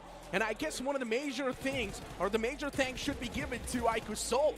The utilities that were used from Knuckle, they were on point, striking down 2 players on the board itself, and Hero Xtreme Godlike were not really able to recover from that major setback that they received. First, Zap fell down, then later on another player followed up, and that's where Hero Xtreme Godlike, somewhere downline themselves knew that they can't really make a lot happen. But let's move on to the stage for a short interview with the victors. एक और दिन और वो domination अभी भी continue हो रहा है VXT के इन बॉयज का। I mean, ये टीम वर्सेटाइल है और डेफिनेटली सोमराज कांग्रेचुलेशंस, एक और चिकन डिनर। ऐसा लग रहा है कि एक स्टेटमेंट बन रही है, एंड वो स्टेटमेंट ये है कि लास्ट टाइम की trophy was not at all a fluke, इस बार स्टार्टिंग से डोमिनेट किया जा रहा है। क्या माइंडसेट था फाइनल्स में आने से पहले टीम का और आपका? फाइनल्स में आने से पहले ऐसा कुछ खास माइंडसेट नहीं था। हम लोग इसके पहले वाले स्टेजेस में अपने राइवल टीम को बाहर करने का ही बस एक था टारगेट। बाकी यहाँ पे आके हम लोग का यही था कि एंजॉय करना है, और नया टीम है तो जैसे हम लोग नेचुरली खेल रहे वैसे ही खेलना है। I know when we talk about the new team, जो नया टीम की आप बात कर रहे हैं, स्पावर आप एक एडिशन बने इस टीम में। आपको हमने ऑनेस्टली बहुत टीम्स में देखा है, नो डाउट, बट यहाँ पर ऐसा लग रहा है कि स्पावर वो आउटशाइन कर रहा है। अभी अभी डबल डिजिट्स भी आपके थ्रू देखने को मिले जो आपने फिनिश पॉइंट्स उठाए थे। Now coming to the momentum, 50% of the games are done. Next 50% games में हमें क्या कुछ डिफरेंट टीम में और आप में एज एन इंडिविजुअल दिखाई देने वाला है? मेरा हमेशा से एक ही आंसर रहता है कि मतलब just go with the flow. इसमें भी मतलब ऐसा कुछ इंडिविजुअली या फिर एज अ टीम कुछ अलग ट्राई नहीं करना है, बेसिक्स पे स्टिक करना है और flow wise as a team खेलना है, टीम वर्क अच्छा रखना है। बाकी फ्लो वाइज जैसा होता है, अगर फेवर में चीज़ रहे तो अच्छी बात है, और अगर नहीं रहे तो भी थोड़ा बहुत जितना कर सकते हो उतना करने की ट्राई करेंगे। बाकी वही है फ्लो। एक्वा सी, आपके कंट्रोल्स और हर चीज़ तो हर किसी को पता है, मैं उसके ऊपर वापस से क्वेश्चन तो लेकर के नहीं आऊँगा, but I am pretty sure I have seen Zapex is there the coach, right? जब भी गेम, इनफैक्ट पहला गेम जब रीहोस्ट हुआ था, ज़ैपेक्स यहाँ पर आकर के टीम को कुछ चीज़ें बता रहे थे, चीज़ें चेंज करवा रहे थे। Him as a coach, how different he is from the others coach? Backbone है हमारी टीम का, एंड बहुत सपोर्ट करता है, एंड कोई भी टाइम हुआ है, बैड टाइम आया तो भी सपोर्ट करता है वो, तो one of the best coach India का। आपने लास्ट टाइम, बस एक आखिरी सवाल है सोमराज, लास्ट टाइम जब आप ट्रॉफी जीते थे वो लास्ट मैच के बाद देवर लाइक स्टेटमेंट्स गिवन कि बाकी टीम्स हु कर रही थी, हम लोगों ने आकर के जीत लिया। इस बार right now with 50% games done and आप लोग टॉप पर ऑलमोस्ट पहुंच चुके हो, is there something that Somraj wants to say और does he want to say silent right now? भाई आप सारे सवाल मेरे से ही पूछ रहे हो, वहाँ पे मेरा एक टीममेट बैठा है रेडन, उससे भी सवाल जवाब कर लो। उनके पास आएंगे पर कैप्टन तो पहले बोले। अभी खुश होके कुछ ऐसा फ़ायदा तो नहीं है ना, कुछ स्टेटमेंट दे के भी। अभी हाफ जो भी गेम्स बाकी है तो उसमें कुछ भी हो सकता है, एंड तक हमारा फाइट करने का इरादा रहेगा बस। Raiden, is Somraj like this only when it comes down to outside the game? अच्छा है, बहुत अच्छा है। लगता तो नहीं है बिल्कुल। नहीं है, ऐसा ही अच्छा है। नहीं, डेफिनेटली इनकी परफॉर्मेंस काफी ज्यादा अच्छे तरीके से जा रही है। 3 chicken dinners is what they have right now, many more to come, but for now back to the casters. Seems like VXT, they are breaking all the records, be it the highest finishes in a single match by S-Power or the highest winner chicken dinner. But what do you think, Neeraj, VXT did different other than Godlike and iQOO Soul? I mean, for VXT, the way they played in general was just the way they were playing the entire LAN finals. I don't think so they did anything different. VXT, that's how they like to play. Once again, the fact that now they've got even more firepower. They're just relying much more on the firepower too. Especially in the final few moments, you clearly saw that the zone was also favoring the players of VXT, and that's where iQOO Soul had a major disadvantage because they needed to leave that cover and move inside the circle. But one team was definitely eyeing for the center, and we also have the MVP from them. That is going to be Medal Legend with 6 finishes and 75% finish contribution. And Fixes, Medal and CG. That was such an important fight for Carnival Gaming. What do you think happened wrong in that particular fight? They were unprepared. I think the moment one of their players got taken down, that is when we noticed that the revivals could not come on time. And this is where things went tumbling down for them. And legit, he made the right moves at the right time. But you know, I want to touch upon the conversation around versatile. Look, they were getting fired down from everywhere. But somewhere down the line, Necro, you would even agree, Godlike and iQOO Soul made their lives easier because it was God's Rain not giving them an inch of space to enter inside the circle, and suddenly Godlike and iQOO Soul collected go after God's Rain, and that is where Versatile sneaked through and somehow managed to conjure that chicken dinner. Yeah, that's the crazy part, right? Godlike was constantly taking shots against the players of God's Rain, and unfortunately for God's Rain, they were also dropping down in numbers. And then later on, iQOO Soul stepped up, and they were getting the knockouts against the players of Hero Xtreme Godlike. So it's quite unfortunate, and luckily enough for VXT, it worked out pretty well, because all the other teams were busy duking it out against each other, and VXT took the opportunity, entered inside of the circle, found themselves a decent bridge to play with, and that's how they got the chicken dinner. In general, for VXT, as I mentioned, they're also relying a lot on that firepower. They know they can put the defense up, especially with a man like S-Power, Equinox, Raiden, and that's what they're exactly doing. And VXT knows perfectly when to be the courageous one and when to be the silent ones. They chose to be silent ones. And Hero Xtreme Godlike, they were picking fights on the multiple front. After that, the wall of death also closed in towards them. But Carnival Gaming, the initial aggression which they are bringing in might be not favoring them because they were the table toppers. But not anymore. They need to stop bringing that early aggression if they have to. I think Fixes, you'll agree, they have to be the cautious one in that particular fight.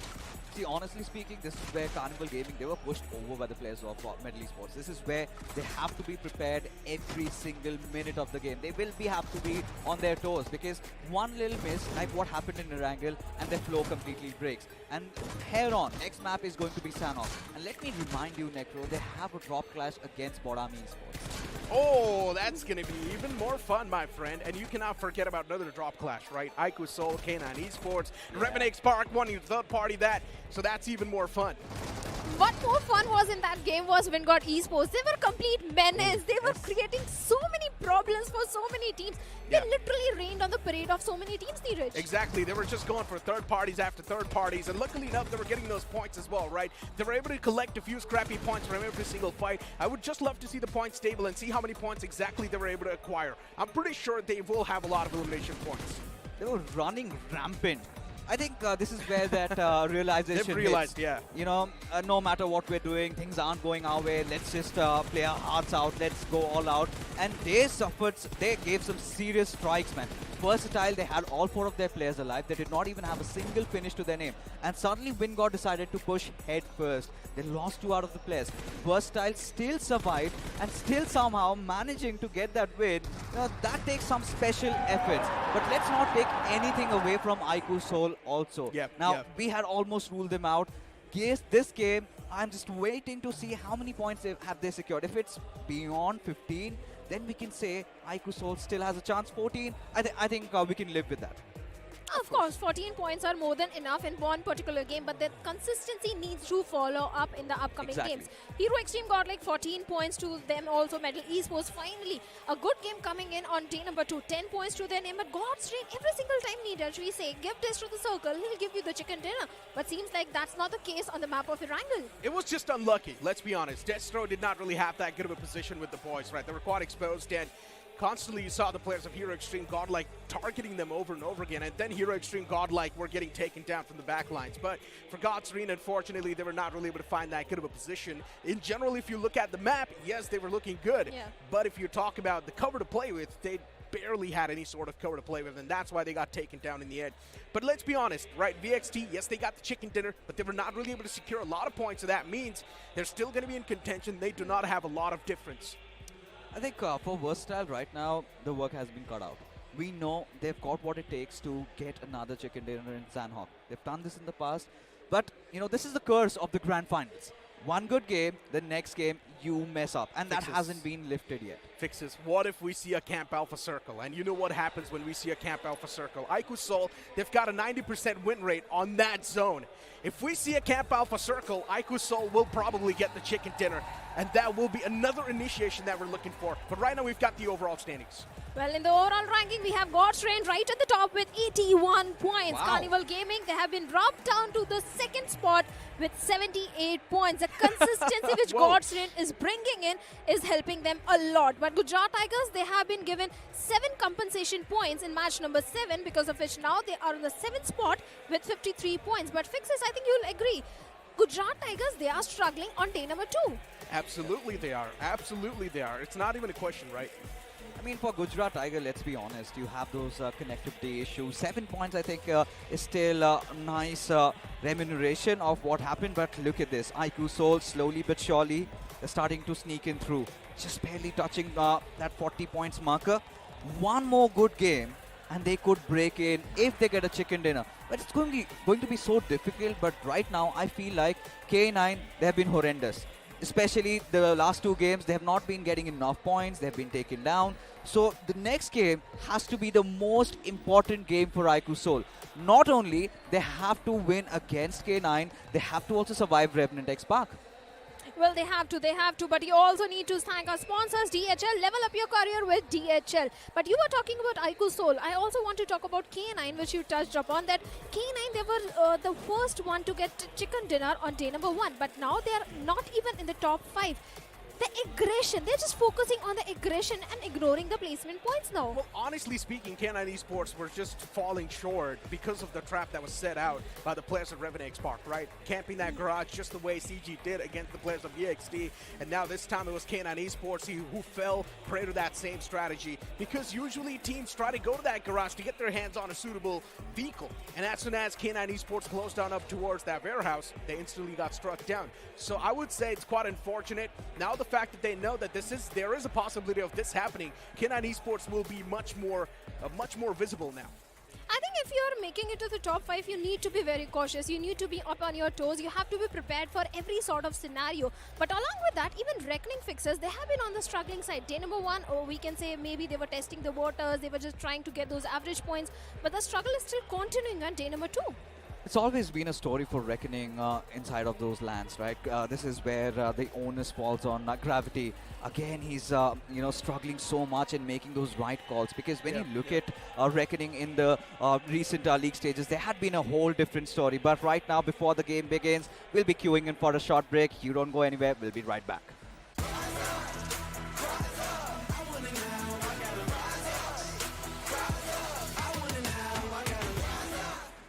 मैं एक्सपार्क से हूँ, मैं मोगो से ना God, अब मैं God से हूँ। ऐसा करना है, ठीक है? मेरे को बोलना है? हाँ। नहीं, मैं तो नहीं बोल रहा ये, आप बोल रहे हो लोग। So hey guys, I'm Ninja Jod from Gods and Esports. मेरा रोल है एंट्री फ्रैगर एंड अभी फिलहाल हम क्वालिफाई होके फाइनल तक आए हैं। ये ईयर के अंदर बहुत सारे ऑर्ग्स में गया हूँ मैं, बट ऐसा नहीं कि अभी गॉड्स में आने के बाद मैं आगे कहाँ जाऊँगा। ठीक है, मतलब हर एक इंसान से एक ना एक टाइम पे कुछ ना कुछ गलती होती है। आपसे तो 4 हो गई। हर चीज़ में मेरी थोड़ी ना गलती होती है, बट बस यही बोलूँगा कि अभी तो मैं गॉड्स एंड हूँ एंड ये सब भाई जैसे कि मैं इनके साथ बहुत टाइम पहले से ही हूँ, तो अभी तो सब कुछ बढ़िया चल रहा है एंड धीरे धीरे और अच्छा होगा। तो लेट्स सी, देखते क्या होता है। ये तो नहीं बोलूँगा कि मतलब लेट्स सी ऐसा नहीं है कि आगे जाके कोई छोड़ रहा हूँ, अभी तो इनके साथ ही रहूँगा, क्योंकि अभी सोच लिया है कि मतलब जब इन्होंने मेरे को मेरे बुरे टाइम पे साथ दिया है, तो मैं भी इनको इनके बुरा टाइम हो या अच्छा टाइम हो, हर टाइम साथ दूँ। और इनके साथ मेरा पहला बड़ा इवेंट है, तो मेरे को भी पता है कि चैलेंज सीजन में मैं इतना अच्छा नहीं खेल पाया हूँ, बट ये तो नहीं बोलूँगा कि मैं खेलना भूल गया हूँ या मैं कुछ एक्सक्यूज़ दे रहा हूँ या मेरे से हो नहीं रहा। बट मैं ये मानता हूँ कि स्टार्टिंग से कि अगर कोई बंदा, जैसे कि मैं पहले MVP बन रहा था, अच्छा मारा था, अगर मैं इधर जाके फिर नीचे आके फिर ऊपर ना उठ पाऊँ तो मैं अपने आप को प्लेयर नहीं मानता। बट हाँ, मैं टीम को सपोर्ट कर पा रहा हूँ, उससे एटलीस्ट मैं ना मार पाऊँ, बट मेरे अगर टीममेट अच्छा कर रहे हो उसे, तो मैं उसमें खुश हूँ। मैंने मेरे माइंड में ऐसा बैठा लिया कि जब टाइम पे लिखा होता है कुछ मिलना है, तो वो एक टाइम पे जाके मिलता है। बाकी मेरी मेहनत चल रही है और मेरे को भगवान जी पे भरोसा है, एक ना एक दिन में मेरा हो ही जाएगा। ऐसा है कि मेरा RNT एक से कुछ मतलब ऐसा खफा नहीं है या कुछ झगड़ा, कुछ भी ऐसा नहीं है। शायद वो मेरी एक गलती रही होगी कि वो मैंने डिसीजन ले लिया था, बट ठीक है, अब कुछ कर नहीं सकते। मैं खुश हूँ कि वो लोग अच्छा कर रहे हैं एंड मैं भी ये चीज़ पे खुश हूँ कि मैं आगे वो अभी अच्छा कर रहा हूँ, धीरे धीरे और अच्छा करूँगा। सब कुछ बढ़िया था उधर, हम BGS जीते थे एंड मैं BGS में टॉप फ्रैगर्स में भी था। बट एक ना एक टाइम में मेरा स्टार्टिंग से ऐसा था कि गॉडसन के टाइम से एक बार मेरे को मान्या के साथ खेलना है एंड सोल को ये सोल के अंडर खेलना है। तो वो एक टाइम में दिमाग में आ गया कि इतने टाइम से हो रहा है मेरा ट्राई, तो एक बार बातचीत कर रहा हूँ, क्योंकि उधर से भी बात हुआ था एंड मेरे इधर से भी बात हुआ था, तो मैंने डिसीजन ले लिया था। बट शायद एक ना एक टाइम पे मेरे को ऐसा लगा कि बहुत जल्दी मैंने डिसीजन ले लिया, बट ठीक है, अब जब हो गया है तो सो हो गया है, अब उसको चेंज तो नहीं कर सकता मैं बस ये चाहूँगा कि जो भी दोनों मेरे पास टीम से सोल एंड टेक्स, ये हमेशा अच्छा करे एंड आगे वो अच्छे से बढ़े। शैडो के साथ मैं ऑफिशियल जीता हूँ एंड जैसे कि क्वेश्चन में ये कि शैडो या डेस्ट्रो बेटर है, तो मैं तो ये बोलूँगा कि शैडो अपनी जगह पे बेस्ट है क्योंकि उसने अपना प्रूव किया। बट अभी मैं डेस्ट्रो के साथ हूँ तो मेरे को पता है डेस्ट्रो का एक्सपीरियंस क्या है, उसने इतने सारे ऑफिशियल जीत चुके हैं और मैं उसके साथ बहुत टाइम से लाइक दोस्त है हम, तो मेरे को पता है कि वो कैसे खिलाता है, क्या करता है एंड बाकी उस पर तो मैं बहुत ज़्यादा ट्रस्ट करता हूँ कि इस बार भी वो कुछ ना कुछ करेगा, अपना दिमाग लगाएगा एंड ट्रॉफी आएगी वापस। जितने भी मेरे फैंस हैं, थैंक यू सो मच, मतलब वापस आ रहा हूँ और अच्छा परफॉर्म करूँगा और मेहनत चल रही है and thank you so much इतना सपोर्ट करने के लिए। एंड हेटर्स के लिए भी एक बात, उनको भी दिखाना है कि मैं क्या कर सकता हूँ एंड वो तो उन लोगों को अच्छे से पता है जब मैं करने पाता तो क्या हो जाता है। The Snapdragon Pro Series is brought to you by Snapdragon Elite Gaming and DHL. Welcome back, folks. You guys are watching Snapdragon Pro Series Challenge Finals Day number 2. With 50% of the games already over and only 50% games remain, it is becoming more and more. Joining me on the panel is going to be Scared Yet and Neeraj this time. Neeraj, I know you don't like giving predictions, but it is the map of Sanhok. What are you expecting now? I mentioned this as well before the entire pre-game segment even started, that if the zone is going to be towards Camp Alpha, there's a big chance iQOO will be the one to steal it away. And even speaking of the win rate, right, it's pretty much 90% win rate. So we pretty much know that if it is going to be a Camp Alpha circle, iQOO will have a major chance to make the comeback happen. And so far, they've also got the momentum. That is if iQOO survive the onslaught of K9, because we know that iQOO and K9, they constantly have that beef over there. But if they avoid the fight, that is if they were the fight. But yeah, we'll have to witness that because I'm excited for the Sanhok Shadow. We all are. And looking at the schedule, we have got Sanhok coming up, like you guys said. After that, we have got Vikendi, and after that, one last Erangel.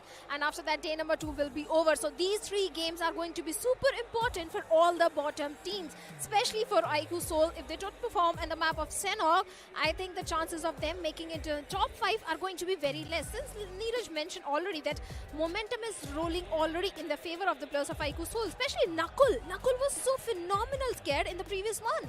He indeed did a phenomenal job. I hope all the people out there predicted as well, right? Because the Snapdragon match prediction are live, so you might want to type down who have you got winning. But at the same time, you've got this dance cam out there, so if it's on you, that means you'll also have to go for that dance. You've got to show that move. I really hope it pops onto you, Necro, so that we can see you absolutely dancing. not. I'm not going to show any sort of moves, and I hope that never pops on our entire broadcast, because the fact that if that thing actually happens on our panel, it would be a complete disaster.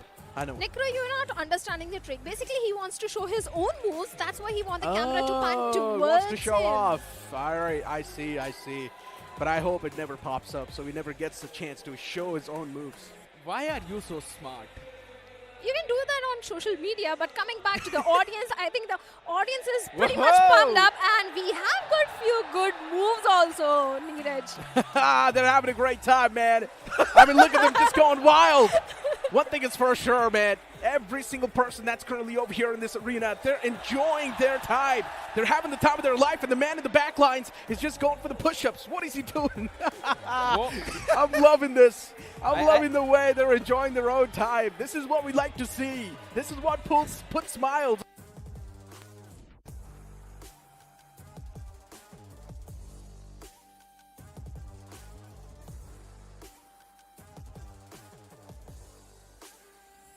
All the way back to what's happening in these games, because eventually we were doubting iQOO, we were doubting Godlike, but they've been moving back and doing good. Well, they are certainly doing good, but let us know your experience. Scan the QR code and fill in the survey form. I hope you guys are already enjoying the show, because the audience is definitely enjoying it much more. But the upcoming map of Sanhok is going to be so important. It's a fast-paced map. We have been witnessing some slow-paced Erangels and Miramar. I hope this Sanhok is going to be very fast-paced. I hope to see a few more drop clashes, right? BotArmyEsports in the interview, they mentioned this, that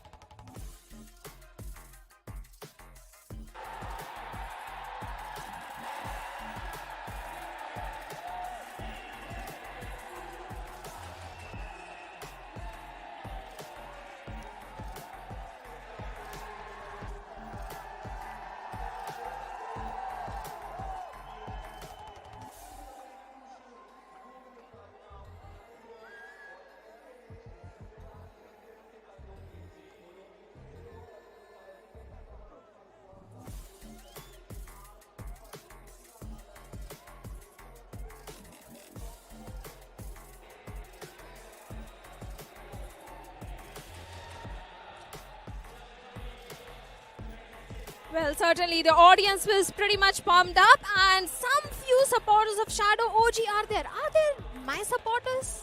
No, absolutely not. They're supporting Revenant Spark, and Revenant Spark is one of those teams that has won back-to-back officials, and they're also looking forward to name this trophy on their own name. But with the way they've been playing so far, I don't think so that's going to be possible, my friend. They need to step up right now by margin, just like iQOO. Yeah, iQOO did step up, so that kind of reignites the hopes of maybe seeing Revenant X-Park 14 as well. points. I agree. Maybe we're going to see Revenant X-Park as well moving on to the same train, the same line. At least we are slowly and steadily seeing them in those last few circles rather than getting eliminated so early on. So again, that's one team, but there's another team that I personally feel might not make it up to the podium now, and I think that the struggles are really high for BotArmyEsports. Of course.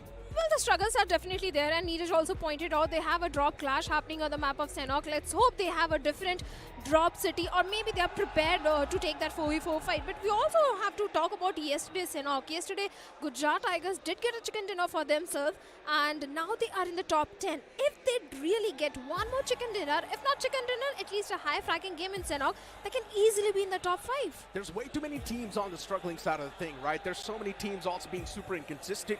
So hopefully, they're able to perform. Hopefully, they're able to get the average if you are somewhere in the top 8. If you're somewhere at the bottom half of the board, though, you need a major game in your hands. iQOO needs a chicken dinner. You mentioned a few more names like Revenant X-Park. They need a chicken dinner. BotArmyEsports, in my opinion, they've still got a big chance. If they pull off a 25-pointer right now, there's a big chance even BotArmyEsports can still pull off a...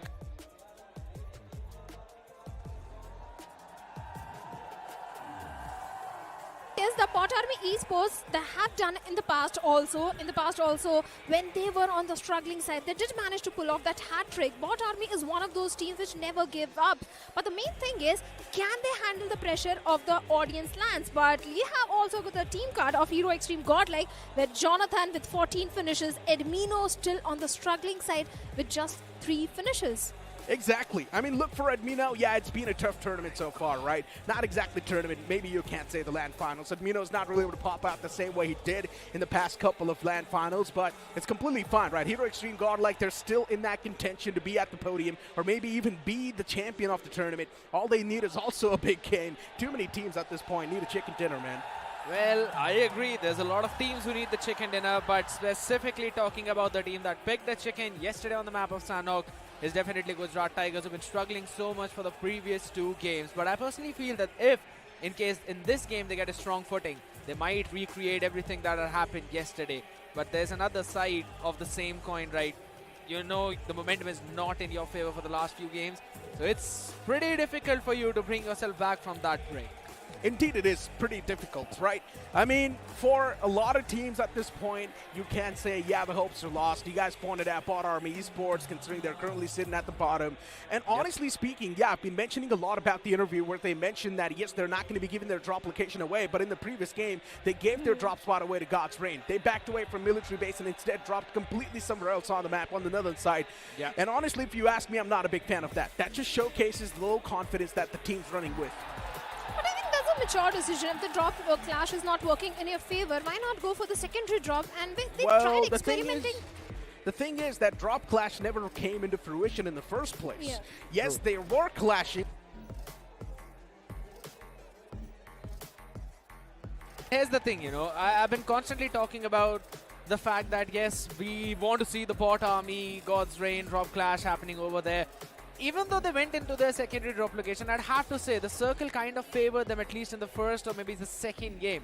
But even after that, BotArmy not being able to convert those fights has been the major problem. We are seeing this team always move in those last few circles, but they're just not able to win those crucial fights when we've got those 12, 11 teams, and that's when you need to win those, because after that, you'll be entering into the places where you'll get those position points too. But the previous game was a little bit overshadowed. Also, considering that Red Ross were not really able to perform that well. We were speaking about Red Ross from yesterday, saying that how good they've been playing so far. Yes, they're still in contention, in a decent spot in the overall standings, but the previous game was not that great. But Erangel also, they got 13 points. So I think one bad game is not going to hamper your performance that much if you pull off a chicken dinner after the next one. If they perform really good in the map of Sanhok or Vikendi and Erangel, I think Red Ross is good to go because they're still in the contention for the trophy. And they're doing great. That's the main problem, right? Red Ross so far haven't really achieved a big game so far. They've just been relying on the consistent point flow that they're getting. The average point flow is actually keeping them in the race as well in a really good spot. But here's the problem. If you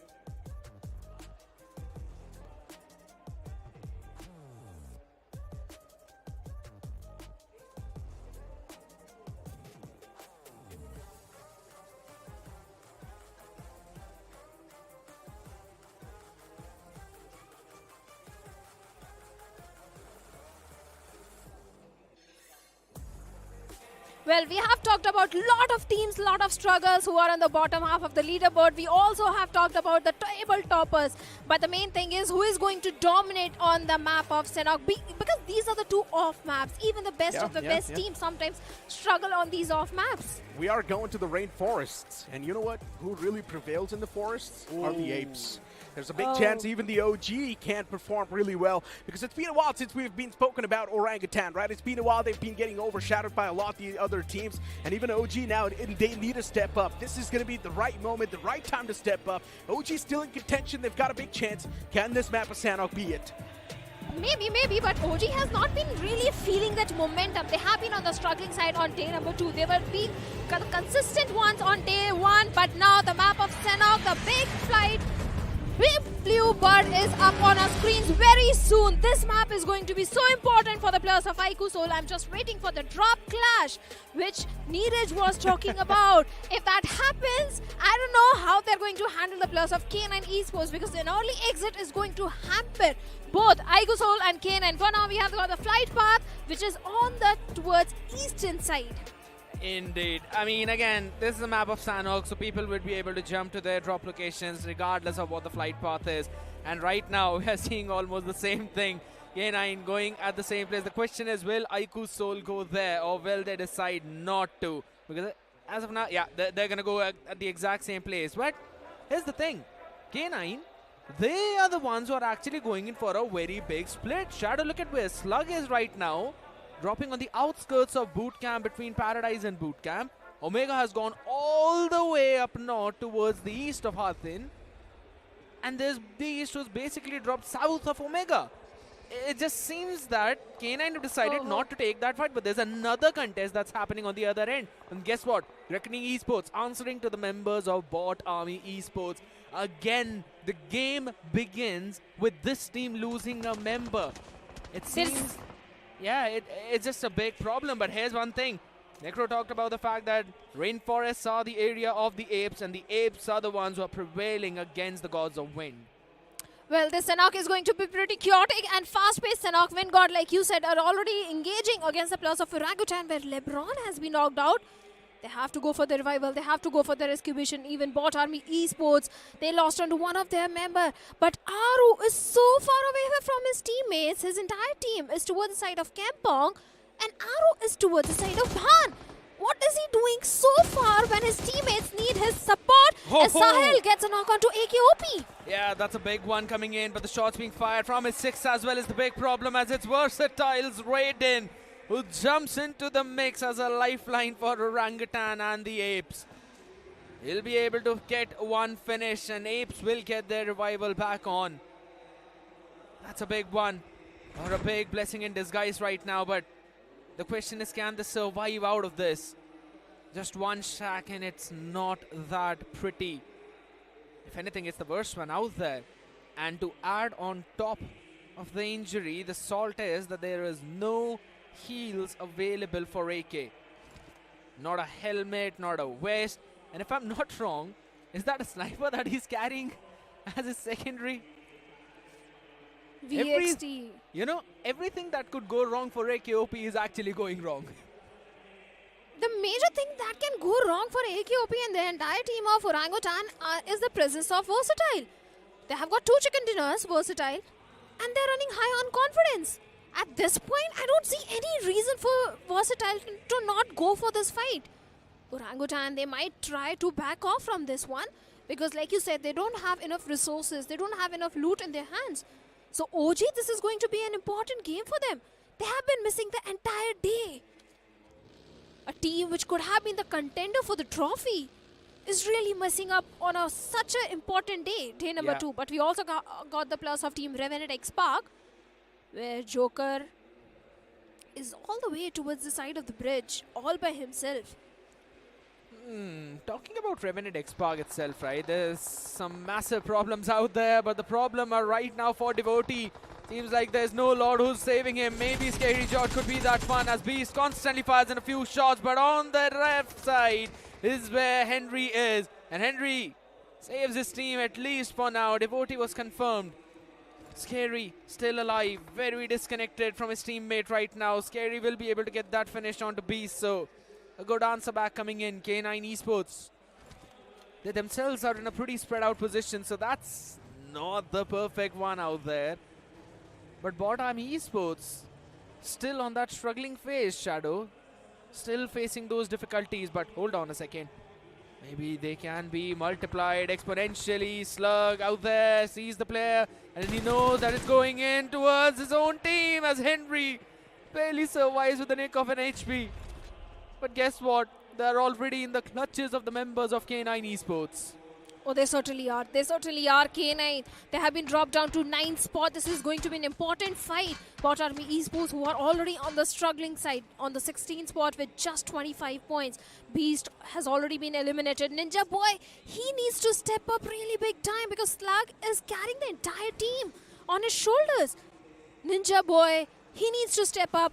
On the other side of the map, we also have got Godlike and Metal also locking horns with each other as Sim finally stepping in and finds a confirmation onto one of the player of Metal, and Prince has also been eliminated, but Legends Nade gets a knock onto Sim, but also Henry decides to go aggressive against the plus of Team K9 Esports, but the Nade Parade from the side of K9 can mark an end for Henry.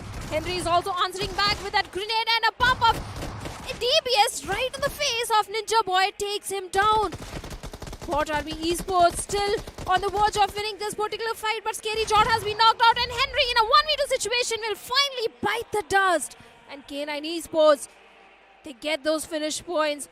They get those crucial finish points, and BotArmyEsports, they have been eliminated from the lobby. We also have Godlike Esports and Medal. Kind of a stalemate situation where Jonathan decides to go aggressive against Legend with the S12 gas. Legend bites the dust. Jonathan, seems like this man is not stopping for anyone at any cost. Sir, with the last man standing in a 1v4 situation against Hero Xtreme Godlike, finds a knock onto Irvino. Can he fight the second one? That's the main question. And the answer could be no, because he's on the sliver of HP and Jonathan is already marching towards him. Yeah, he's still marching on right now. He wants blood for his teammates. Finish out there, Savit. Healing up, and guess what? Moves in the clutches of Johnny, and the nod says it all. The confidence is immaculate on this team, and look at what's been done right now, Shadow. Simp enters the roster, immediately goes in for a couple of finishes for his team, and his team has, again, got a long way to go right now. Only 60 points, and the lead can eventually increase even further for the top 3 out there. But we still remember the coach mentioning that all he wants is his team to be in the top 5 today, and then they can move to the first place. If things go the way how they are going right now, we might possibly see Godlike not just being in the top 5, but rather in the top 3 or maybe the top 2. Could be possible, could be possible. And we all were talking about this. Why Zap, why not Simp? And finally Simp is coming into the map of Sanhok and is already performing. Out of 4, 2 finishes. In fact, 2 initial frags were created by Simp. That was a great opening. Yes, Edmino has been lost, 1 casualty, but 4 finishes, a good start. Especially when you have the center control also. I think Hero Xtreme Godlike is looking promising. But we also have got few teams who are going for the late rotation, like iQOO Soul towards the side of Camp Alpha, then VXT towards the side of Dogs, then even the players of Team Just Jelly are also taking their sweet time to move inside the circle. Yep. Gujarat Tigers, they need to be the cautious ones, kid. You know, last time I remember Gujarat Tigers were the team who immediately went towards those edges of the main island and then were able to quickly stop Revenant X-Park from moving in. But hold on a second. Right now, they're the ones who are stopping the members of Godlike making any kind of move. Gujarat Tigers, the boot camp kings. No Ash in the lobby, so no team to contest them in that area. So they can have their free reign over on the other side. But another team that have basically got a clutcher up their neck right now cannot move out in the open as Wyld Fangs have been eliminating BotArmyEsports out there. The bottom 2 teams of the lobby removed so early on yet again. BotArmy with just 1. WindGod absolutely 0. Wyld Fang finally catching a couple of points out in the open. We'll be having a look at what happened previously. It was again Simp. Oh my goodness, those shots were absolutely nasty. Of course, Jonathan has been running a high on confidence since yesterday. The way he clutched against the players of Team iQOO Soul and after that against God's Rain. This is what we were looking for. This sort of performance is needed from this particular guy and he is delivering this. Now he has got the support from Simp as well. So I think Hero Xtreme Godlike is looking promising to be in the top 2 like you said. But for now we also have the players of Orangutan in the close proximity to them. But Revenant X-Park seems like the spark is completely missing from this team. The struggle which they were having in challenge season is still continuing. Joker, Sarang, Shadow, Spray God. Except for that one clutch which Shadow pulled off, we haven't seen anything promising from the side of Revenant X-Park at all. 43 points only till now. That's again the big sign of concern. Though a lot of people are still the believers that Revenant X-Park can eventually make that comeback. Because everyone have witnessed that epic miracle. No one anticipated it, but yet they pulled themselves up. Since we're on the track of pulling themselves up, even Just Jelly, you know, people have been questioning Jelly specifically for his IGLing. Guess what? This man goes out, brings in a few people, and boom. He's sitting on the biggest LAN stage of 2025. And it's not like the team is not performing. They are actually performing pretty decent. 54 points. And they're, guess what, around almost 30 points away from the first spot. Yeah, they can bounce back any time. Just one good game and a few more consistent ones. Hopefully Gravity can keep the gravity on his vehicle normal. Because if he falls in this case, Destro is just going to confirm that finish as quickly as an eagle strikes its prey. But the thing is, God's Rain, they don't have enough throwables in their hands at this point. And the strength of God's Rain has always been that nade parade, which they always do in the final circle, that rewards them with the chicken dinner as well. But for now, they are in the City of Paradise Resort, which has been their home ground since a very long time. But the next circle shift is going to determine so many things, how the rotations are going to come in. If it goes south, I think Jelly are placed perfectly. And seems like we do have a southern shift where Carnival Gaming and Team Just Jelly, they are going to find themselves in a really good spot. But one team who really do good on the map of Sanhok are the players of EXT. Who are slowly and steadily moving in from the southern spots, specifically of the area around Quarry. They'll be having Wyld Fangs to welcome them. Maybe just a bit left towards that Carnival Gaming as well.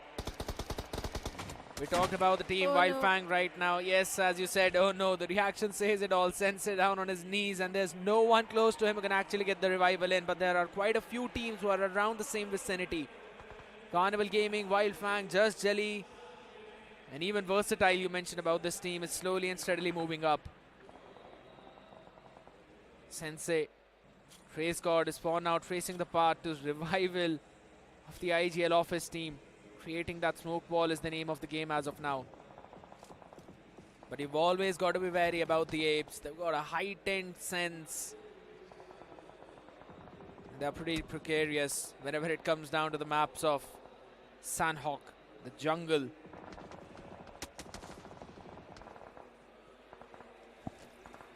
Just look at the rotation of iQOO, so scared.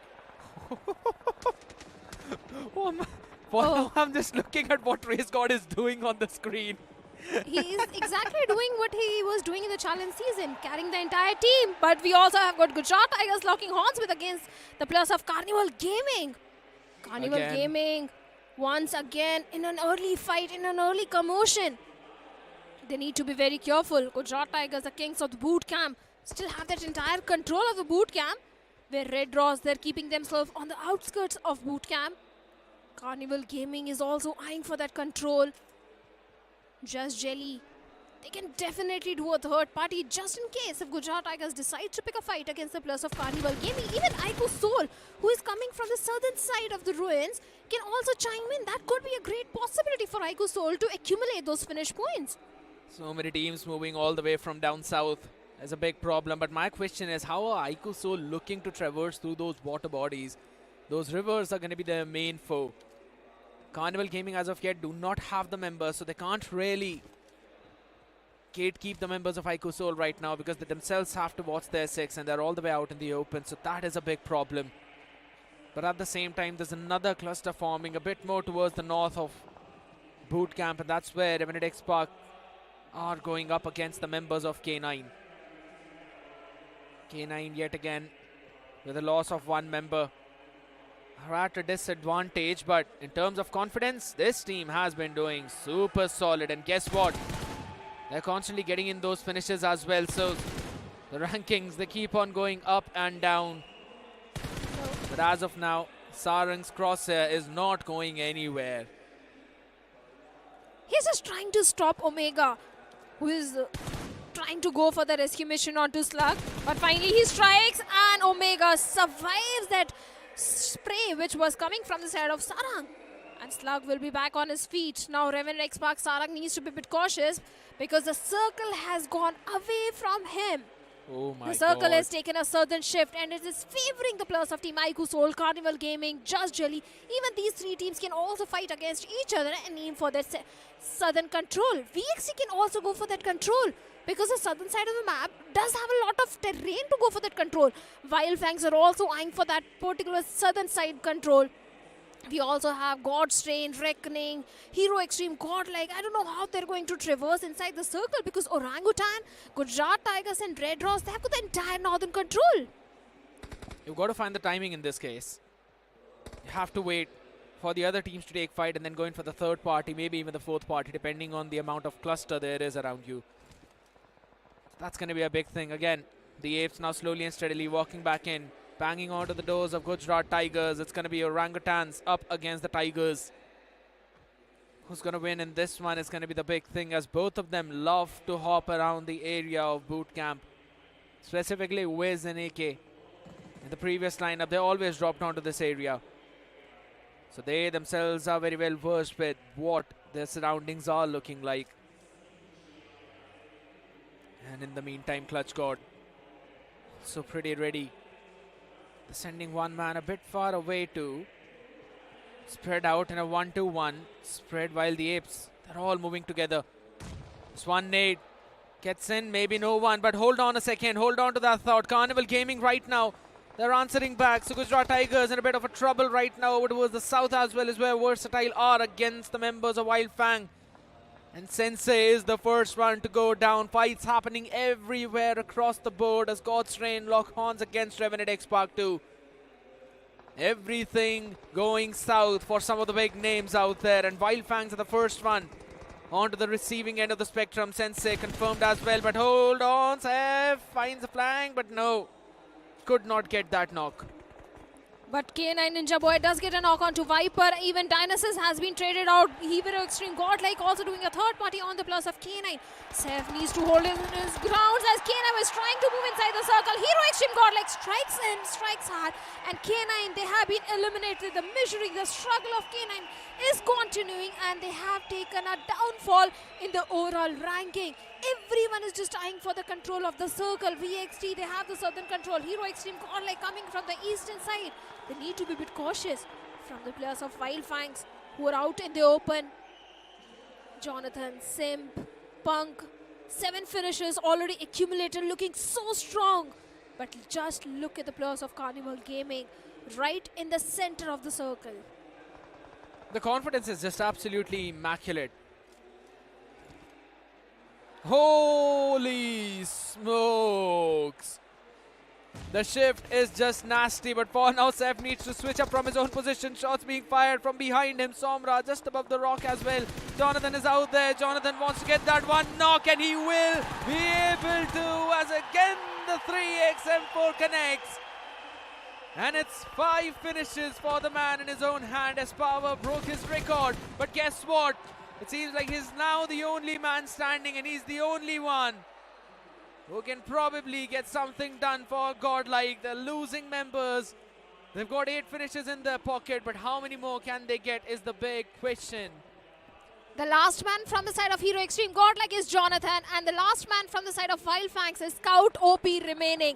And both of them have to move inside the circle, but seems like Scout has been eliminated by the play zone with the last first aid remaining. But now Jonathan has to make a mad dash inside the circle, but the entire team, the entirety of VXT can stop him in his tracks. Aru has been knocked down right now, so that's a big problem for Orangutan as well, as again the fights happen everywhere across the board. Revenant X Park take their own exit too. They could not take the entry into the circle whatsoever. Now Atanki out there in the blue, HP being dropped in, such a low one. He's got to pop in the first raid. There's no other opportunity for him to move in. Reckoning being eliminated too, and now Jonathan slowly makes his move. He's got 1 first aid remaining, but he's got the entirety of Versatile in front of him. This team has been the kryptonite of the men in yellow in front of them, but can he do it again? Nothing for him to heal himself back up. Maybe a few bandages, but that's about it. He sees Atanki out in the open. He wants the confirmation, and he will get it as well. But does he have anything more? Has he got more gas in tank remaining? He's got Raiden behind him. The ex-member of WSB, the current member of Versatile, has been immaculate in these situations. But can the king of clutches clutch this one out too? He sees Zverev and he takes the shot. He gets him down. Wizjaw's confirmation goes to Armin. Gujarat Tigers. They're still out there. They're still alive. And Viper's Nate steals that one finish away. It's only Arman remaining for Gujarat Tigers, who's all the way down in that one compound. This one man is wreaking havoc. But guess what? He's got another man who's been the MVP of every other event. Stands tall but not for long, as he's been taken down. And Ronnie is the name of the guy who finishes him off. iQOO Soul find themselves in the best position in this circle. They have the position, but finally they are striking onto the plus of Team Red Ross as Ronnie gets a confirmation point. He also has the information onto Phoenix, but Ortho with that vehicle is trying to distract the plus of Team iQOO as Nagul finds a knock onto Phoenix, gets the confirmation, and even Ortho has been eliminated by Ronnie. iQOO Soul getting those crucial 6 finishes and a good position inside the circle now. That's a phenomenal position. I 100% agree, but guess what? There's also Just Jelly down south of them and Versatile on top of them. Carnival Gaming can definitely play in as a spoiler, but Manya has got the high angle and has got Raiden locked up in his own crosshairs, so he can eventually find a few more connections. And if Raiden falls, that's going to be it for him. There's no chance of revival. Goblin now is making a move. He can cause big problems for Versatile out right now. And guess what? Even Just Jelly are doing the exact same thing. Kyolamau finished off Raiden, and that is what I was mentioning, Shadow. These two teams who are on the sides of Versatile can help out iQOO Soul into getting this chicken dinner, and that too unintentionally. It can go either ways. The players of Team Just Jelly have to move inside the circle. Even Carnival Gaming has to do the same thing. VXT, they have got the control, they have got the higher ground. But like you said, they need to be careful from the side of Carnival Gaming, especially Goblin. But for now, seems like iQOO Soul, even they are also unaware about Goblin's position.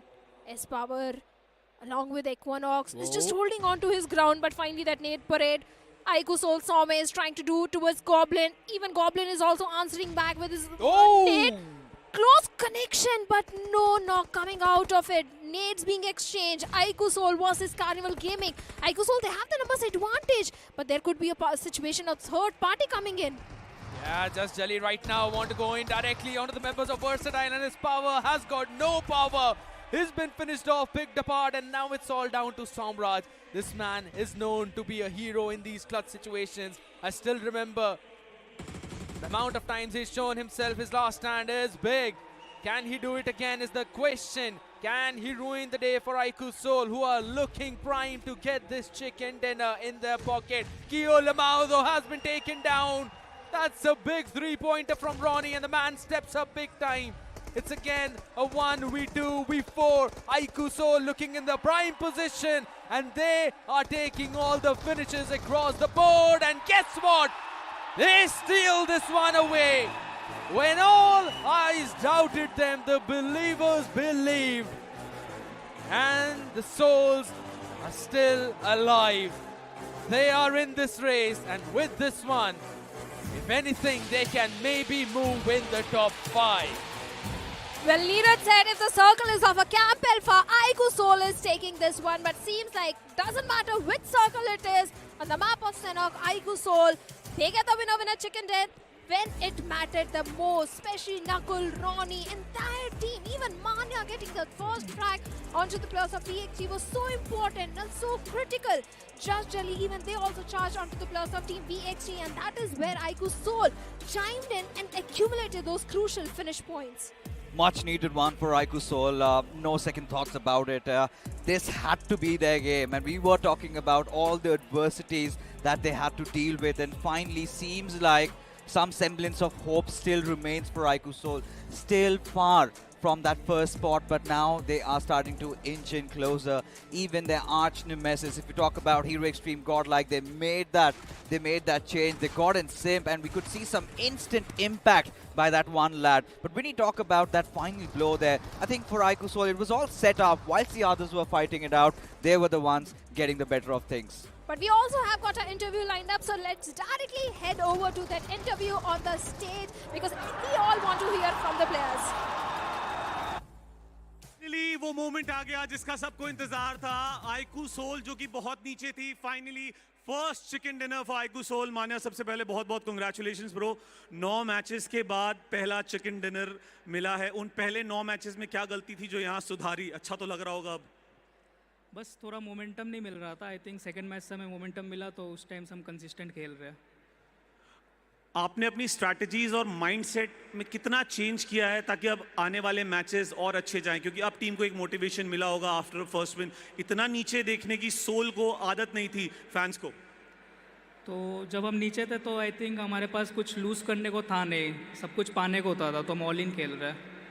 Okay, well talking about the next map वीकेंडी, वो आपका average जाता है और वो बहुत circle oriented भी रहता है. उसमें कैसे अप्रोच करोगे?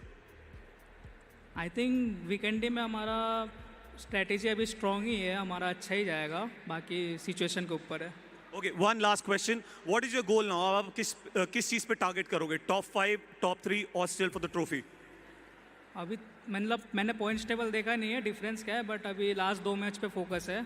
उसमें अगर पॉइंट आए तो कल देखेंगे क्या करना है. अभी पॉइंट निकालने पे फोकस है. चलिए, iQOO Soul को उनका पहला चिकन डिनर मिल चुका है. Back to you boys. Well, it's just the first chicken dinner which they have got, and this could be the stepping stone for the upcoming 2 games. Like Yamane also said, Fixes, they're just focusing on collecting those crucial points, and if they get those 2 points, then they're going to plan for the strategy on day number 3. Can we see any sort of targeting from the side of iQOO Soul tomorrow? Right now, I think they've got bigger issues at hand, to be honest. But you talk about MVP, this man has always been synonymous. Jonathan stepping up once again when the team requires him the most. 6 finishes, 67% of finish contribution. This is what the fans have wanted, and Godlike Jonathan has constantly been delivering throughout the grand finals. especially in the fight which happened against the players of Metal Esports scared. I think Simp was so fantastic in that one. He was the one creating those opening frags. It's coming down all the way to the same thing, right? The same confidence. Zap, unfortunately, was not able to show up as in the same way as Simp was. And it comes down to, again, the gelling up with the team itself. Simp has been working in as, again, one of the big entry fraggers. So he's been doing a very good job for their side. And that kind of relieves the pressure onto the shoulders of Jonathan as well as Admino. And that's why we also saw Jonathan popping off like that. 6 finishes for the man. But my entire eyes are going in for the man. Ronnie with 5 finishes and as the finisher of the previous game. Well, he certainly was. He was the one to land the final blow, but Fix's Jonathan was in a rampage. He will completely refuse to die because he was the last man standing, and still he was going for those finishes against the players of Gujarat Tigers. And he has no other option because for Hero Xtreme Godlike and their journey so far in this event, they came in as hot favorites, and even in the first few games, they were found missing. At this point, they had to go all out or nothing. I think that is the mantra that is enabling Jonathan. Given the fact that he's got one of the most experience out of all the players inside that clan arena, I think this is where you are supposed to do what the GOAT needs to. And this is something that he has to deliver every single game. If Hero Xtreme Godlike, now look at this, they've already gotten past the top 4. And this is where they should be targeting to somehow squeeze into the top 3, which will give them clear ambitions to aim for the trophy tomorrow. I agree, because that was the entire idea as well. Hop in the top 5 today and then aim for the trophy tomorrow. But I feel that it's not just about top 5, right? Because they did that already. I think so they're eyeing out for more today. I think so they will probably breach into the top 2 if this kind of performance continues in the next few games. But at the same time, I kind of wanted to talk about Gujarat Tigers themselves, because the first few circles kept on forming onto them. They had a perfect opportunity to set themselves up for the success. But even after that, they eventually succumbed to all the teams that surrounded them. That tends to happen when you have the circle in your home ground. You don't have a lot of information because you are not traversing around the map. You lack that information, and that is exactly what happened against the players of Gujarat Tigers. But K9 Esports also fixes. This time they didn't go towards the side of Camp Alpha. Instead, we saw some unorthodox split also coming in from the side of K9, where Slug was somewhere else, 2 players towards the side of Cow. The 4th player was somewhere else on the map. I think for K9, they've realized that their way of going all out has clearly backfired, because today they have not garnered enough points. They were around the top 3, top 4 position. They are now far from it. Now, this is where in Sanhok, certain teams tend to go on that defensive approach. They go on for those healing battles and need to secure at least those 6 to 7 points. Now, once the match rankings come in front of us, we'll have a more vivid picture of what has happened. So far, the headline stolen by iQOO Soul, getting a massive chicken dinner, 21 points, will certainly help them out. And even Josh Shelley, they have been working under the radar, but these 10 points are so crucial. But when you look at Versatile and Carnival Gaming, 10 and 8 points, I'm going to take it. These are the much needed average points they needed to secure. And same goes with Hero Xtreme Godlike as well.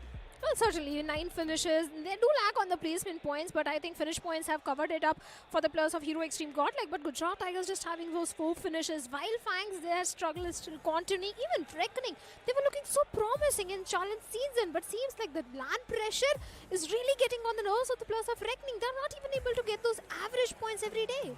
We were mentioning about the Worlds, right? In some of the games, we see them striking to the other ones, but it always has been the situation. I was also hearing what the other desk had to say, right? And they were mentioning about the exact same thing.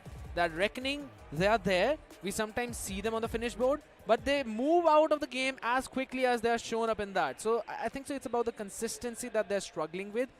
Yes, you can find yourself in the first good fights, but you have to keep on doing it over towards the end as well if you want to keep that aggression up.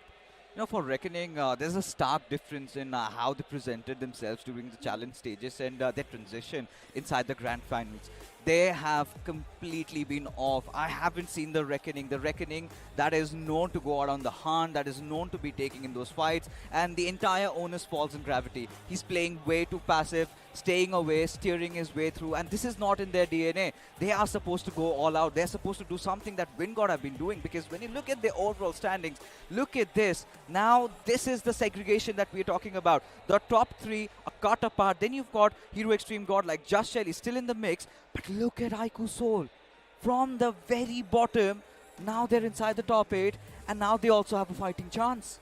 They certainly do have 2 games still remain, and iQOO Soul can end up in top 5 if they get one more chicken dinner. At least those 14-15 points in the upcoming games, there is a big chance for the players of Team iQOO Soul. But Reven at X Park, they have been brought down to the 13th spot. They were not looking good on day 2 at all. But we also need to thank our sponsor, Snapdragon Elite Gaming, where winning matters the most. You need to win, you need to lift the trophy, and that is exactly what iQOO Soul is trying to do so. Yeah, they're definitely trying that. You know, they know how important this win is for them. And yes, as you rightly mentioned, if one more chicken dinner is basically grabbed by them, they can move in the top 5. Absolutely. But I think so. It just feels that it might be a bit too much to ask for them. Yes, I agree. They've got a hat-trick chicken dinner, but the next one is Vikendi. The stats have been saying that it's a bit iffy map for them, if not one of the worst out of the entire map pool.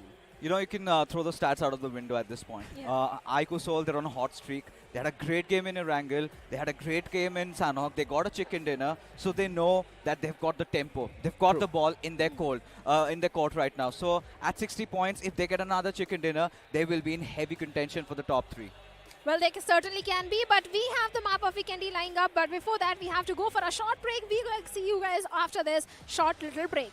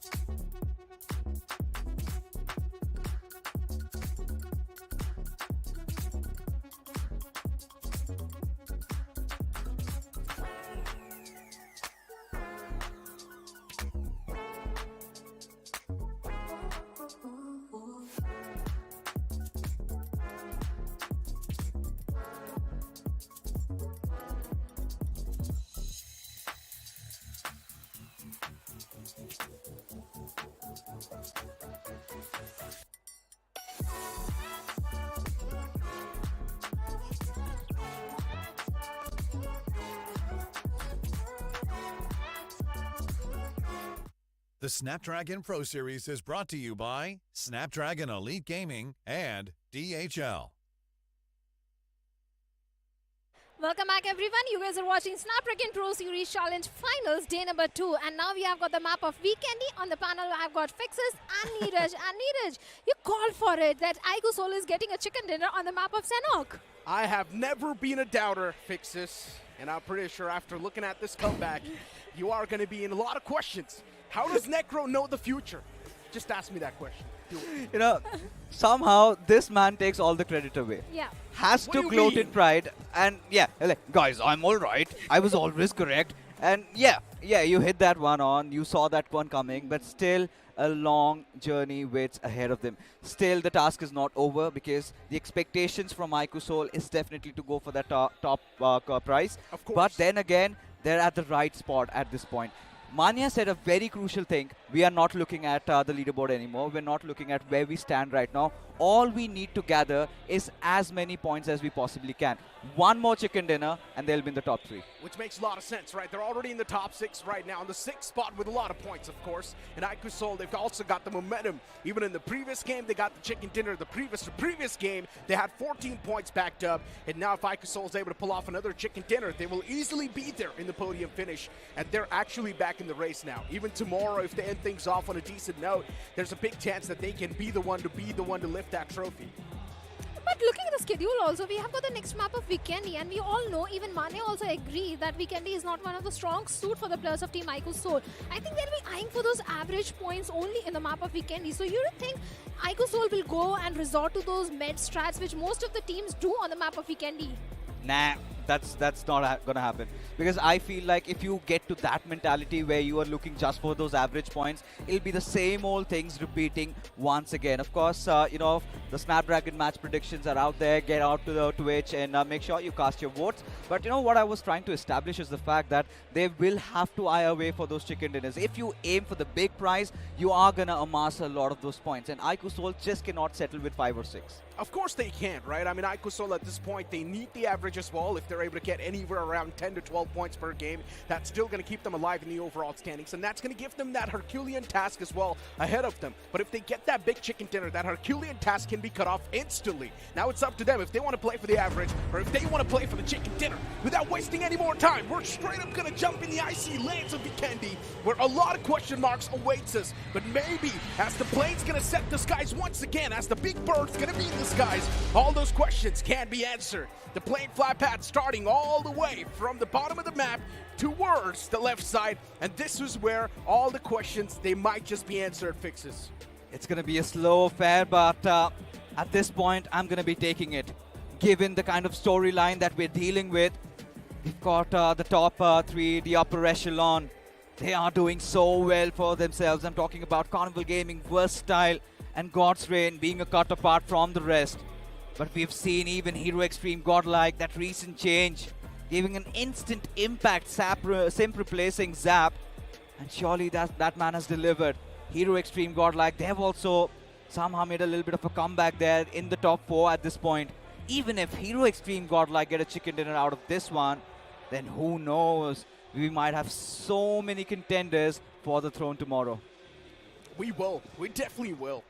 I mean, right now, though, we got to focus on what's happening on the screen. K9 Esports, they went for a drop clash against the players of Metal Esports, and even Reckoning Esports is also in the mix. What's going on? 3 teams right next to each other. Vikendi is off to a horrible start for a lot of teams, and Metal Esports, they've already lost out on legit, but they're also inflicting a lot of pain and hurt on the lobby in return.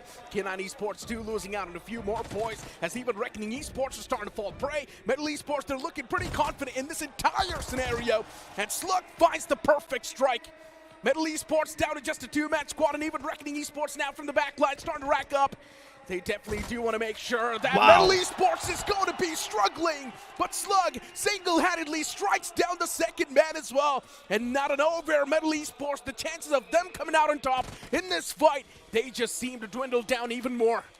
We've seen Slug pull this off even in the past. And K9 Esports again down to their final man. The last glimmer of hope, Slug. It is an absolute disaster, but all K9 could be looking for is a couple of more finishes, as Metal, after having a decent run in the previous couple of games, again on the brinks of being pushed over for Reckoning.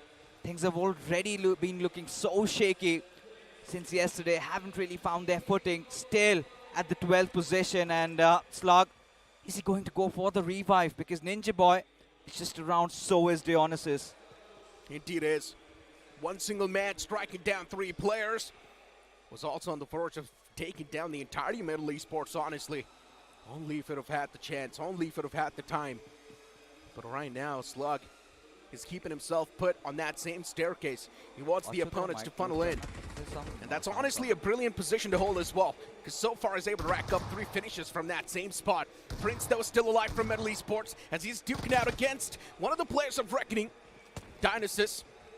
He knows exactly what Prince is to, but even Prince is constantly repositioning himself as Ninja Boy gets confirmed by Wiper. Reckoning Esports able to get away with 3 finish points so far, but honestly, with the way this entire fight's going, it's not looking great for anyone. No matter who survives, it will be bad. Look at this, look at this. iQOO Soul, they're in the vicinity, they're in the neighborhood. And this is where I was talking about it, right? They've got the momentum. They have to go in for the push. Just trying to scour the land, just trying to get the position. And now it's just not 3 teams, it is 4. As Prince fighting to death against one of the players of Reckoning, comes out of his hiding, but Dionysus is going to make good work of him. As Reckoning, they survive this onslaught. Still 2 players alive though. But how do they survive iQOO Soul's wrath? Even Versatile is in the mix, Necro. They indeed are. Everyone wants to take the opportunity to try and snatch away a few free points. And why would you not want to do so? You know there's so many teams hurt in this same compound, so you might as well try your luck.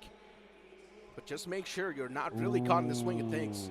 VXT spotted from that window. Slug knows exactly what's cooking around him. He knows in the outskirts a few more foes lie.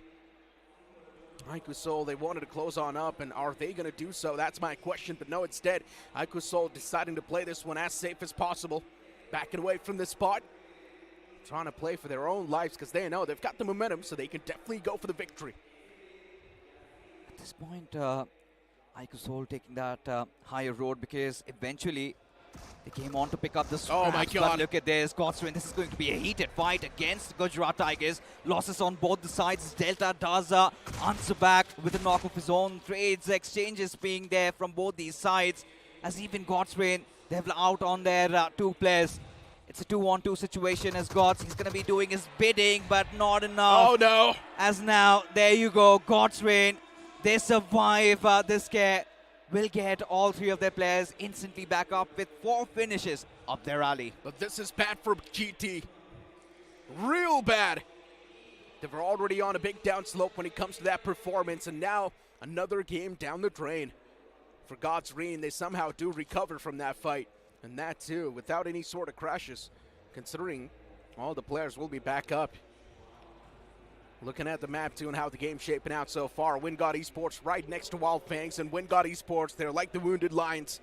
If you mess with them right now, they're not going to be the one to back away from the fight. Instead, they would make sure that it's going to hurt you the maximum. So Wyld Fangs, they need to watch out. If they try and approach the players of WindGod, it might just not be that great for Wyld Fangs. Let's be honest, even Wyld Fangs have to live up to their names. Even Wyld Fangs have nothing to lose right now. Very close to each other in terms of the overall standings. And this is where you would anticipate WindGod and Wyld Fangs duking it out. And suddenly God's Reign, they come in to pick up scraps. If they get a couple of more eliminations, look at this. The overall standings clearly dictate that we've got 3 favorites. It is going to be Versatile, God's Reign and Carnival Gaming all crossing that 80 points marker. And now for K9 Esports, this day has been atrocious, horrible. I think this is one of those days that they want to forget. Slug did become the hero, but still the losses are clearly visible. They indeed are. I mean, looking at the replay, off the rip, so many fights happened. And this is the best Vikendi game that you can ask for. Could not have asked for a better start. Aggressive, action-packed. And that's what we all like to see. So many teams handicapped as well off the rip, by the way. OG were also one of the fan favorites to take the victory. But so far, OG, unfortunate start for them as well, considering they're down to just a 3-man squad. And OG is way too far back in the overall standings. A team like iQOO Soul overtook them within just 2 games. That shows you the intensity of the tournament. That shows you how fragile the overall standings are. Again, just dealing with their own demons. And you know, this is a problem that Aru needs to address. It cannot go on for so long. Every single time they make it inside of the land, They have a decent opening and just to drop the ball the very next moment. Today, they were completely absent. Could see that discord between the players. Have not really walked out of a fight surviving. So for OG, feels like they're almost out of the race and always being somewhere in the middle pecking order. When will those good days come for them? That has always been the point of concern. But looking at how the circle has formed around here, Xtreme, Godlike, they made some sneaky moves. This time, they have taken over the dead smack center. They indeed have. They're now playing for the win. Hero Xtreme, Godlike now, slowly and steadily. They're losing that grip in the top 5. If they lose out in this game, we all know what's going to be the course of action. And if iQOO gets another banger, they would be untouchable. The overall standings are way too fragile, man. Anything can happen. Especially there's a big difference between the top 3 and the rest of the lobby. Look at Godsreed sitting on 82 points, and then on the 4th spot is Godlike with 66 points. There's a big difference that separates the 3rd and the 4th. But right now, Reckoning Esports, a beautiful nade against Slug, and that's going to chip out the man a bit too low. Does he have any first states? No, it's going to be the answer. Quite unfortunate. The match just taping himself up till the end. The bandages are not going to help you too much, my friend. Another nade toss to the perfection that might just take you out of the game. And that's what seems like is also going to happen. Slug is still trying to patch himself up with just the bandages that are available. And he's still hoping the fact that maybe he can't pull off a few more eliminations. But that sounds too much. Reckoning Esports put the player squad healthy compared to Slug. And Slug is taken down pretty low. K9 Esports, the chances of them snatching the trophy slowly and steadily, it seems like they're fading away. But Slug, if he takes down 2 more men, maybe he can achieve that average that K9 needs to stay in the race. At this point, look at this. Reckoning, the idea is quite set. Even they do not have a lot of meds to work with. But extra grenade surely can help them secure that extra 1 finish. At this point, this is where Slug needs to understand that he's anyways going to die. So might as well try and take a swing. And he does exactly that. Just lining things up around the stairs. He's waiting for Reckoning to come in for that paw. He's got so many bandages to work with. He's almost back to full HP at this point. He's got not a lot of ammunitions also. Want to see how many bullets remain on that shotgun. It's going to be quite crucial, as this time he's going to be the one to maybe poke the bear. He's going after the players of Reckoning. He's taken quite some beating, and it is going to be Viper who gets the final nail in the coffin. Reckoning, they survive a big blow, come out with 5 finishes, but with the loss of Gravity and Kyoya. Reckoning Esports is already not doing too hot in the overall standings. They've got 49 points so far. Reckoning Esports too, they need a banger. They need a massive chicken dinner. We've been speaking a lot about a lot of teams, right? But one big name that we haven't been touching up on so far is also Revenant X-Park. They're on the 13th spot with 43 points. The same situation that happened to iQOO is now currently happening to the players of Revenant X-Park. If they pull off a big chicken dinner right now, they can instantly swing back in the swing of things. For Revenant X-Park, it's so difficult because for iQOO, that third game of Erangel really helped him out. Just bolstered their confidence up, and after that, they did manage to get that chicken dinner. But for Revenant X-Park, there hasn't been a single game where we can say out loud and clear that, yeah, Revenant X-Park have been phenomenal. And look at this, you know, resorting to melee warfare when Beast almost had the better out of the player, but instantly gets daggered back. As for Reckoning, and you know, getting back to that conversation, for Revenant X-Park, let's be honest, they have been pretty much absent throughout this entire Grand Finals. Maybe we can finally say the champion team, the champion run is done. Complacency. Yep. Once you win tournaments back-to-back, you think you're untouchable, and the complacency and the overconfidence takes over. And that's when you stop practicing. And that's when you see a big dip in the performance. It's not the first team that this has happened to. A lot of teams have went through the same phase. And Revenant Spark right now, the complacency is definitely hitting them quite hard. It might be bitter for the fans, but it is what it is, guys. Did have a quick word with the coach. Was of the opinion that those 2 months of a long break that completely ruined their flow. Wow, and, 2 months is a long time. And they never could recover. We did see those glimpses during those league stages where they barely scraped their way through. And even now, I think the jitters are pretty much visible. A different version of Revenant X-Park. Haven't seen them force those fights. Haven't ever seen them, even in a single game, have complete control. And now he's even the same case. Look at them, still around those northern territories, not making a lot of those movements, whilst you've got quite some cluster building up. You've got Wyld Fangs around the central positions. You've got the likes of Wingard, even Godstrain and Godlike, Josh Shelley. Everybody's doing their bidding. But Red Ross, I think they blew off some steam, right? Especially after how good they were in the first 3. Yeah. The latter half isn't looking that great. That's the exact point I brought up as well before this game even started. In the previous game. That Red Ross, unfortunately, they've lost out on that average that they were keeping up. And Shadow mentioned this, that yeah, just one game let loose, it's really not going to be hurting them too much. But if a team's playing on the average, and even if they are let losing on one game, that hurts them a lot, especially you're in a sprint. You've only got 18 games to play, from which already day 2 is over here, and 3 games were done. But hold on to that conversation. We need to focus on the fight on the screen. And already Wingard Esports falling prey against CG. For Wingard, the players were quite disconnected. 1 free elimination gathered, and what just happened? Wingard, they ran their vehicles against Viper, and he's still fighting back somehow. What am I even watching? Viper sits back in the vehicle, but then he gets struck down eventually. Silo P once again back to the basic. This man has been the main playmaker for Wingard Esports, even in the challenge season, and even right now he's dominating. You know, they've just got mental at this point. Wingard Esports, nothing to lose. They've been such a menace to deal with, and Hector, you could see, just blew himself up. And I get the reason why. He did not want to give those finish points away. But he needs to understand that he's going to draw in a lot of attention. You could see Hector not even coming to the aid of his teammates in that fight.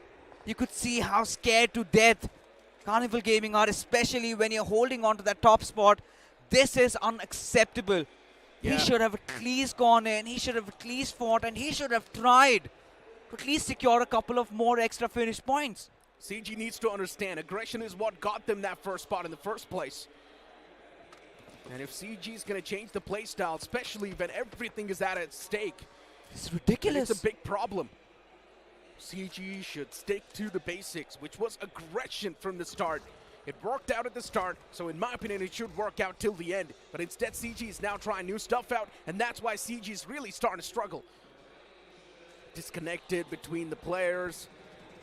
And then Hector, too, was just all by himself, did not even try to jump out of that window and provide the cover to the man who was just fighting till the end. And of course, Sahil is one of those players that is mechanically skilled. And in the end, Hector just blew himself up. All right, that was not intentional. What happened was that Molotov came in and, you know, the sticky fingers. And this is where he's starting to tremble, right? This is where they're starting to doubt themselves. And this is exactly what had happened in another event. Not an official one, where Hector, they were on in the race to win that trophy, and they massively choked in that final game. And yes, even Somraj was in the race, and Somraj still is. And I think Godstrain and Versatile, they're going to be so happy about the fact that Carnival Gaming got taken down so early and without a lot of points. I think they just managed to get, what, 1 point out of this one? And now as the circle has shifted, Orangutan, they've got a decent position to play with. But Godstrain, look at this, so spot on with the read of this game. Find themselves good cover, but Versatile could be that next imminent threat. And if Godstrain deal with them, it would be so much easier to kind of create that little distance between them in terms of their overall standings. I don't think Godstrain's going to go for any sort of risky plays right now. No, I think it's Versatile. They have to go for it. Yeah, are they going to hold off? Maybe. They can't, but I think so. Everyone's just going to try and wait till the next zone pops up, till the next stage pops up. Villa is completely vacant too. If the teams want, they can move in over there as well. That's a great shelter. But at Nobody this point, knows. everyone's thinking, at this point, everyone's thinking that Villa's going to be occupied by someone, and they're probably just camping there, waiting for someone to step in that spring trap. But instead, that's not the case. But it's better to just stay outside of that Villa, man. It's better. I'm not a big fan of that spot. True that. I mean, now that you've brought it up, we've seen history is a testament of the fact that usually those in-game circles go out in the open, and Villa is such a tricky place to maneuver. So many spots to hide out here and there. You never know. The moment you're trying to sneak your way through, there might be a little bugger that destroys your ambitions. But look at this. Orangutan still have a solid position. Revenant Spark right on their tails. But even Josh Jelly, they haven't been the most flashiest team so far, but they're still getting the job done. Still at the 5th position. And, coming into the grand finals, Necro, we did not have a lot of expectations. But yes, Jelly, I can go out to say that he is punching above his weight. He indeed is. He's been doing phenomenal so far. Even iQOO Soul pulling off that major comeback, and right now Wyld Fangs quite close to VXT. And what a big blunder this is, and what a knock that was from Seth. Quick trace, and instantly the man falls down. Wyld Fangs, they need these type of eliminations to really elevate their confidence. And that's what exactly happens. Elimination found against VXT, and you were talking about that VXT needs to make the push. But VXT's already taken a lot of damage against themselves, but what's happening here? iQOO Soul, they take a fight against the players of Red Ross, and Red Ross is already down 3 players, but even iQOO Soul, they lose out on Ronnie. They need this fight no matter what. Unfortunately for Arto, he's going to be the only man standing for his team. Such a big mishap for Red Ross. The consistency has definitely dwindled away. Yeah, Red Ross really feeling the heat, but look at Josh Jelly. Just when we were talking about how good they were, Jelly gets picked off, but there you can see instant response comes in from their star player, Kyolamau. Seth so far has been quite stellar in this game. Has to come out of his hiding against Sam. He delivers another death blow now against Ninze as Wyld Fangs, their numbers starting to dwindle. Scout barely surviving by the whiskers. Again, he gets picked off, and it is going to be the players of Wingod doing the bidding there. Oh no! What is going on? This is utter confusion. It's that circle shift. Yeah. So many players are so exposed that they're now vulnerable to every single team and around the vicinity. And the shots can float in from any direction. You can catch a lot of strays in these type of zone.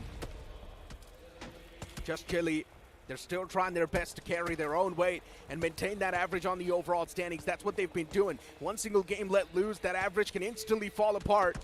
Just like what happened to Red Ross.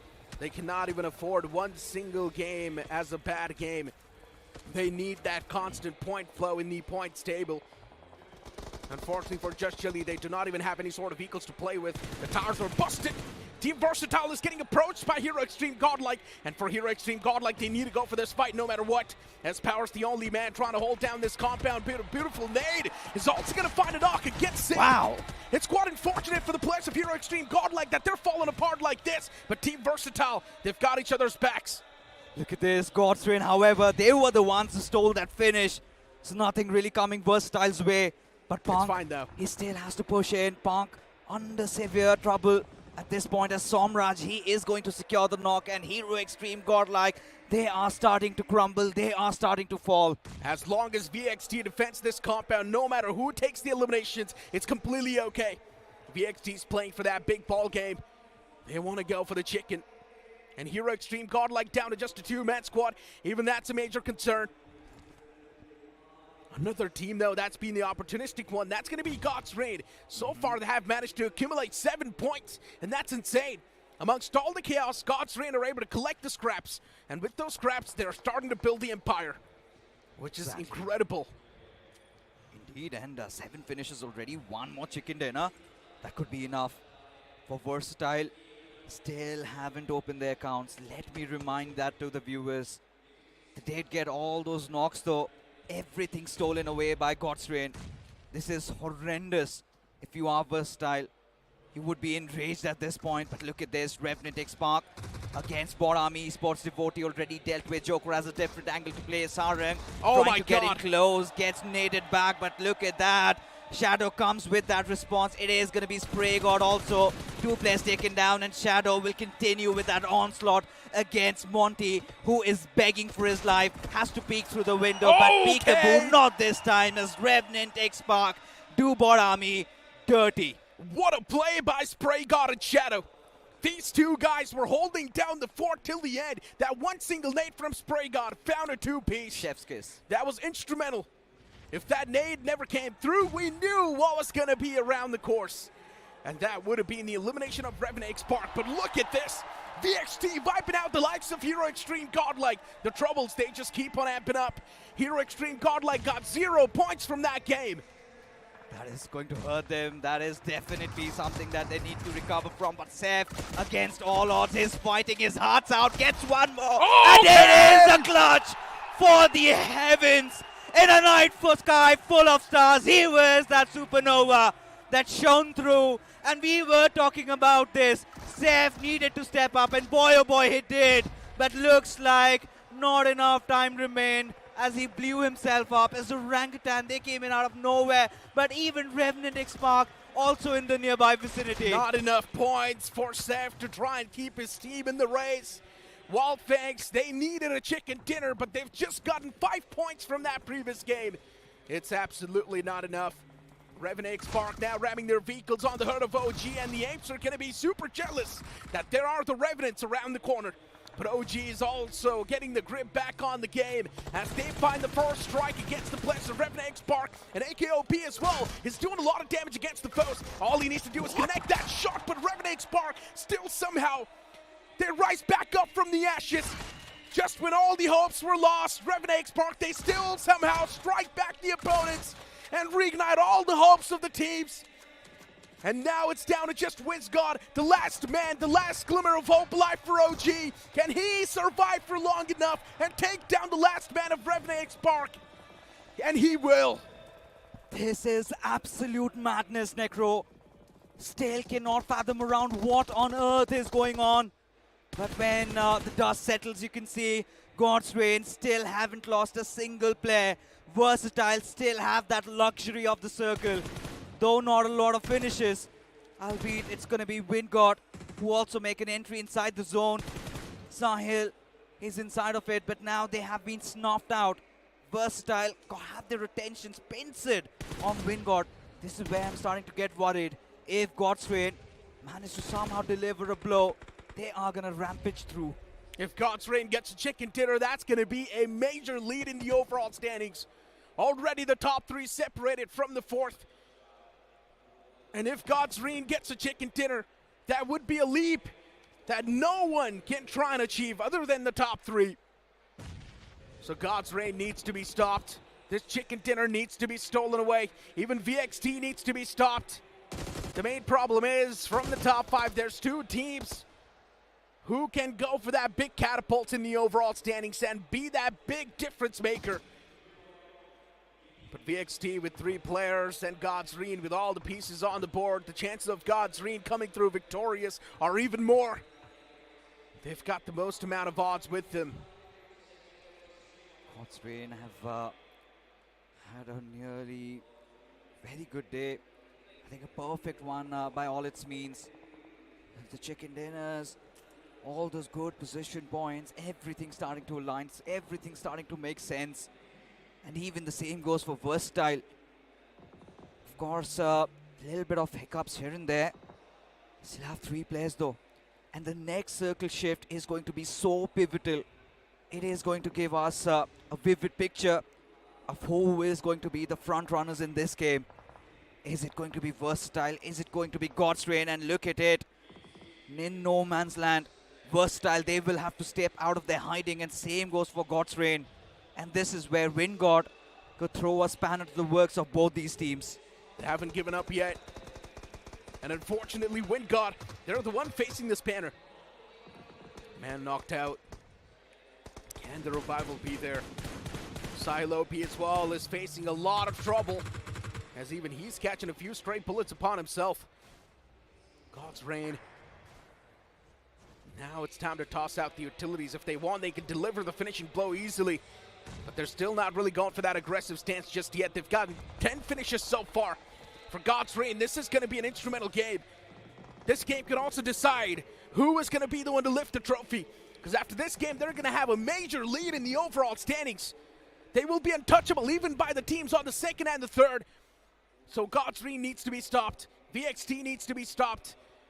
The other teams, they need to hope and pray that it will be WindGod to take the chicken dinner. If WindGod fails, their chances, their hopes and dreams of claiming the chicken will be next to none. But hold on, God's Reign, they're taking shots against WindGod, and unfortunately the players are now starting to fall apart. Even Infinity in the back who was going for the med strat, even he gets snuffed out. Look at this, 11 finishes already gathered. And seems like God's Reign have done majority of their bidding, but this is where it all falls down. Now somebody has opened up the Pandora's box, and look at Equinox just firing through, rampaging through God's Reign's departments as one after the other, versatile, bringing in all that heat. Now Delta and Ninja surely have to do something as his power already down on his knees. Even Somraj is taken down pretty low. The man needs to patch himself up right now. Does he have any first Wow. hits? And no's going to be the answer. Unfortunately, he's got no first hits to play with, but still it's going to be 1-on-2. Equinox, he's been deactivated throughout this entire tournament. Maybe now is the time to strike, but unfortunately, even Equinox gets put to sleep. And what a game by God's Reign. What's going on? A team that we never expected to perform this well is actually shining bright than ever before. Well, there certainly are. God's Reign and Fixes, I'm sure you have got a lot to say, because God's Reign, no one anticipated them to shine like this. Listen, heading on, they were also on the cards. They were one of those favorite teams, because league stages, this team had the highest amount of chicken dinners. Yes, there were those hiccups, but boy, oh boy, did they improvise, did they adapt. And even in this game, I think this is a game changer for God's Reign, especially considering they got a chicken dinner around 15 to 16 points, and they must have crossed that 100 points marker. Versatile, a decent game for them, and Carnival Gaming, they're left wounded, they're left hurting. God's Reign have cracked the code to this meta.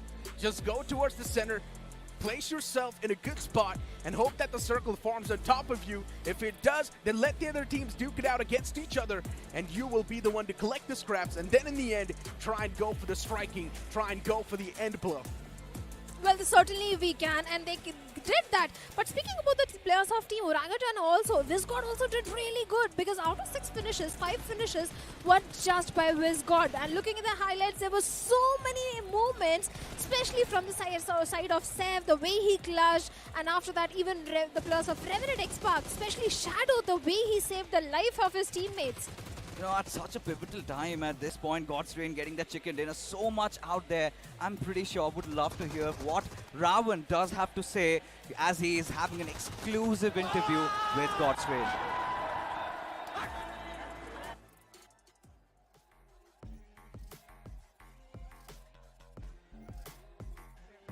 देखने को मिल रहा है overall अगर आप देखें तो सारी team struggle कर रही है कमबैक करने की, लेकिन ये टीम ठान ली है, मान ली है कि डोमिनेट करना अब हम यहाँ से स्टार्ट करेंगे। डेस्ट्रो, अभी तक हमने देखा है कि जो भी #1 में आ रहा है ओवरऑल स्टैंडिंग में, वो उतनी तेजी से गिर रहा है। अभी इकलौती टीम आप रहे हो जो उससे तो संभलने में कामयाब हुए हो, रीजन क्या है उसका? Nothing, we just playing a natural game, यही बोलूंगा। मस्ती कर रहे हैं, मजे कर रहे हैं, दैट्स इट। भाई मस्ती मजाक में अगर आप टेबल टॉप कर रहे हो तो बहुत अच्छा कर रहे हो। एक आईजीएल का पीओवी मुझे जानना है, क्योंकि सैनहॉक वीकेंडी तीनों में अगर आप देखें एक ही मैप हमें देखने को मिलता है। इन मैप्स को आप किस तरीके से देख रहे हो? वो कमबैक मैप है, डोमिनेशन मैप है, या बैलेंस करने वाला मैप है? आई थिंक लोग ऑफ मैप्स को वो कर देते हैं, अंडर एस्टिमेट बहुत ज़्यादा, बिकॉज यही तुम्हारा मोमेंटम बिल्ड करते हैं। एंड हम लोग बहुत सीरियस खेलते हैं, हमारे दोनों मैप्स के ड्रॉप्स अच्छे हैं तो पॉइंट्स आ जाते हैं, तो वही एक राज है जो बोल सकते हो आप। 100%। बट मैं एक खिलाड़ी से माफ़ी मांगना चाहूँगा, निंजा जॉर्ड। मुझे अभी भी याद है, मैं आप पे सवाल उठाया था कि कहाँ है वो निंजा जॉर्ड, क्या हो गया उस निंजा जॉर्ड को। लेकिन भाई जो जवाब मैचेस में आप देना स्टार्ट किए हो, और आपने बोला था हेटर्स को भी जवाब देंगे, बहुत प्यारे तरीके से दे रहे हो। रीज़न क्या है? रीज़न वही था कि थोड़ा सिनर्जी वगैरह, मतलब मैं इतना अच्छा भी अपना खुद का परफॉर्मेंस कर नहीं पा रहा था। बट हाँ, धीरे धीरे वो बोलते हैं ना कि जो प्रैक्टिस करते हैं, जिनको खुद पे भरोसा होता है, वो एक ना एक दिन पे दिखाते, तो वही प्रैक्टिस चल रही है, एंड आहिस्ता आहिस्ता फिर से फॉर्म वापस आ रहा है, एंड और एक दिन है, देखते क्या होता है। अरे 100% अच्छा होगा। एक लास्ट सवाल हम यहाँ पे जरूर पूछना चाहेंगे। जस्टिन, आई मीन क्या आप देख रहे हो उस एमवीपी के टाइटल को? क्योंकि ओवरऑल अगर आप देखें जस्टिन तो एमवीपी के रेस में आप काफी अच्छे तरीके से चल रहे हो इस पूरे टीम में, उस पर भी नजर है? नहीं, ट्रॉफी में नजर है, तो देखते हैं कि क्या होता है ओवरऑल। लेकिन अभी चलते हैं कास्टर्स की तरफ से, जानते हैं कि गॉडस्ट्रीम का परफॉर्मेंस उन्हें कैसा लगा। I think not just us, everyone loved the performance which Godstream is bringing in, and I'm sure they are the top contenders at this point for the trophy. But VXT, even they were disappointed. Hero Xtreme, Godlike, the disappointment is there on the faces of the players of Hero Xtreme, Godlike as well. Oh man, especially when no one. Yeah. I guess Hero Xtreme Godlike are definitely not really feeling that great. Admino, you saw the stats as well a while ago, right? We saw the entire Hero Xtreme Godlike cards in front of us, and Admino was not even able to touch the double digits, and that's a big sign of concern because Admino has always been that big playmaker for Hero Xtreme Godlike. If he's not waking up, then it makes a lot of sense why Hero Xtreme Godlike is currently down in the slumbers. But a team that's doing really good and a man that's popping off in all the different margins, that will be Delta PG from God's with 6 finishes and 43% finish contribution. You know, takes me back to this conversation I had with Destro just before the day began. He said, listen, Fixes, we can win the trophy if one man steps up. Has to be that guy. Delta PG has been through such a rough phase, and look at it. What a perfect timing to step up. It's so poetic at this point because when you talk about the stars of the match, I think God's Reign, they've just taken over. Oh, they are. They have best companion. Justin is there with 3 rescues. Delta PG, the finisher, because he was the one who landing the last player, and 6 finishes just by Delta PG. And even Godstrain did steal too many finishes from the side of VXT. I think VXT is not going to be happy at all. God's was stealing finishes on the map in general. They were just taking finishes from everywhere. It's okay. They just had a really good place to play with, and they were like, you know what, guys, let's peek out from the windows. There's a lot of fights happening around us, and let's try and squeeze as many points as possible. And that's how God's were able to accumulate that many amount of finish points. But this is how the action really kicked off. K9 Esports, Reckoning Esports right next to each other. There was also Metal Esports in that mix. I'm not even exactly sure why all of them decided to drop on this compound, but that really costed them that major game. But if you notice, Fixes, I think, you know, every single map Metal is having a drop clash. Yeah, I mean, Metal have to be prepared. And this is not, I think, pertaining to the drop clash that they had to go through. It was all about that flight path trajectory being so treacherous. Everybody just wanted a common ground, drop down, get some vehicles, get the hell out of there. But seems like a lot was going on in their minds. But Carnival Gaming, absolutely disappointed with how they are crumbling under the pressure. Same goes with iQOO. We had been talking about this. They were flying high on that momentum train, and this one halt could really mean the whole world to them. This is it. It's either go big or go home for them. At this point, all the other teams on the latter half of the board, or maybe even the teams that are not in the top 3, they need to start targeting. That's the only way I can see this, because the top 3 is starting to build that constant momentum. They're starting to build that big lead, and if they're not able to achieve that feat right now, then it's done for. Tomorrow has to be the day where they target all the teams at the top 3, and then only maybe the teams in the top 8 stand a chance to make that comeback. The top 3 is building too much of a lead, especially God's Reign. Tomorrow, they need to be stopped. If they keep on pulling off games like this, then we already know who's going to be the champion. See, I'm still going to cut some slack to the players of Team iQOO because it was a map of Vikendi, and they do have few good finish points for themselves. But if they really step up on the map of Erangel, they still stand a chance to be in the top 5. But if they mess up the next coming map of Erangel, then I think iQOO, they are pretty much done. But there was few moments also from the side of Revenant X Park where Shadow did perform really well, especially against the players of BotArmyEsports. You know, see, why I'm still just budging around iQOO is the very fact that this is a LAN. And LAN is all about having that momentum, not having to look behind. Now, they had been going all out, and suddenly they have been put to an abrupt halt.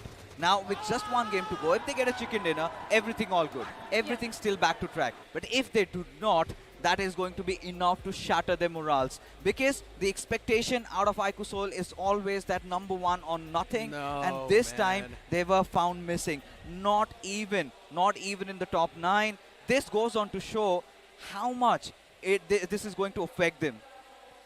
Well, it is going to affect them because they are nowhere to be seen in the top 9 in the match ranking, but 24 points, 14 elimination from the side of Godstrain are definitely going to help them to stay on the top. K9 Esports, this time they had only 3 points. K9, they really need to fix what's happening wrong. Those initial fights, those initial aggression is not helping the case of K9 at all. Even iQOO Soul with just 3 points remaining, it's not looking good. And Medal, they were on the second spot at the start of the day, and now with only 2 points, even Medal is facing a downfall. You pointed all of them out, but then you missed out on one major name, and that was just Chili. Remember what I said? If a team's playing on the average, they need to stick to that average in every single game. Even one single game let loose, that's going to be a major concern. And already the concerns are now starting to rise. Godstrain, as I mentioned, they're starting to make that big lead in the overall standings on the first spot, getting 106 points, already crossing that 100 points marker. And then you've also got VXT on the chase. Luckily enough, VXT is not that far back, but the problems do start to rise, especially for CG. But still, look at that difference on third and the fourth spot. Here, Xtreme Godlike with just 66 points. They need a chicken dinner to be even in that top 3. Also, look at the disparity between the placement points and the elimination points of Carnival Gaming. They have got the least placement points. They really need to work on those placement points as well, because yes, they are sitting at the third spot at this point, but if this continues on day number 3, just by finish points, they can't retain their spot in top 5. You know, honestly speaking, Carnival Gaming, let's talk about them a little bit much. Because yesterday we saw them, the only way was just going for those fights. Then eventually at the latter half, we saw them getting those chicken dinners. We saw a little bit of them being, you know, positioning-wise quite sound. Huge shout out to DHL nonetheless. You can level up your career. But getting back to the conversation, or to the fact that I was trying to point, is that they haven't found that cohesiveness around them. It was about their fights happening. This time they have been somehow distancing themselves from all those fights. They have been running away from them to the point where they're even starting to get scared of engaging in one. I think the thing is, if you look at the discipline which Godstrain is having, every single time Godstrain focuses on the placement, and they do realize the finish points will eventually come in if you have the circle, if you have a good position inside the circle. That has been a game plan for the players of Godstrain from the very start. But Carnival, from match number 1, day number 1, they're just focusing on the finishes. They forgot the placement points completely. They indeed did, right? I mean, for Carnival Gaming, look, honestly speaking, that worked out for them. The way they were playing, especially on the day 1, the aggression that they showcased, that also got them the chicken dinner. That was the confidence that was oozing through, because they had done a lot of research on the lobby. But you know what? I've got a lot to say, but maybe I'll say that after this short break. We're going to move on to a short break. We'll be right back.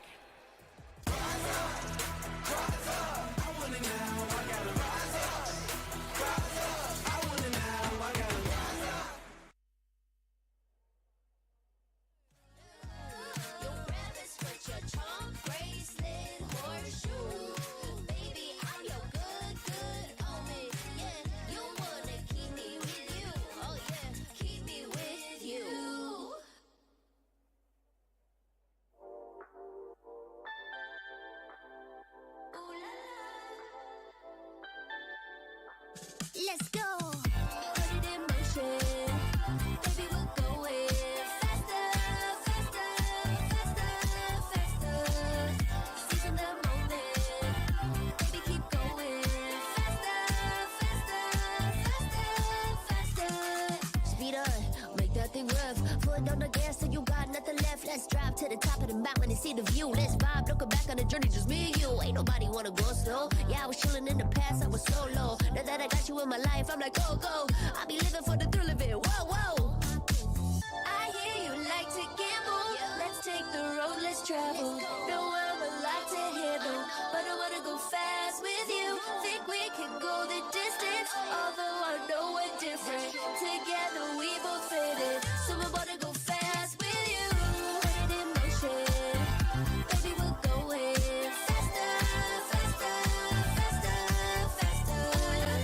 Seizing the moment, baby, keep going faster, faster, faster, faster. It's like they never even seen us, and nothing will ever get in between us. I'ma ride by your side every season, and if anyone try to stop us, we just speed up. Yeah, always keep it at 100. Top down, pretty face, so sun-kissed. Know it's scary, but I swear I really love this. Big shades on, summertime in London. I hear you like to gamble. Let's take the road, let's travel. Know I'm a lot to handle, but I wanna go fast with you. Think we can go the distance, although I know we're different.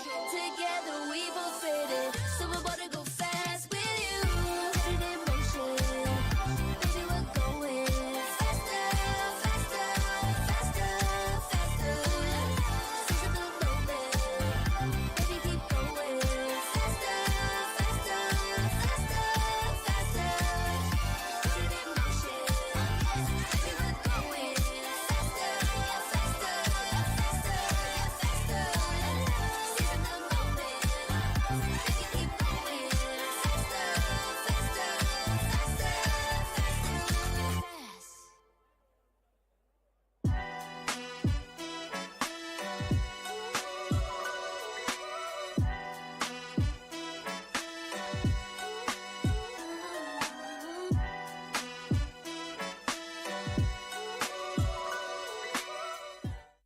The Snapdragon Pro Series is brought to you by Snapdragon Elite Gaming and DHL. Well, the day of comebacks has basically turned into a day of domination by God's reign as they soar through and create that big lead right now. And I think so this is basically the best start of day number 2 for them, Shadow. Of course, it can't be better than that for the players of God's Reign, VXT. They wanted to come back, especially VXT. They were right at the bottom of the leaderboard at the start of the day, and now they're looking at the top spot. Absolutely. They indeed are. I mean, look, for VXT at the end of the day, we all knew that considering they're also the defending champion and considering they were looking in such a top-notch form, we all knew that VXT is going to be a team that's going to be contesting the trophy closely. But we never expected God's Reign to do so. Yeah, they performed pretty good on challenge season, understandable, but we genuinely thought that the way God's Reign was playing, maybe that playstyle's not going to work out in the LAN finals, but it's actually working out wonders. If anything, it's been working out so good that they've consistently got over 24 points in those chicken dinner games. And honestly, we've been talking about comebacks, right? We've been talking about teams who've been dominating. iQOO Seoul dominated for quite a few games consistently as well. Yes, they had those 10 to 12 points. And after that, I think so they did pretty solid in the chicken dinner game. I think only 2 games iQOO Seoul did really good. After that, in the map of Vikendi also, they were really struggling. They just got those average points. But like you said, if they do really well on the map of Erangel, if they dominate on the map of Erangel, I think iQOO Seoul will be looking confident, much more confident for day number 3. Of course they will be, man. This Erangel has to be a great one. Either 14 points or nothing below that. Maybe even 10 points can actually do the deed, but that's going to be the average touched up. And at this point, we clearly saw the top 3 is on a different league. If you want to get in the top 3, if you want to have a chance to be in the podium, you need a chicken dinner. There's no other crack. Absolutely, there's no other crack, and there's so many teams trying to go for that. And if you guys think you know which team is that will win the next game, make sure you hop down your predictions in the comment section, because we'll be watching that. And we need all of that support out there, not just us, the entire team, every single player out there who've been there. They are doing all of that. And guess what? If you like what we're doing out here, if you enjoy all of it, make sure you scan the QR code and you send us all of our feedbacks as well. We'll be looking for that and we'll be going in for the improvements. But honestly, talking about improvements, Godlike showcased a pretty solid improvement, specifically after Sim hopped in, Shadow. Yes, his Simp is really doing good, but we expect much big things from the side of Hero Xtreme Godlike, especially if you look at the performance which they had on the map of Vikendi. I don't think that was the best performance for Hero Xtreme Godlike. Of course that was not, but you also need to consider the fact that they've also lost the momentum, right? Day one, not exactly that great. Yeah, ending game was good, but it was still not a chicken dinner. So Hero Xtreme Godlike throughout the entire LAN final so far, they've never actually had an actual momentum. So that's something we all need to take under consideration. And if they do win this last game, though, now that can be a momentum setter for them on the last day. Hero Xtreme Godlike is currently sitting on the 4th spot. Yes, there's a lot of points separating 4th and the 3rd, but if they win the game, they will be towards the podium. Absolutely, and that's exactly what they're eyeing out. Their coach mentioned as well, all they need is top 5 right now, and then they're going to focus down onto that podium. But with the way how the lead has been building up, it seems that right now chicken dinner is the only way for you to go, and that's exactly what even Versatile would be thinking too. They're 10 points behind right now. There was a time when they were actually leading. Yeah, it's completely fine though, right? 10 points is not a lot. They're currently sitting on the 2nd spot in the overall standings. And considering, yeah, God's Reign is just dominating Destro and the boys once again back in the top-notch form that they deserve to be in. Even we still remember that domination of Destro. Back-to-back tournaments were conquered by the man. 2023 was his year's Gladiator Esports. And maybe now that same history is being repeated by a different banner, which is God's Reign, but the same boys. One more history is being repeated in every single map, and that is Medal having a drop clash. We call it drop clash or a rotation clash, but right off the bat, at the very start of the game, Medal is engaging in some sort of fight, and they are on the losing side. Here's the thing. Who wants to bet on this? Medal Esports, on the end day, they will still be in contention for the trophy. I said this, you challenged me for iQOO Seoul, and I always stuck with them. You said that, you know what? Let's bet something. You want to? Yeah, sure. For Medal or iQOO Seoul? I mean, iQOO Seoul is already in contention, my friend. Yep. You've lost that bet, technically. So you owe me, what, a packet of chips? Is that what you owe me? Packet of chips? Well, that was Momos, if I'm not wrong. Okay, well, fine. All right, cool. We're on for Medal. We're on for Medal. I get French fries. Yes, sure. Why not?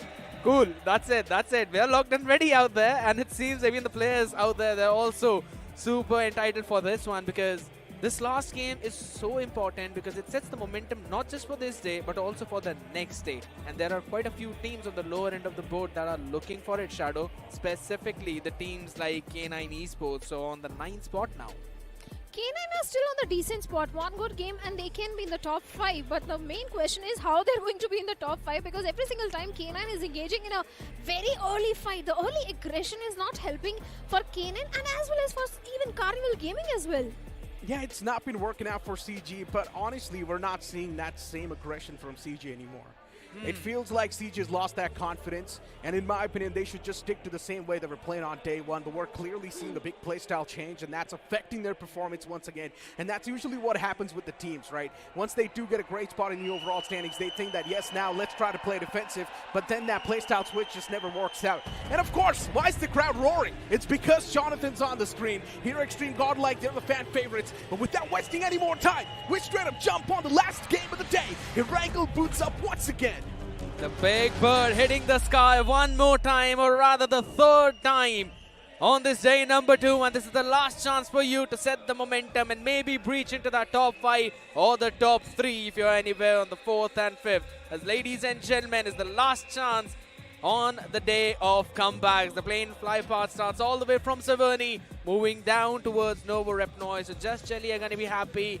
K9 Esports are going to be happy. But the ones who want to drop towards Query, Primos, Ferripier, well, good luck if you find some vehicles. Well, you have to find those vehicles, but my eyes are on the drop clash. Those early fights. I want to see who's going where. K9, they have been going all the way towards the side of Siverny since a very long time. But seems like this time, K9 is not really going for Siverny directly. Maybe something is growing up between all the 4 players, because K9, yes, they were on the struggling side. Maybe they're trying to go for the early aggression, or maybe they're just trying to go for those split loot and grab those vehicles. I don't know, we will find out. But Revenant Expert, they always love going towards the side of Yasnia, and that is exactly where they are heading at this point. But seems like I'm going to be disappointed since we don't have any drop clash happening. I was about to say the same thing, right? Because BotArmyEsports right now are dropping in, but guess what? They still have the drop clash. It's Gujarat Tigers, 3 players, or rather 4 players in the exact same compound. It's not just one, even Carnival Gaming now up and close with medal as Prince is the first one to fall. The throne is being stolen away as Legit is legitimately down onto his knees. A machete in the hand, but Goblin has got a better weaponry. He answers back on Cyrax, and it's all down to just Sarvit now. He's got a pretty long ponytail with the character, but it does not matter as Carnival Gaming pick apart medal one after the other. The lower team on the leaderboard trying to target the ones on the top eventually ended up giving them some good buffer for this one, because with these 4, CG now moved to 91. I told you, every single game, the moment the players of Metal Esports step their foot on the ground, they are engaged in a fight. Either they're getting targeted or they go for those early fights. Whatever is the case, it is not really working for the players of Carnival, for the players of Metal Esports at all, because now also they are left with only 2 players remaining, and Just Jelly all the way towards the side of Noropnoi. Let's see how that is going to turn out, because even Jelly and the boys, they are on the struggling side. Yeah, indeed. Even the previous one, if I'm not wrong, they eventually faced a problem out there. So Jelly and the boys, they really need to pull their socks up at this time, because this is the time when you can either make history or you can be a part of someone's history. Carnival Gaming, they had the opportunity now. We've been talking about how this team constantly needs to play aggressive, and Metal Esports gave them the perfect opportunity. And with that, a good buffer now. They can try and play in a bit more slow. Over towards the farm is where they are, as the circle forms towards the extreme eastern ends. All the way towards the Lipovka, towards Milta Power, Godlike, Orangutan. They're going to be super happy. Reckoning as well, who are technically in the smack center. Teams want to play around the shelter area too. Well, certainly reckoning. They are towards the side of shelter, but iQOO Soul always love going towards the side of school apartment. I expected an initial fight from the side of iQOO Soul, but that's not really happening at all. Everyone is just minding their own business because they do realize the last game of today is going to be super important. Whoever gets the chicken dinner, they're going to have that confidence for the start of day number 3. The momentum will be in their favor, so everyone wants to end the day on a really good note, and including the players of Wyld Fangs, because let's be honest, kid, even Wyld Fangs are not having the best of the time. They are sitting on the 14th spot with 43 points. And we saw in the team card as well that Trace God was doing the majority of the heavy lifting. Seth has really stepped up, but it was just one game where he stepped up. It just came down to the same thing, right? In the 10 games that you've played till now, your teammates are stepping up in one game. All right, understandable, but that is absolutely not enough because let's be honest, right? For God's Reign, we knew that Delta is the one who's struggling. And in the previous game, Delta was the MVP. So imagine if he keeps up this performance, they're going to become a force to be reckoned with, an unstoppable train.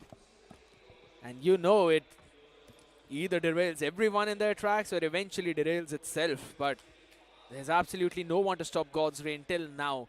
And if I'm not wrong, this is the only team to have grabbed, what, 4 chicken dinners in their bag?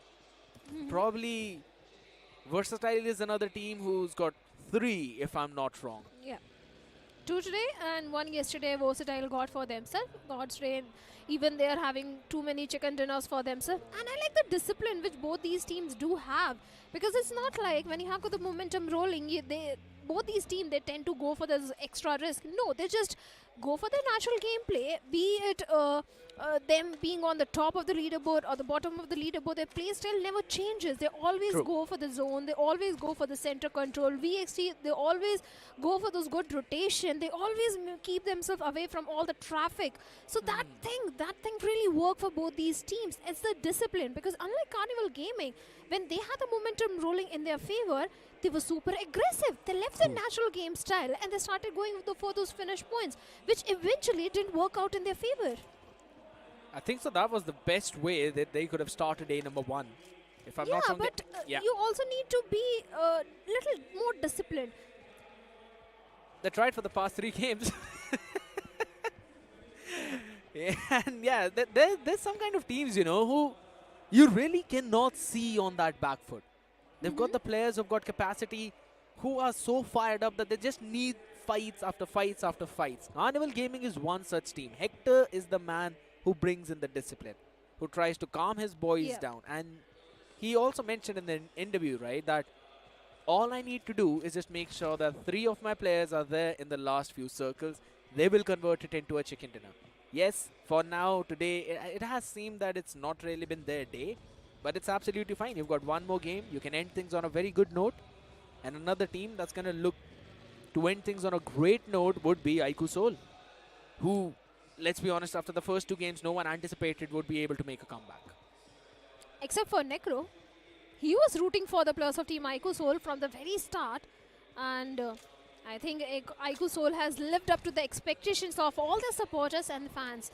But they still need to perform on the last Erangel, because if they don't get those average 10 to 14 points on this map, I think day number 3 won't look that fantastic for the players of iQOO Soul. They need to get those 10 to 14 points on this map of Erangel. And same goes for the players of Carnival Gaming. Yes, they are sitting on the top 5, but if they do get a chicken dinner, that is also going to give them such a good momentum boost for day number 3. But there was someone who was struggling, and that is Gujarat Tigers, because let's be honest, yesterday Gujarat Tigers was in top 5, but now they are nowhere to be seen in top 5. There have been a couple of games out there as well. In that situation where we anticipated that Gujarat Tigers might possibly come out on top. Even yesterday on the map of Sanhok, they showed some signs of life. Even today as well, in a few fights, we did really see them slowly and steadily move up. And I kind of anticipated, given their position, that maybe they'd find a good number of finishes as well as a placement. And maybe they could convert it into a few, but it all eventually ended in just a maybe. 57 points till now, not being able to convert the fights. That has been a big problem, and they really need to pull up their socks. But before we continue, continue, Scared, let's give a huge thank you to Snapdragon India for bringing the global community of mobile gamers together. Get access to even more exclusive events and competitions and stay up to date on Snapdragon's latest technology by signing up to be a Snapdragon Insider today, and stay up to date by following Snapdragon_in on Instagram and Twitter. And like you were saying, that few teams are still making a comeback. One of the name could be the players of Hero Xtreme Godlike, because Sims Edition is really working for them, and seems like they are in such a close proximity to the players of Revenant X Park. Seems like Revenant, they're shying away from the fight. They're backing off because they do realize it's an open terrain, it's an open field, and they can't afford any sort of risk at this point. Oh, it's not just that as well. There's also the members of Orangutan, the apes, out there hunt for the blood. Apes finally had the previous game in a pretty decent manner. If I'm not wrong, 12 points for them. But they are still at 63. Way too far away from the first position. But someone who's way too close to Sensei is the man Knuckle. One of the biggest clutch meister of iQOO Soul. And Sensei, he's just decided to back off from this fight. This is a risky maneuver though. But again, the cliff is eventually helping him just because of that dip. Knuckle did not have an angle onto that vehicle. That's why he's now just going in for that chase. Wyld Fangs shying away from the fight as well. We can see the hesitations coming in from the team, but the team that is not hesitant at all is Carnival Gaming. Getting a big pick on Ninja Jord, who was one of the star performers in the previous game as well, along with Delta for this lineup. Has been brought down onto his knees. And Carnival, with the way how they started their rides in the amusement park of day one, they're now slowly picking up the pace back again. Seems like all they needed was a break. I love the way the Hector has been stepping up in every single game. Previously also we saw domination from the side of Hector. This time also 3 finishes out of 5 are just by Hector. Being the IGL, he's doing wonders for the team. He's doing the heavy lifting also when it is required. But for now, they need to be a bit cautious of their surroundings, as they are in such a close proximity to the players of BotArmyEsports. And we know what sort of menace BotArmyEsports can prove to be in the lobby. Yeah. They are struggling, but they make sure they rain on the parade of someone else. And for now, it could be the players of Carnival Gaming. But seems like Carnival Gaming, they're backed off from that situation and trying to scuttle back to the safety. But the circle, we have an eastern circle. And the players of Reckoning, iQOO Soul, Hero Xtreme, Godlike, they are in the dead smack center. The next fight could be between the players of K9 and Hero Xtreme, Godlike. Because K9, they're also traversing from the northern side. This is one of the first few situations when I'm actually seeing Godlike not outside of the circle or trying to barge in from those northern ends, but rather sitting inside comfortably and now in a position where they need to defend. But the question is, the way how they like to play in so far aggressive, is this circle going to help that out? Because we know how many times you're going to see those third parties out there, and that's one of the main reasons why we're hearing those shots being made all around the corner. Versatile right now under the fire of OG. And there's another team that is close by to OG. That's Wyld Fangs. iQOO Soul as well in their vicinity. And if I'm not wrong, maybe Reckoning too. Right in the smack center. There's still a few teams that have been way too far outside. Right now, Atanki is the man who's outside the reach of his teammates, so he needs to run away to make sure but he does not give up a life out there in the open. Versatile just pushing away the apes from the grounds that these lions hold.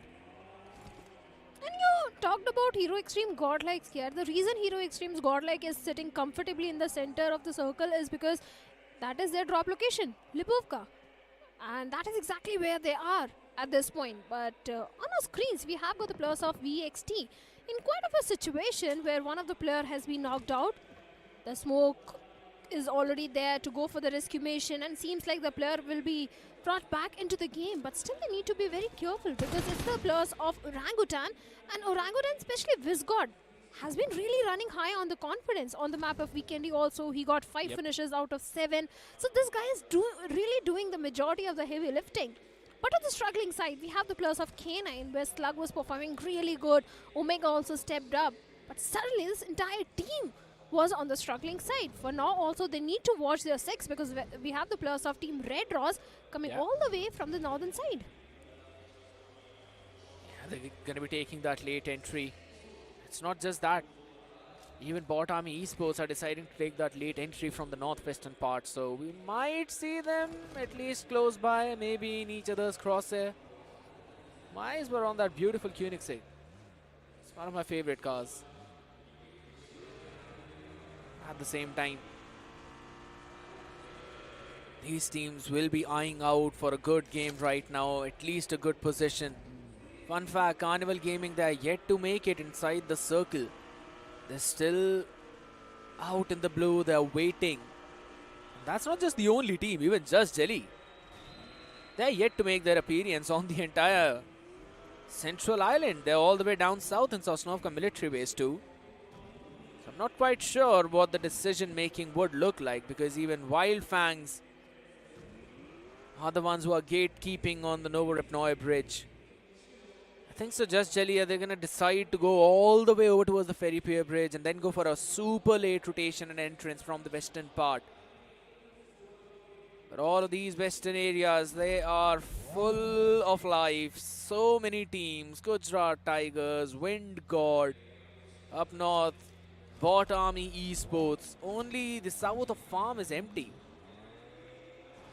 The next circle shift is going to be super important, and we have an eastern, southeastern shift. It is favoring heavily the players of Revenant X-Park. Their backlines are completely clear. They have the entire control of Milta Power.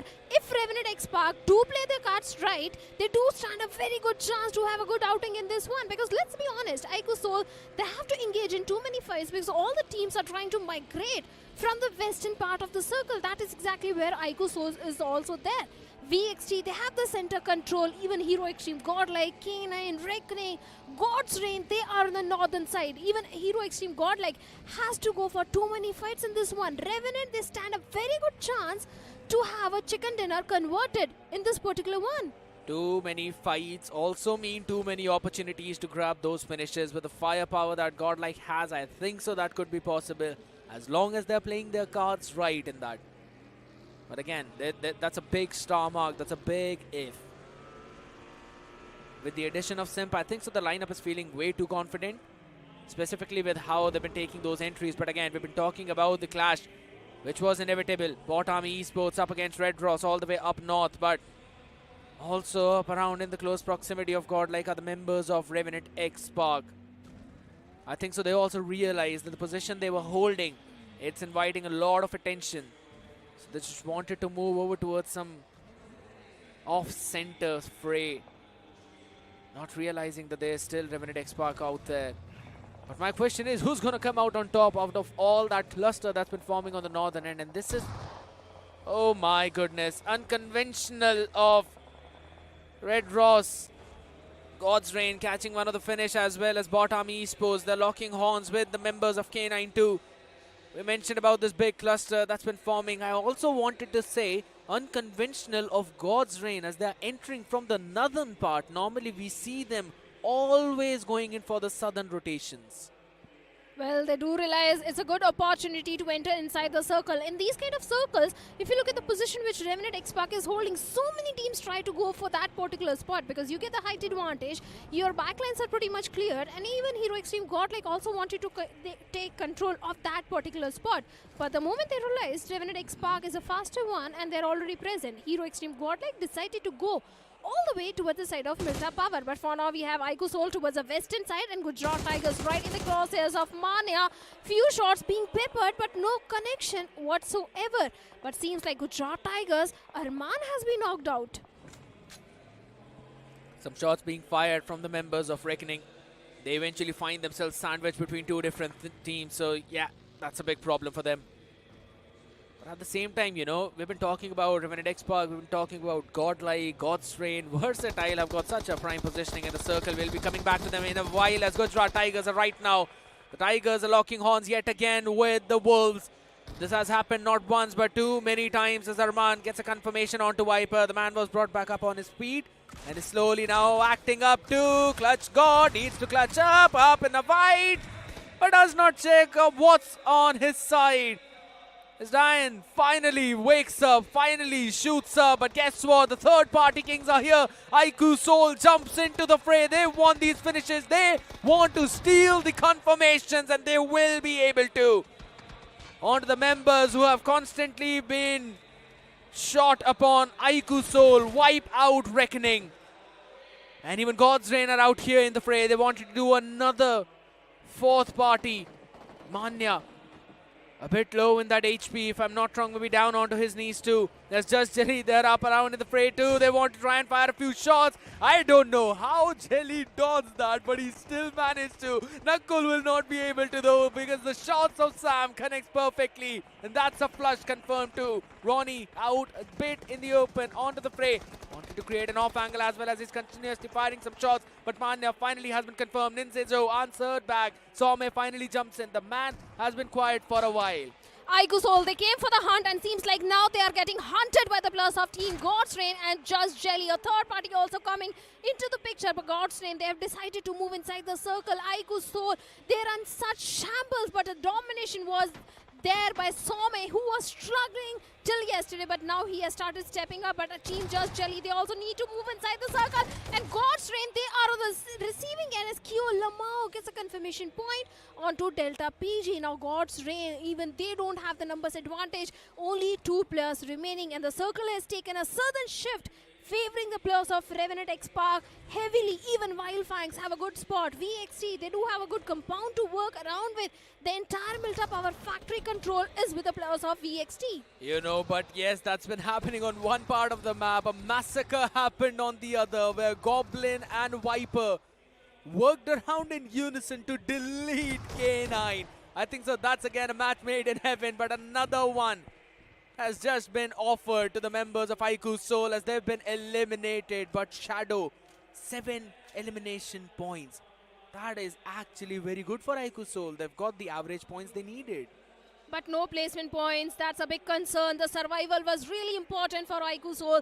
They went for the hunt, they didn't anticipate the third party happening from the side of Just Jelly and God's Reign, and that is where iQOO Soul succumbed to death. They should have survived because this game was really going really good for the players of iQOO Soul. But still, the players of Revenant X Park, they do stand a good chance. Even WinGod do stand a good chance as they've got the entire southern control. But for now, WinGod Esports, they're moving all the way towards the side of BotArmyEsports. BotArmy, they do have a good compound to work around with. Yep. But are they prepared for the onslaught of WinGod Esports? Are they prepared for WinGod, who is trying to breach into the same compounds? And not just WinGod, it is also the players of Team Just Jelly who are eyeing for this very compound. Yeah, again, they really just want to find out that one safe space, that one safe haven. And Bot Army, they are the ones who are finding themselves in the perfect place. I kind of thought that they'd be able to gatekeep to the teams who would be wanting to take that entry from that southwestern part, but it just seems they were the ones who were at the very last to enter there. WinGod as well, understanding that the circle is either way is not going to shift there, so are now making their own moves. And in the meantime, on the other parts of the map is where we are seeing the members of Godlike rotate.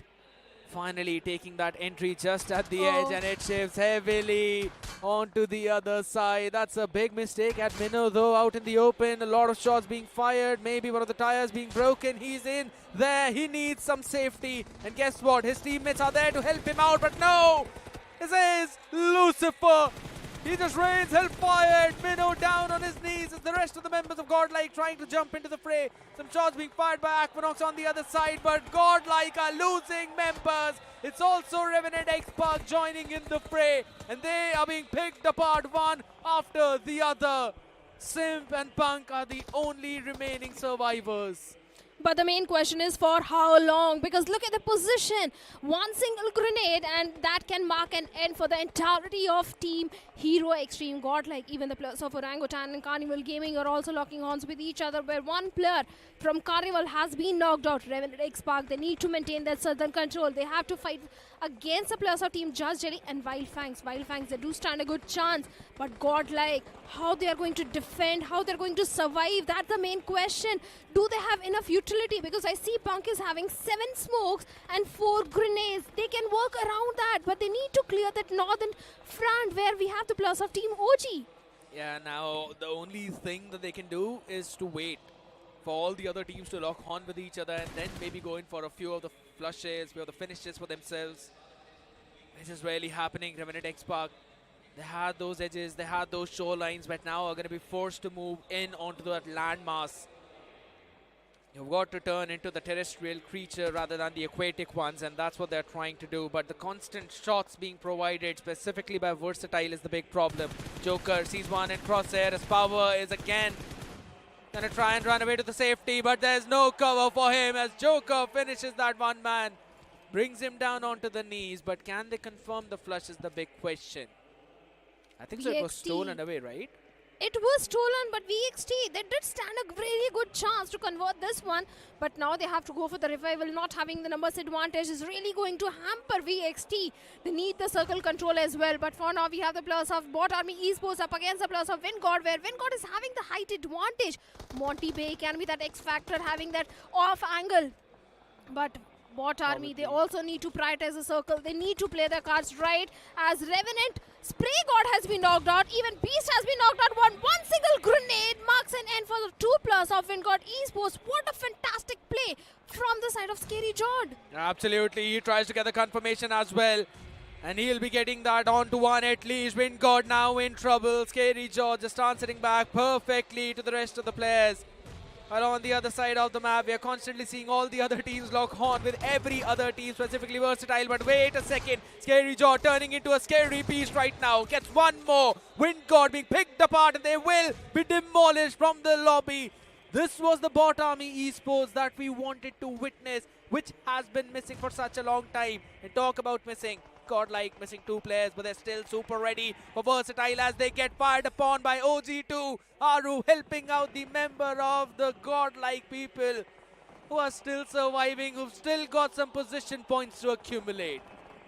Well, certainly Hero Xtreme Godlike wanted to have those placement points. 2 players remaining. They have the control of the circle. Even Wyld Fangs, they have all the 4 players alive. They have got a good compound to work around with. They have the entire southern control. Wyld Fangs, this can be a big game even for them. Revenant X-Park, they're holding on to the Wizard Tower. But seems like Sensei, all thanks to that smoke, is aware that someone is there in that Wizard Tower. And the entirety of Wyld Fangs, he's keeping an eye onto the players of Revenant X-Park. But for now, Scout's entire focus is on Kyo Lamau and Just Jelly. The 2 players holding on to that warehouse. How they're going to traverse inside the circle is a big question. What are the chances that Godlike actually convert this one? They're pretty low, but again, all the teams are locking horns against each other. Right now, OG up against Carnival Gaming as well, which you mentioned. They've got one confirmation too. Hector falls down to the nade as well. Goblin up close and personal, who will not win the fight as it's Wizjord who answer back. The OGs are here this time around. They're bringing the consistency train with them. As on the other end of the spectrum, they're seeing the members of Just Jelly firing some shots. BotArmyEsports, not just from one, but rather from 3 different directions are being fired upon. A big nade lands in, does not get the confirmation. It was behind the vehicle, but maybe the other gets it, and that's of Atanki. OG slowly and steadily moving up. And guess what, Shadow? Wyld Fangs, 4 players. OG, 4 players. Godlike only 2. But OG and Wyld Fangs are probably going to lock horns against each other.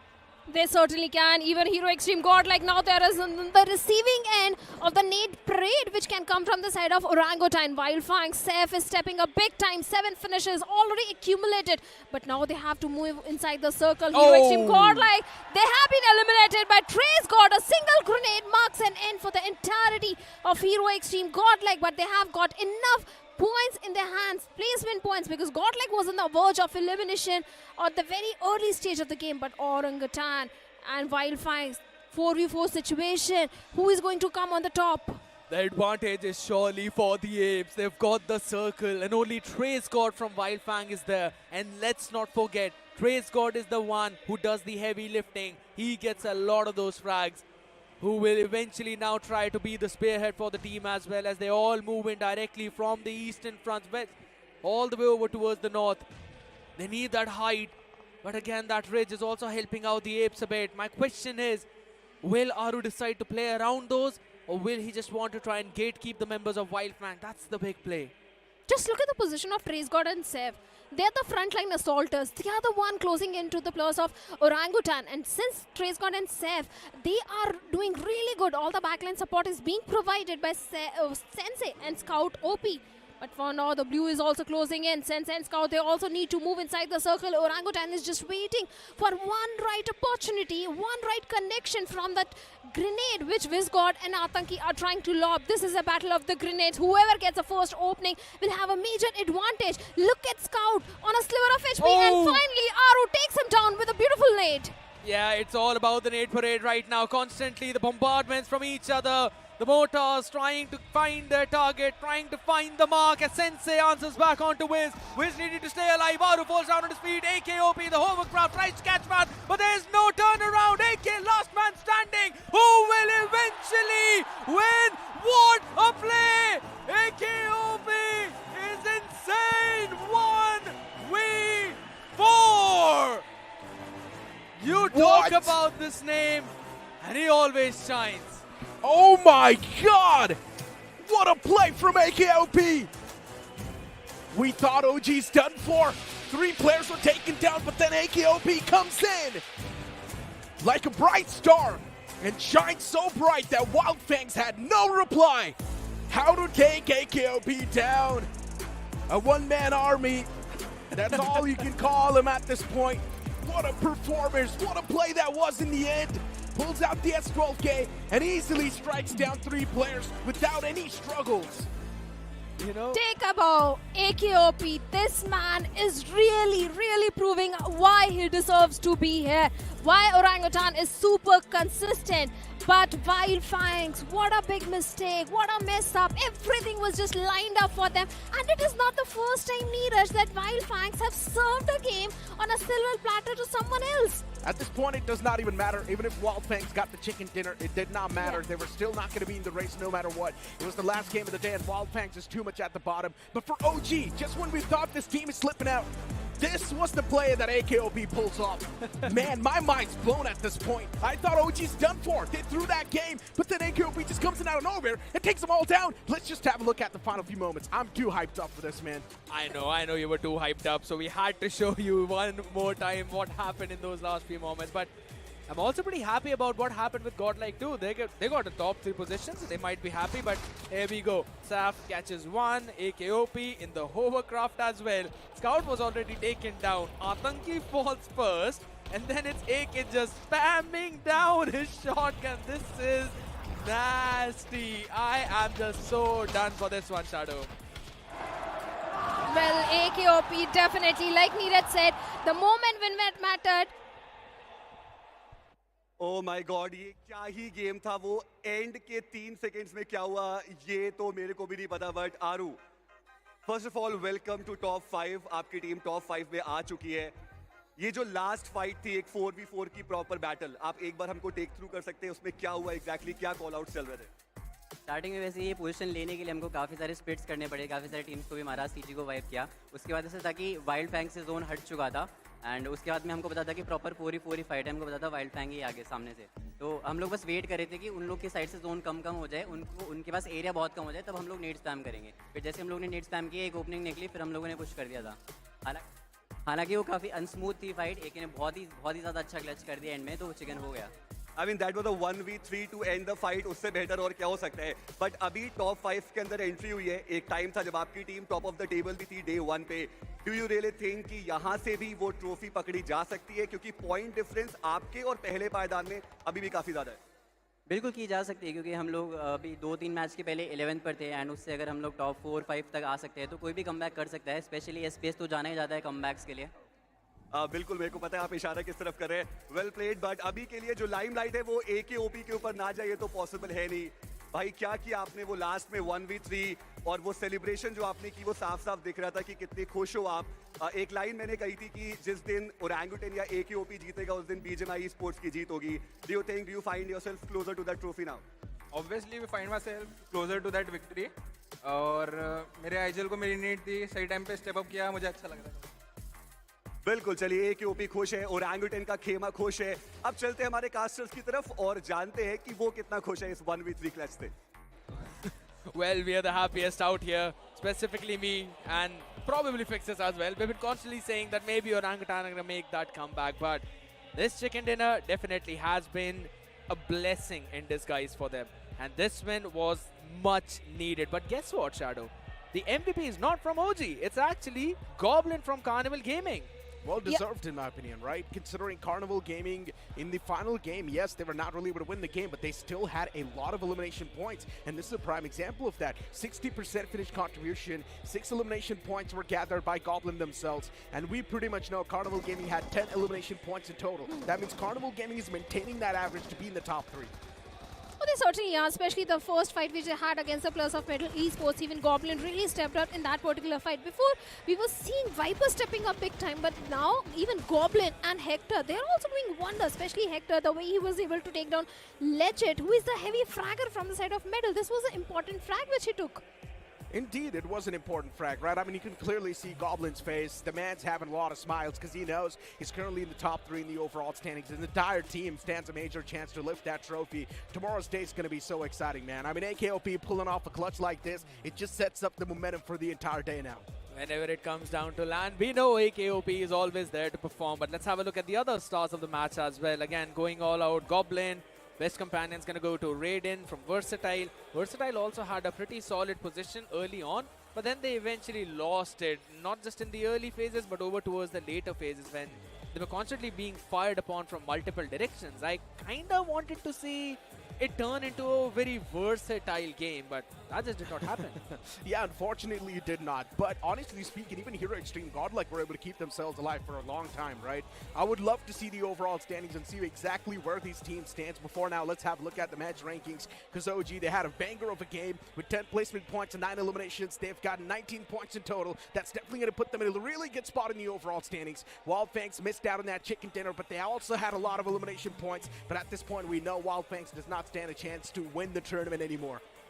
Of course, they are right at the bottom of the overall ranking, but Carnival Gaming, they do stand a chance to lift the trophy, and 12 points are definitely going to help their case.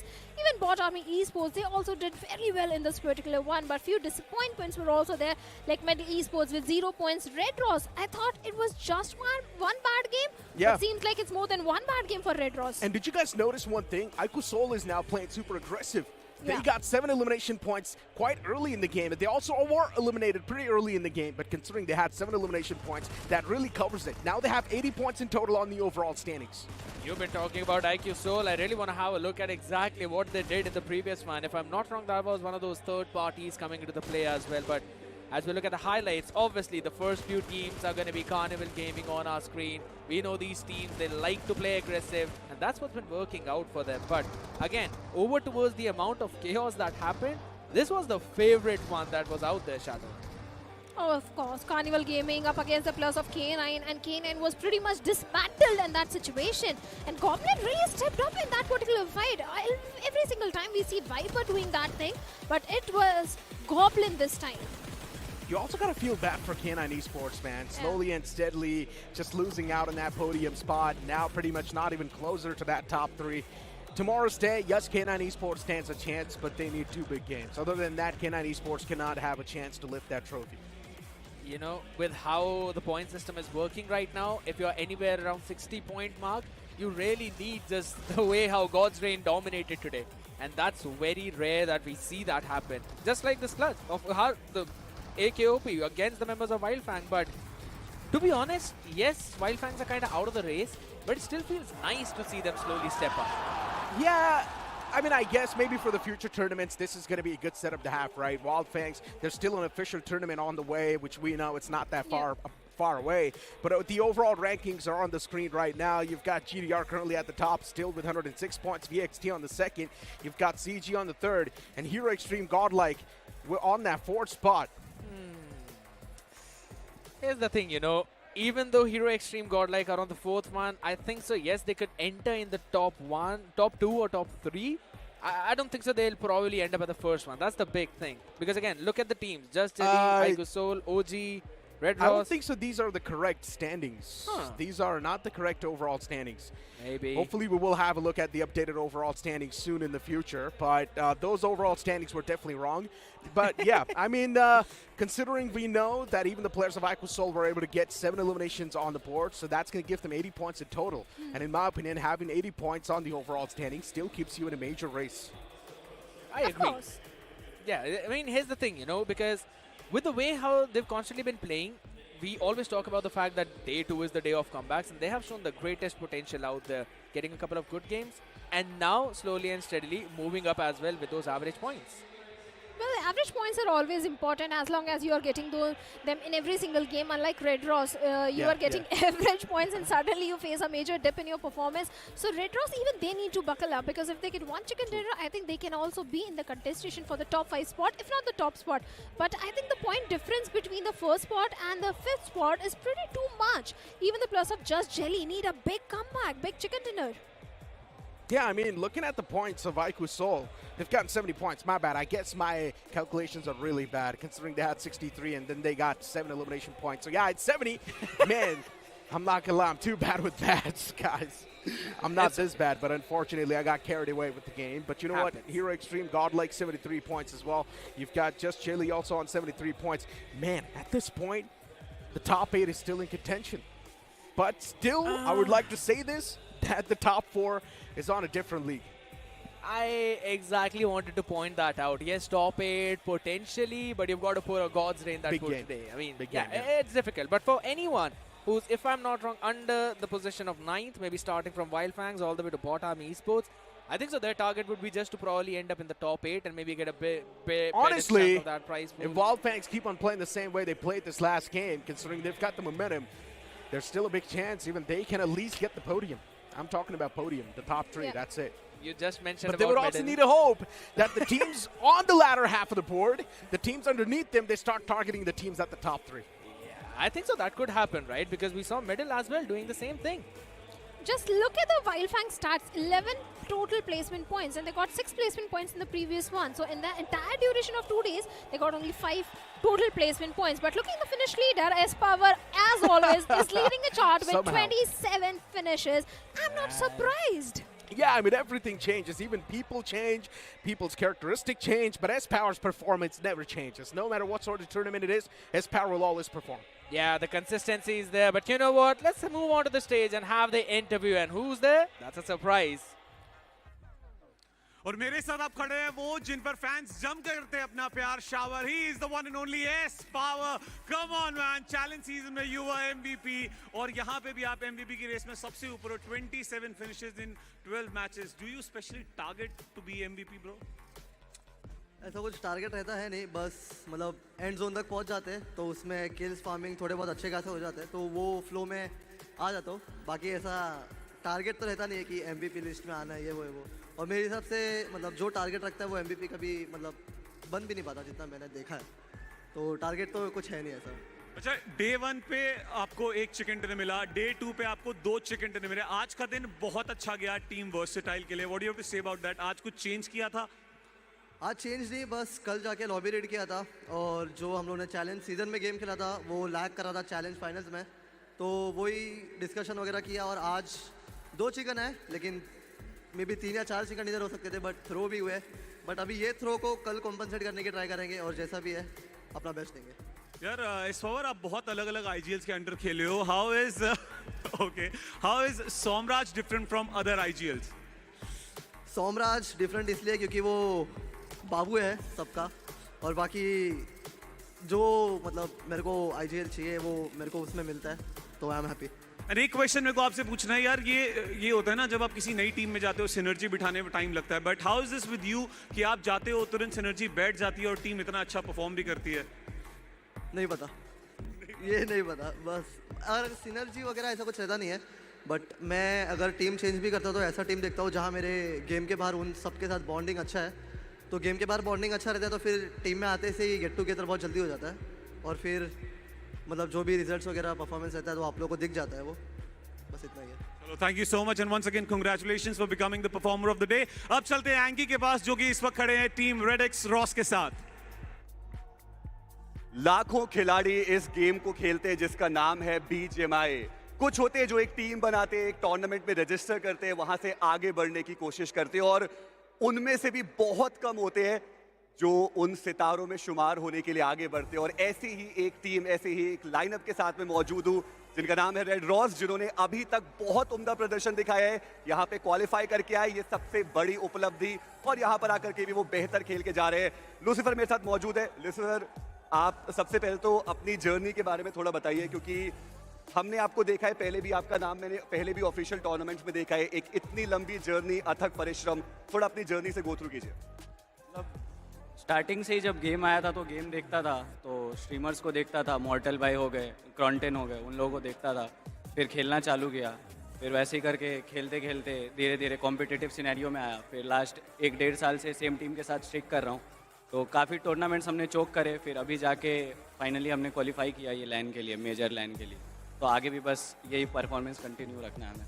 तो basically आप अपने जीवन का पहला लैन event खेल रहे हैं, आप यहाँ पे आए, इतने सारे दर्शक यहाँ पे मौजूद थे। आपको कभी लगा कि थोड़ा प्रेशर फील हो रहा है, हाथ थोड़े कांप रहे हैं, या कुछ भी जो एक अंडरगॉड खिलाड़ी महसूस करता है जब वो पहले लैन पे जाता है? क्योंकि आप एक मिसाल है बाकियों के लिए, तो मैं आपसे जानना चाहूँगा आपका एक्सपीरियंस कैसा रहा अभी तक?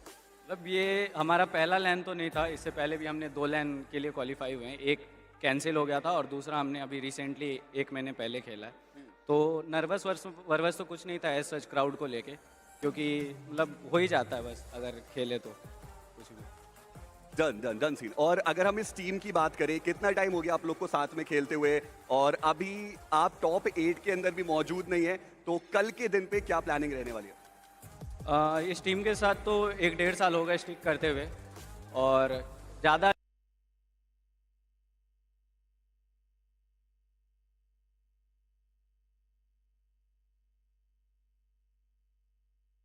कुछ गया कल तो।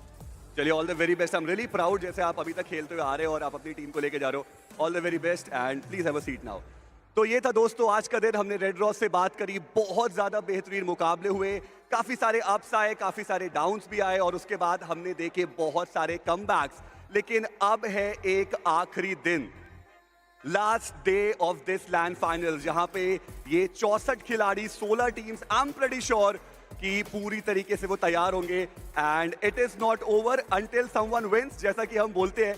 तो अब देखना इंपॉर्टेंट रहेगा कि कल का जो दिन है वो हमारे लिए क्या लेकर के आने वाला है। नोएडा इंडोर स्टेडियम में आप सभी का स्वागत रहेगा कल के दिन पे भी। मिलते हैं कल देखने के लिए कि इस चमचमाती हुई ट्रॉफी को कौन लेकर के जाने वाला है अपने खाते में। तब तक के लिए अपना और अपनों का खूब सारा ख्याल रखिए। Tata, bye bye and take care.